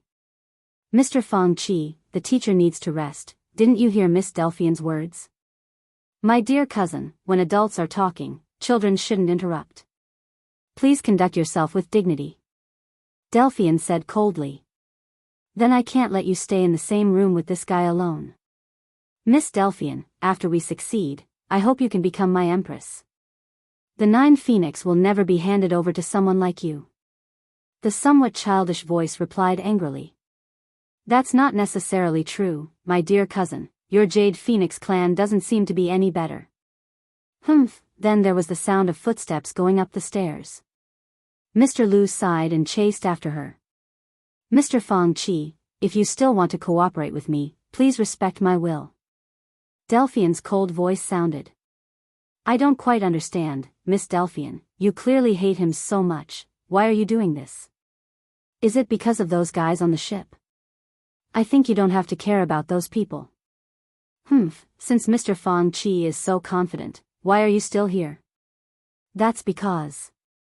The man's voice was a little awkward, there are no other ships on the sea, right? That's because someone bragged about himself, but he couldn't even protect his own fleet, Delphine replied coldly. If you don't want to get into trouble with Mr. Blank, I suggest you leave at once. Otherwise, I'll have to ask Mr. Marshall to uphold justice. Damn it. The man's voice was a little angry, but after a moment of silence, he relaxed a lot. Okay, as you wish." Then he went upstairs. After a while, Brando heard the sound of the door closing with a splitting headache. Then there was a series of soft footsteps that went all the way to the bedside. He felt someone sit down beside him, and he could even feel the other person's gaze on him. The room was silent, and only the sound of the waves outside could be heard. The cabin was shaking. He already knew that he was on a ship, but he couldn't remember anything else. After a long time, he heard a faint sigh. Then, he felt a soft and boneless hand caressing his chest. It moved slowly and finally stopped at the left side of his chest. The hand stopped there, as if silently feeling the powerful beat of his heart. "Mr. Brando, I've never been so close to revenge. Listen to the sound of your heart beating, so strong, and I'm only a few centimeters away from it." The woman's voice was a little pleasant. Brando's mind suddenly tightened, as if by instinct, he felt danger, and even his muscles tensed up. But Delphian didn't notice. "But I can't do that." The Prime Minister's daughter bit her lower lip so hard that her pearly white teeth sunk deep into her lips, almost drawing blood. "How laughable," Elman once asked me, "why did I fall in love with him? I've always known in my heart that I fell in love with him for the benefit of the Nidvan family." Elman also understood this, but he never blamed me. "Yes, I'm a cold-blooded woman, I don't know what love is, and I don't deserve to be loved. But what's wrong with that? I grew up with the grace of my family, the education I received, the good living conditions I had, everything came from my grandfather, my father. What right do people like us have to talk about love? What right do they have? What right does Elman have? We all know this very well. But what about those socialites in the capital? They're nothing compared to me. Love, huh?" Brendel felt the woman using her fingernails to draw on his chest, and his mind gradually came back to him. He felt the fine sensation of her fingernails moving along his chest, and every time it made him shudder. This crazy woman. He felt his headache begin to subside, and his memories gradually became clearer. But suddenly, he felt Delphine close to him. She leaned down, and her upper body was on his chest. Her soft breasts pressed against his skin, and the girl's body was burning hot.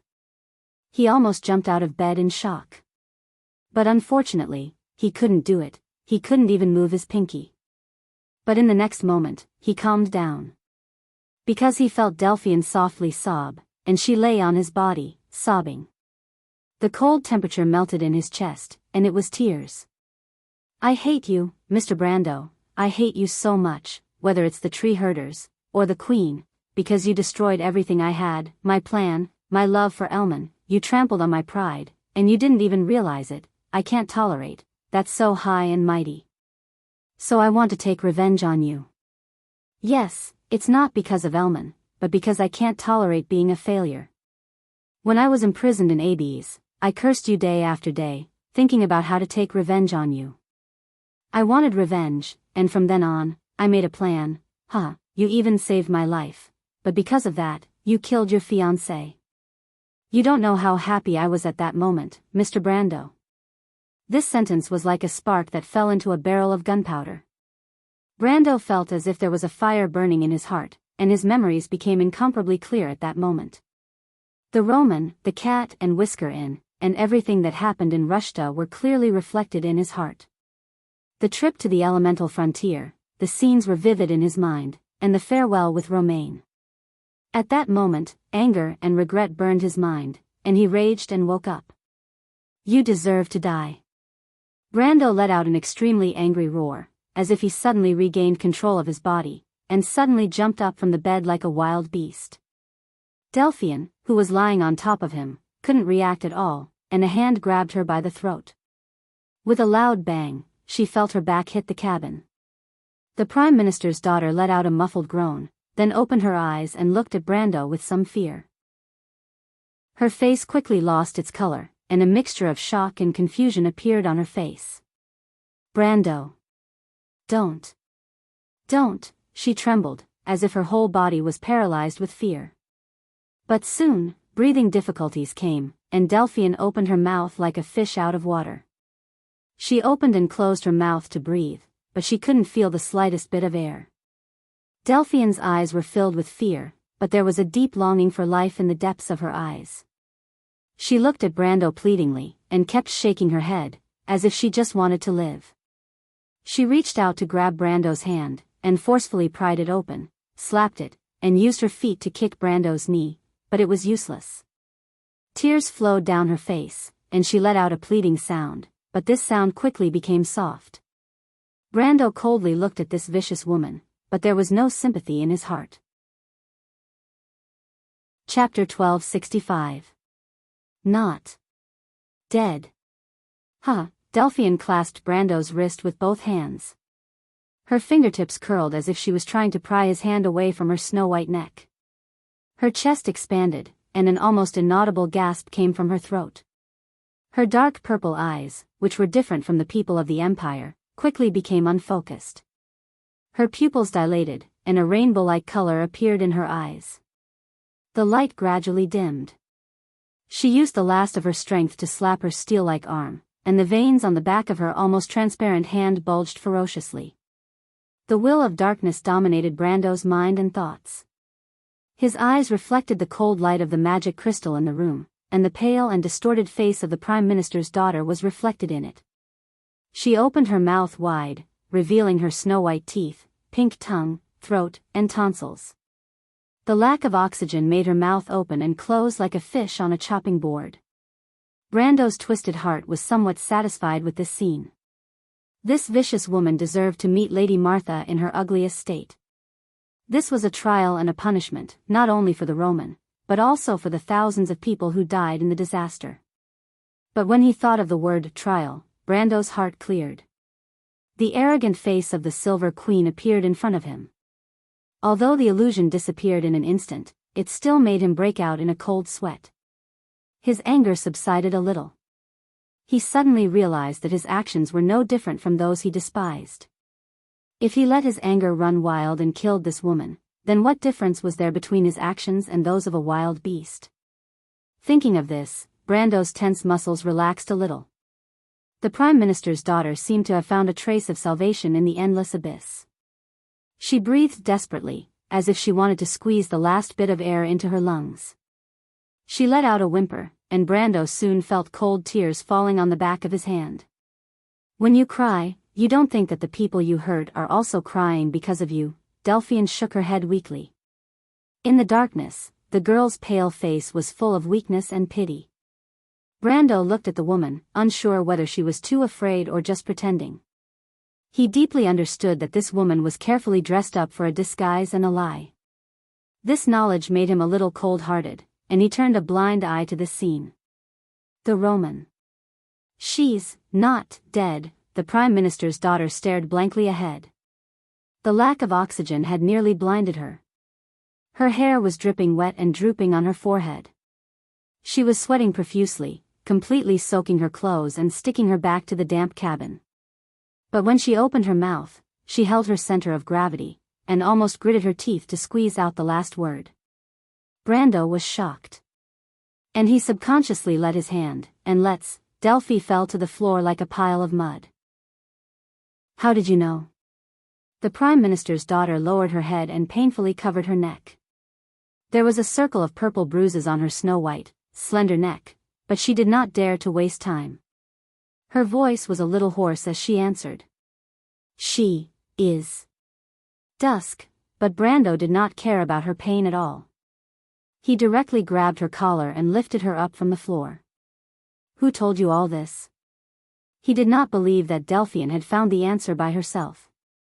Her knowledge and strength were not qualified to do this, unless she was also a transmigrator. But this Prime Minister's daughter was obviously not. You saw? Brando grabbed the woman's collar and pressed her against the cabin wall with his arm. He said in a low voice, Do you think I will believe you, Miss Delphine? There is a limit to people's trust. We once gave you a chance, but you didn't cherish it. I saw it with my own eyes. I also know your secret. Delphine lowered her head in despair, and her mouth opened and closed as she answered. Her voice was so weak that it was almost inaudible. But Brando still heard it. He was horrified and shocked. What secret? Delphine raised her head and tried her best to lean into his ear. She panted slightly and said softly, "Don't worry. The amber sword." Brendel furrowed his brows when he felt her breath on his earlobe, but he sighed in relief. At least it isn't that secret. But Delphine's words still made him fall into silence. Did she really see it? How did this woman see it? After a moment of silence, Brando said coldly, "You want to bargain with me?" Delphine shook her head weakly. "I know what kind of person you are, Count. Sir, I only ask for a fair trial." Brando looked at the woman coldly, loosened his hand, and shook his head. "I didn't intend to kill you myself, but you will get the trial you deserve. When we return to Ab's, I will hand you over to Her Royal Highness. Even if he is an unforgivable criminal, I will give him the dignity he deserves." After saying this, he seemed to have relaxed. Brando pursed his lips tightly. To be honest, he wanted to kill this woman with his sword, or just choke her to death in anger. But at the last moment, he came to his senses, which made him somewhat regretful, but also somewhat glad.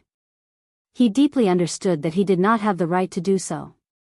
He could take anyone's life on the battlefield, but he could not easily judge anyone. He had such power and authority, but the more he understood this, the more carefully he restrained the dark side in his heart. The higher one was, the more accustomed one was to controlling the fate of others, the easier it was to be blinded by power. The Silver Queen was not far from Yin Jian, and her end was enough to make one wary. Brando did not wish for the day to come when it was not only his enemies, but also the people around him who would be harmed by him. The Sage Realm was not only about power, but also the understanding of power itself. After all, this was the goodwill Martha had given to mortals. Otherwise, how different would it be from dusk? The darkness quieted down, leaving only the soft breathing of a man and a woman.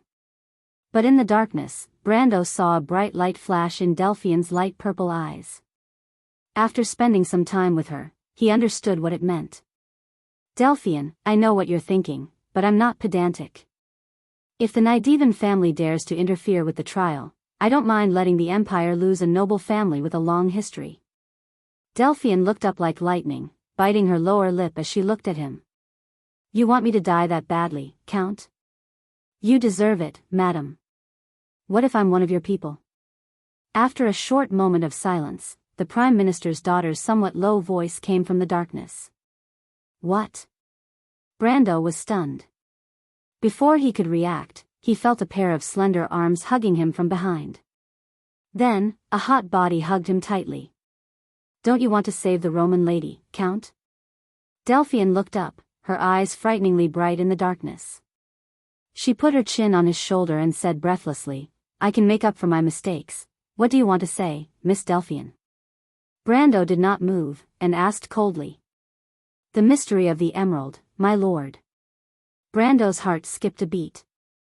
Although he had expected this answer, he did not dare to believe it so easily. He felt as if a poisonous snake had coiled around him and spat out apricots. "Do you think I'll believe you again, Miss Delphine? If I were your woman." The Prime Minister's daughter breathed hot air into Brando's neck. "Is it the same for Mr. Elman?" Delphine let out a whimper like an injured beast. Brando could feel her nails digging into his back. He could not help but suck in a breath of cold air, thinking that he had brought this upon himself. He instinctively wanted to push this venomous woman away, but when he lowered his head, he saw a glaring red. The Prime Minister's daughter had bitten her lip, and blood flowed down from the corner of her mouth, dripping onto his chest like stars. "My clothes," Brando could not help but complain in his heart, but he shook his head. He did not want to be so calculative with a woman. Even if she deserved it, she should not be ridiculed for no reason. "I'm sorry, Miss Delphine. It was a slip of the tongue." He placed his hand on the Prime Minister's daughter's shoulder, wanting to separate her, but Delphine held on to him tightly and whispered, "Take me, my Lord Count. Are you crazy, Miss Delphine?" "I'm not crazy. This is the only way you can trust me, my Lord Count. If you want to save your fiancé, you can only trust me, she said in a hoarse voice. You don't have much time, and neither do I. Can you trust me one last time? Delphine pressed her face against his body.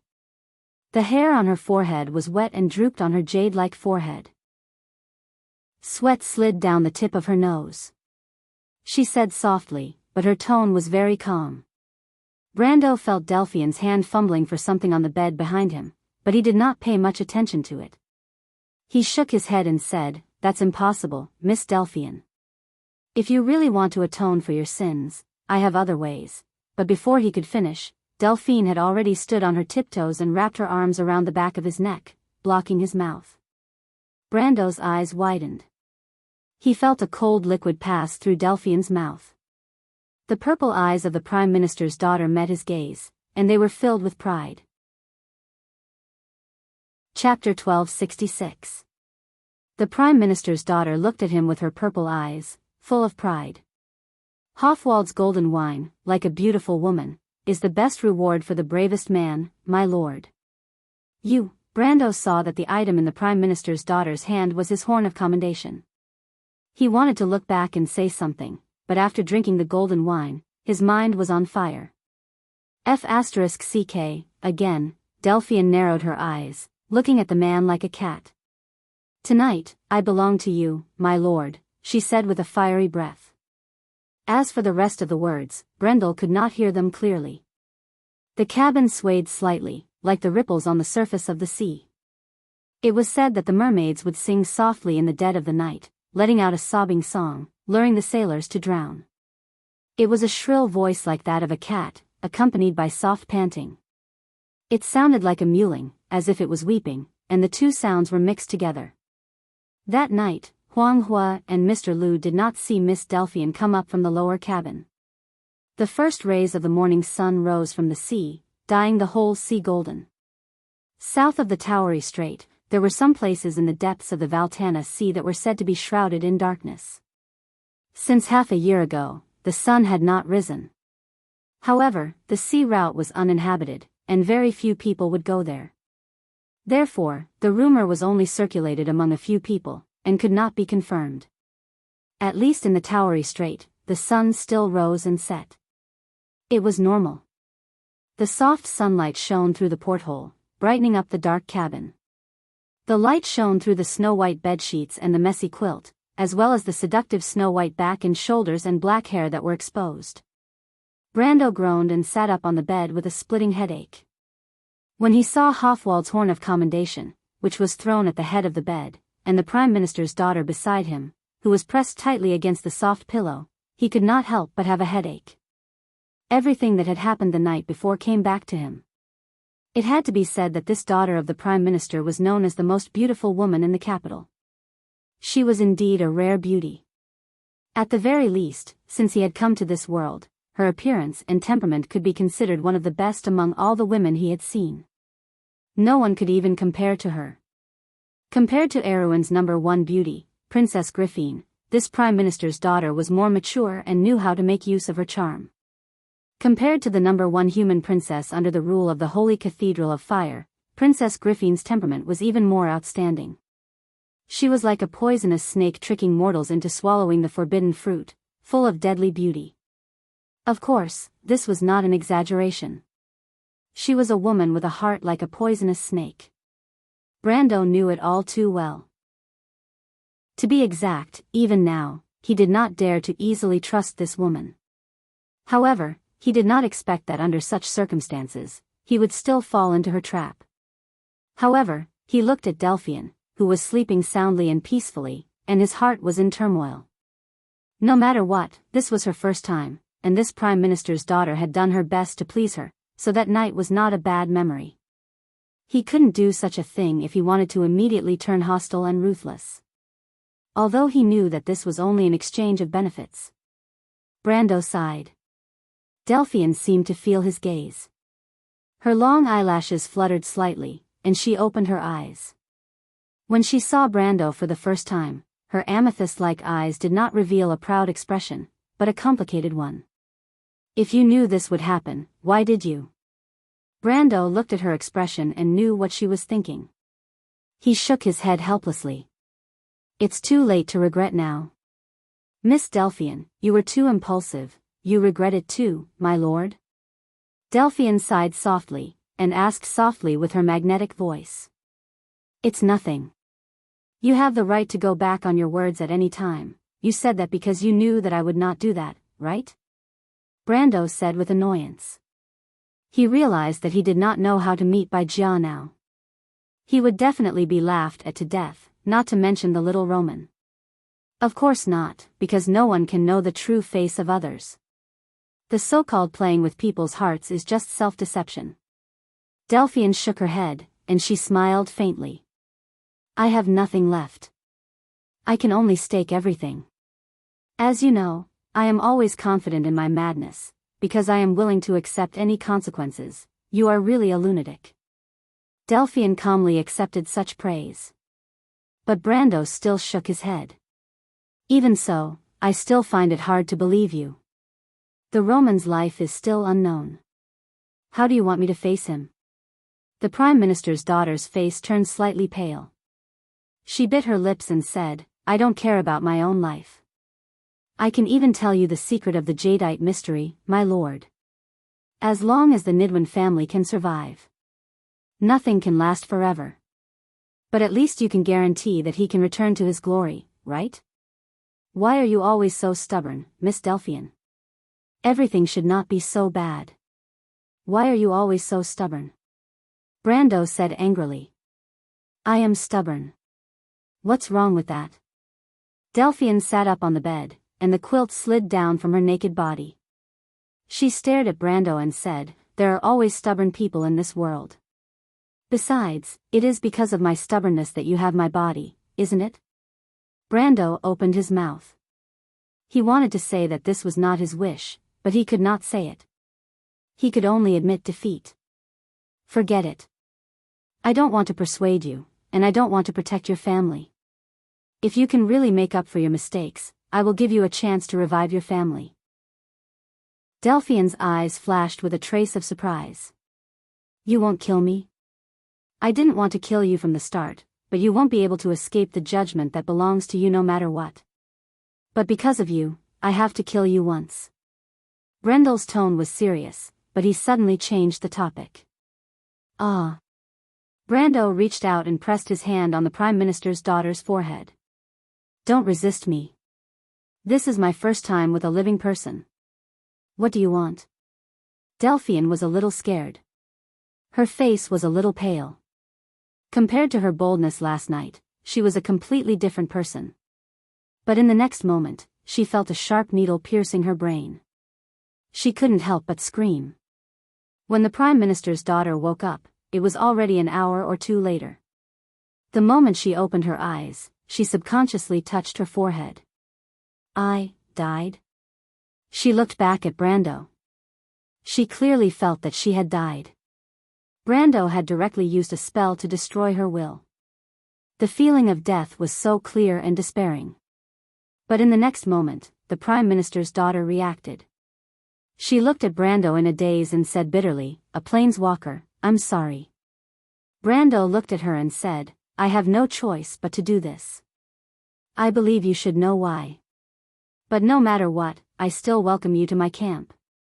I hope you can adapt to your new identity. You're not from the Empire. The color of your hair and eyes shows that the Nidvan family has the blood of the Myrnas.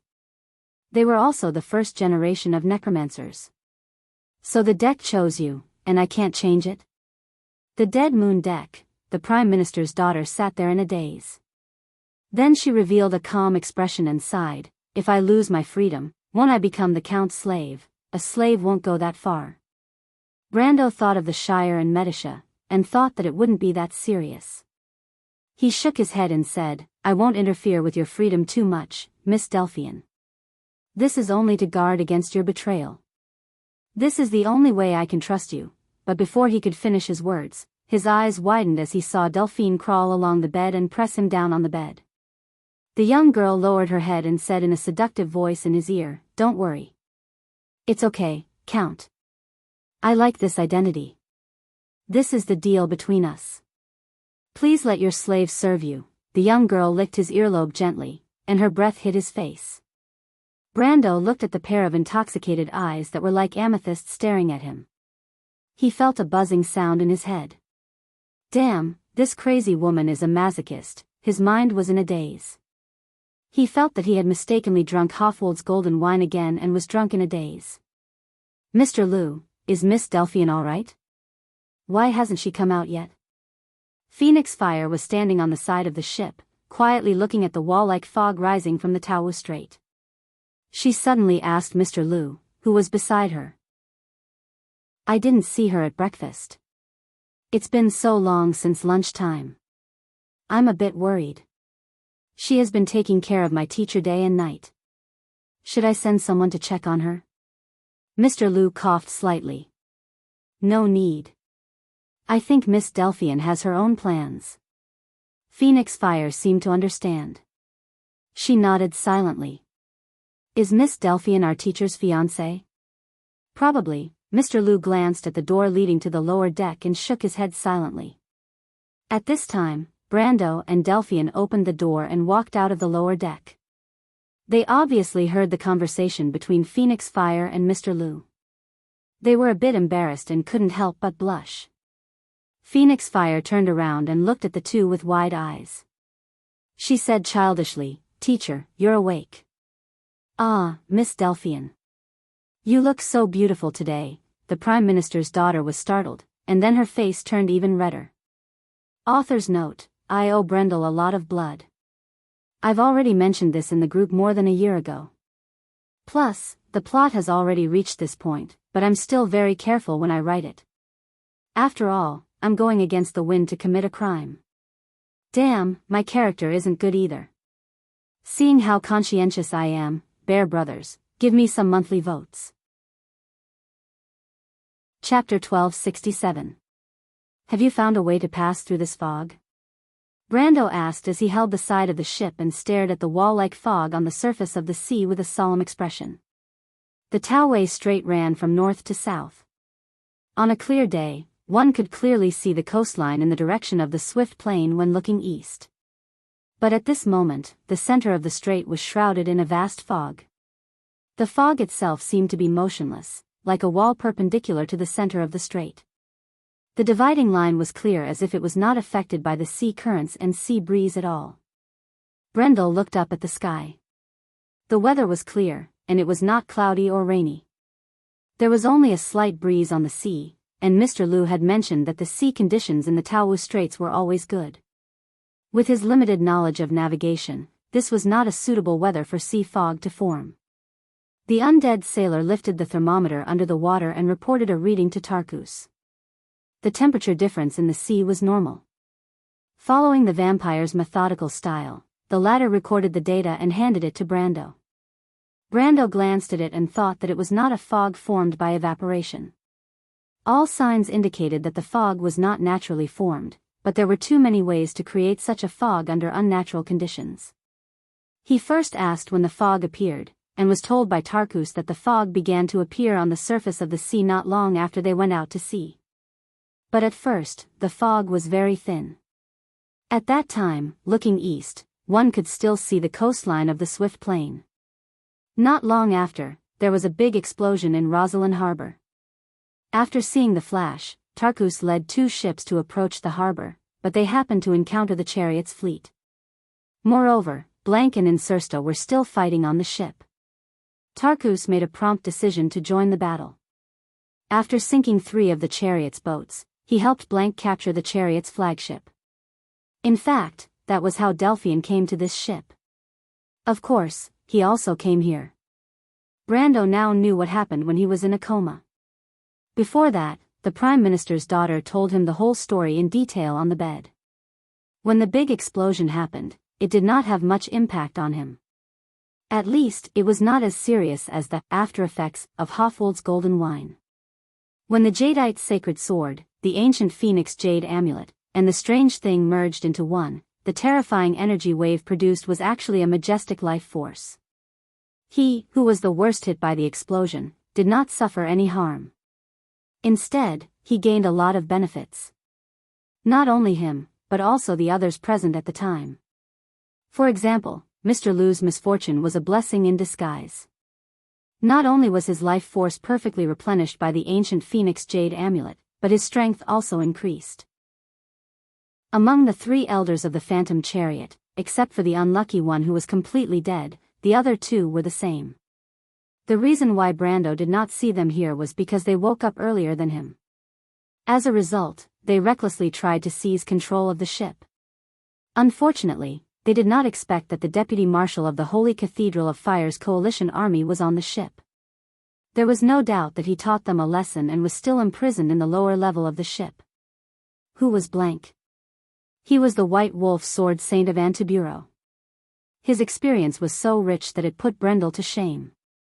If it weren't for the Earth Sword Saint Darius and the half-Buga Tulman, he would have been the number 1 person under the rule of the Holy Cathedral of Fire.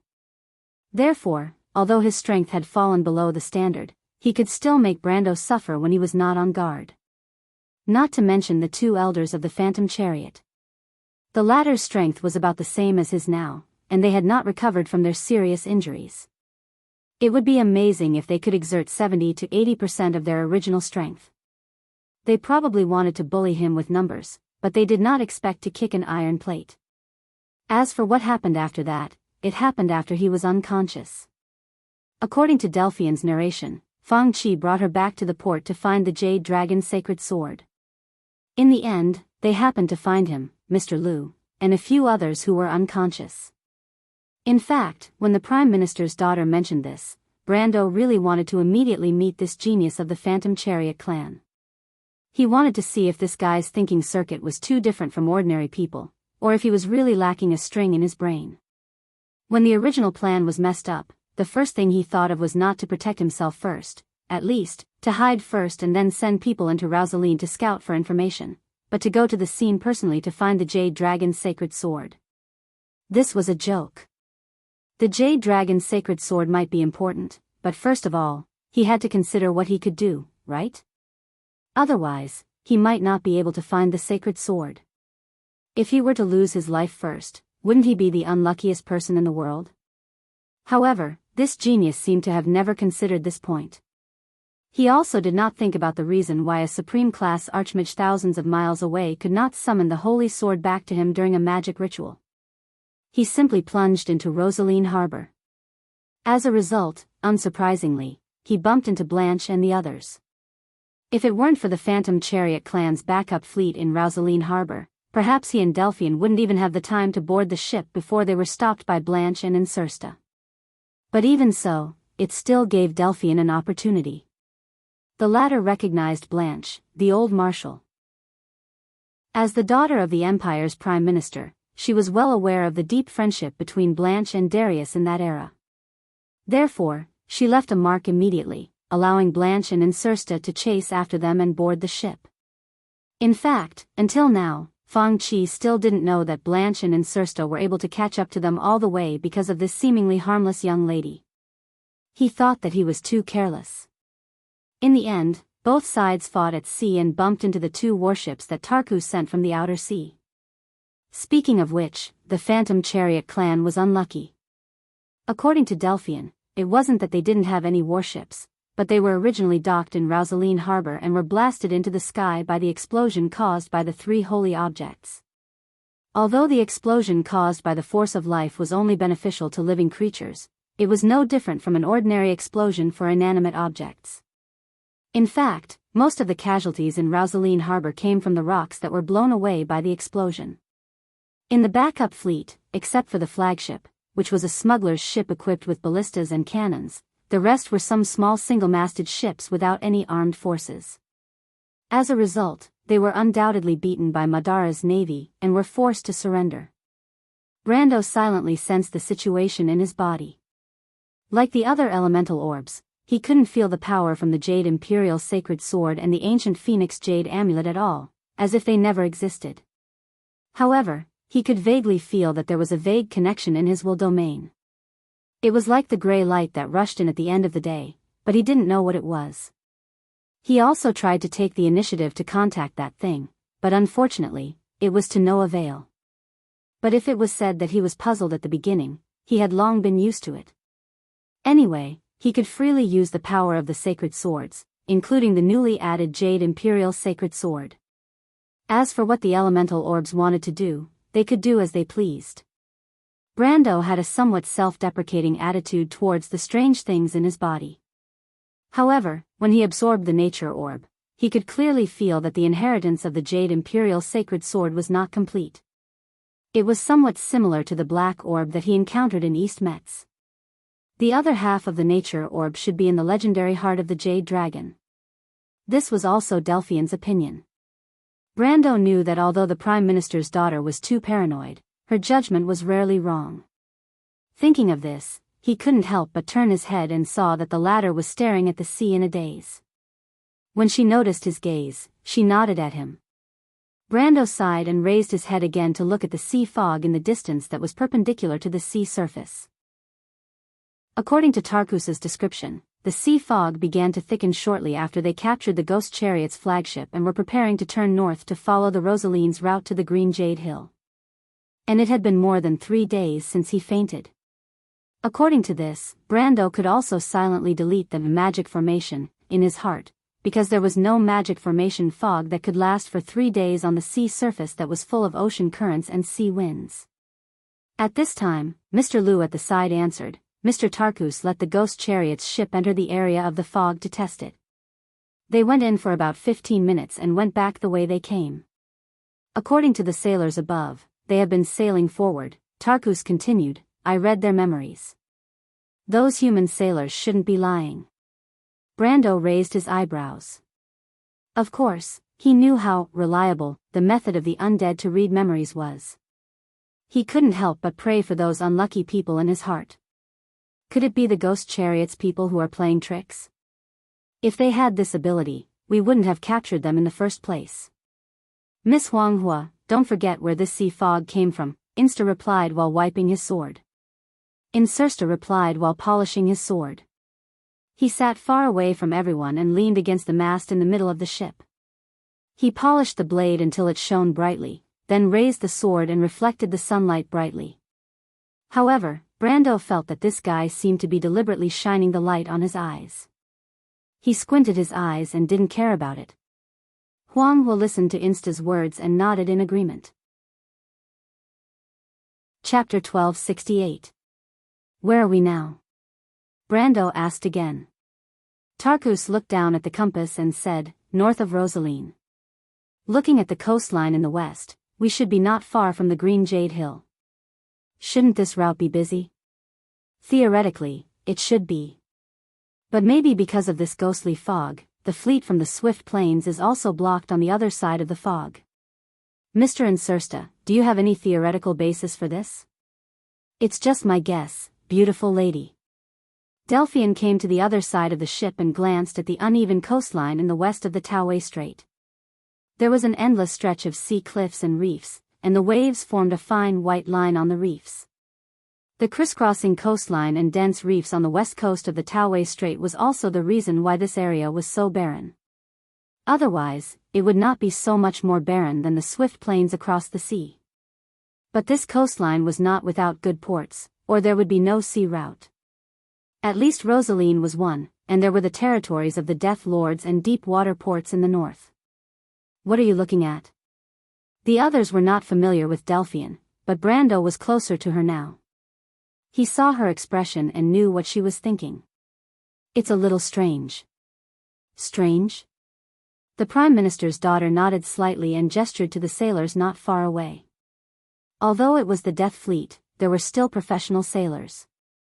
Some inherited the knowledge from their previous life, and some were trained. Madara also had its own navy, or they would not have crossed the sea to attack Saint Ossol. She took a sea map from the latter. She opened the map and drew a line from it. The closest island to us in the north is Tyvid Island. There is a death port between this island and Saisam, but there is not a single ship in the sea nearby. This is too strange. It's not just the ships. Ignoring Tarkus' murderous gaze, Insursta reversed the blade and stabbed it into the deck. He then stretched and said, the coastline nearby is too quiet. Don't you think it's unusual? After his reminder, everyone came to their senses. Previously, they had not seen any ships near Rosaline. It could be understood that the Rosaline harbor had been blown into the sky, and the ships docked at the harbor had naturally been destroyed. As for the ships coming from the east side of the Taoist Strait, because of this fog, they were blocked on the other side, so naturally, not a single sail could be seen on the surface of the sea. However, the fleet had been sailing north for almost 3 days and was close to Green Jade Hill. Unlike Rosaline, this area was the busiest part of the Taiga Strait. Not only were there long-distance ships leaving Green Jade Hill, but there were also many small merchant fleets shuttling between Madara and the Swift Plains. These merchant fleets did not just depart from Green Jade Hill. Logically, some of them should have returned from Madara. How could it be so coincidental that not a single ship could be seen on the west side of the Taoist Strait? Moreover, even in the territory of the spirits of the dead, there were still humans living, especially in a place like the Swift Plains. The relationship between Madara and the 9 Phoenix humans was considered harmonious.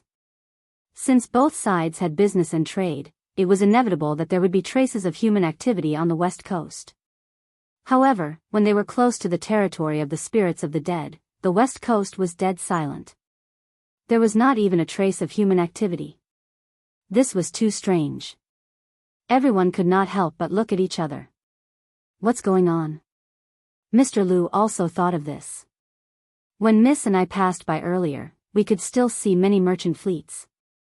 Maybe it's because of the fog. They've all returned to the harbor. Then there should at least be fishing boats. That's true, Huang Hua looked at Insursta. Mr. Insursta, you already knew something was wrong? Insursta shrugged. Isn't it obvious, my dear little miss? Why didn't you say so earlier? Because there's no need to, Tarkus muttered. According to the plan, we have to go to Gussel to replenish the supplies. So, no matter what, we will know what's happening on the sea. Where is Gussel? Brando asked. It's the harbor that Miss Delphian mentioned. It's actually very simple. There's no need to make such a fuss, Insursta interrupted. We don't have to go through the fog. We can just go by land. Go by land? I agree. Delphian nodded. She looked at the sea map, then replied, if we go by land through the south of the Sea of the Dying Moon, we can also reach Seat, Port of Eternal Death, and Deadwater Bay. Whether we take a boat there or go directly into the hinterland of Madara, it's fine. But if we do that, Miss Huang Hua and Mr. Liu may have to take a longer detour. She looked at the master and servant at the side of the ship. Mr. Liu and the little princess of the Jade Phoenix clan looked at each other. The latter shook her head and said, we're fine, Sister Delphian. If it weren't for the starfall, we would have gone to those places. Wait, go to the hinterland of Madara? Brando interrupted the two.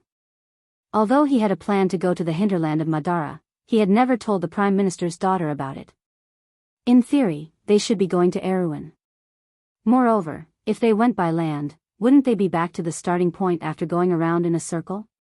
He suddenly felt a little annoyed. Delphian put away the sea map and folded it twice. Then she raised her head and said, Count, what do you think? On the surface, she was still the daughter of the Empire's Prime Minister. Because of her previous dealings with the old Marshal, Brando, she still called Brando Count in front of others. However, in private, she directly called him Lord. This. Brando suddenly saw Delphian bending down to put the sea map on the wooden table. She turned around and winked at him with her back facing the others. Of course, Brando didn't think that the Prime Minister's daughter was acting coquettishly with him. He pondered for a moment and realized that he couldn't find the origin of the fog.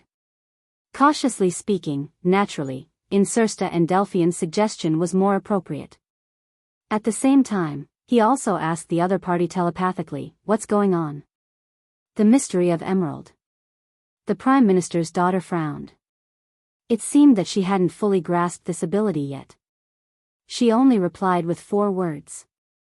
It's in Madara. Brando was shocked. But he suddenly realized that the player in history who obtained the stagnant realm, didn't he get it from the hands of an undead lord in the south of the Sea of the Dying Moon? Are you sure? Trust me, my lord. Brando nodded silently. The Prime Minister's daughter's ability was far beyond the word excellent when they worked together in Fathom Harbor. Moreover, she was also very famous in history. The flower of wisdom of crews. She was quite popular among the cruise players. On the other hand, in terms of the choice of route, Xianxia also expressed the same opinion. These two historical geniuses had reached an agreement without prior consultation. This heavy weight was not something that he could easily ignore. No matter what, let's go to Gusel according to the original plan first. Brando took one last look at the sea fog and made the decision. Now, although they were on the ship of the undead of Madara, in fact, after Brando woke up, the command of the fleet returned to his hands. After all, he and Brando together were enough to decide the fate of everyone on the two ships. Moreover, for some other reason, the two leaders of Madara, Tarkus and Xianxia, did not express any objection. Just like that. Throughout the day, from noon to afternoon, the fleet still followed the predetermined route to Daoist Island. Until the sun set, everyone on the ship, including the undead sailors on the watchtower, did not see any other ship on the sea. Amidst this strange atmosphere, the sun set below the jagged coastline from the west. As night fell and the stars rose, the sea near Daoist Island became even quieter. There were no gatherings on the small sailboats like there were on the floating ships. Besides, the undead did not need food, so the only living people on the ship had to prepare their own rations. Only Brendel and Delphine had special treatment. They were taken care of by the humans Tarkus had captured from the ghost chariot. It had to be said that in terms of these details, this vampire noble did not lose the demeanor of an old-school noble at all. But even so, the food was not necessarily rich. For example, Brando and Delphine's only dinner was a smoked mackerel with grapefruit juice and an avocado. If there was a need, they could add some bread and butter. But Brando really did not care about such junk food. Moreover, his body was close to the level of perfection, so he did not really need to replenish it. The Prime Minister's daughter, on the other hand, was eating delicately. She sat in front of the table in a very proper manner and carefully tore off the smoked fish strips one by one. Then, she placed them in her mouth with a fork and chewed carefully. It was a pleasing sight. "My lord, you don't need it?" "I don't need it." "Do you mean you need me to serve you dinner?" "You think too much, Miss Delphine." The light of the candles in the cabin flickered, and the two of them occasionally had such a meaningless conversation. Brando once thought that Delphine was the model of a noble's daughter, but compared to her, there was a gap. The way this Prime Minister's daughter ate showed that she came from a noble family. She was very picky with her food, and it could be said that except for the most delicate part, she did not use most of the fish. Even though she restrained herself and did not say anything, he could see that she was very dissatisfied with the dish. He really doubted that this woman could fill her stomach. He could not help but shake his head, and handed over his plate of fish. Delphine was stunned for a moment, and looked up at him with charming eyes. "Do I need to say thank you?" Brando shrugged. "I'd rather you say something else, Miss Delphine." "For example?" "About the jadeite mystery." Delphine paused for a moment, and reached out with her hand to brush the hair in front of her forehead. "I understand. P.S. There are still many gentlemen in the group. Students, this benefit was promised to you a year ago. In fact, I didn't want to write it, but seeing that I haven't updated for so long, I made it up to you. Don't take it too far, students, I don't want to die yet. Also, the little prince said that he doesn't want to be a king, and wants to be a queen. What the hell is that? Where are your morals? You're tuning into the Carefree Valley YouTube channel. Don't forget to subscribe and join us on this journey to catch the most captivating stories.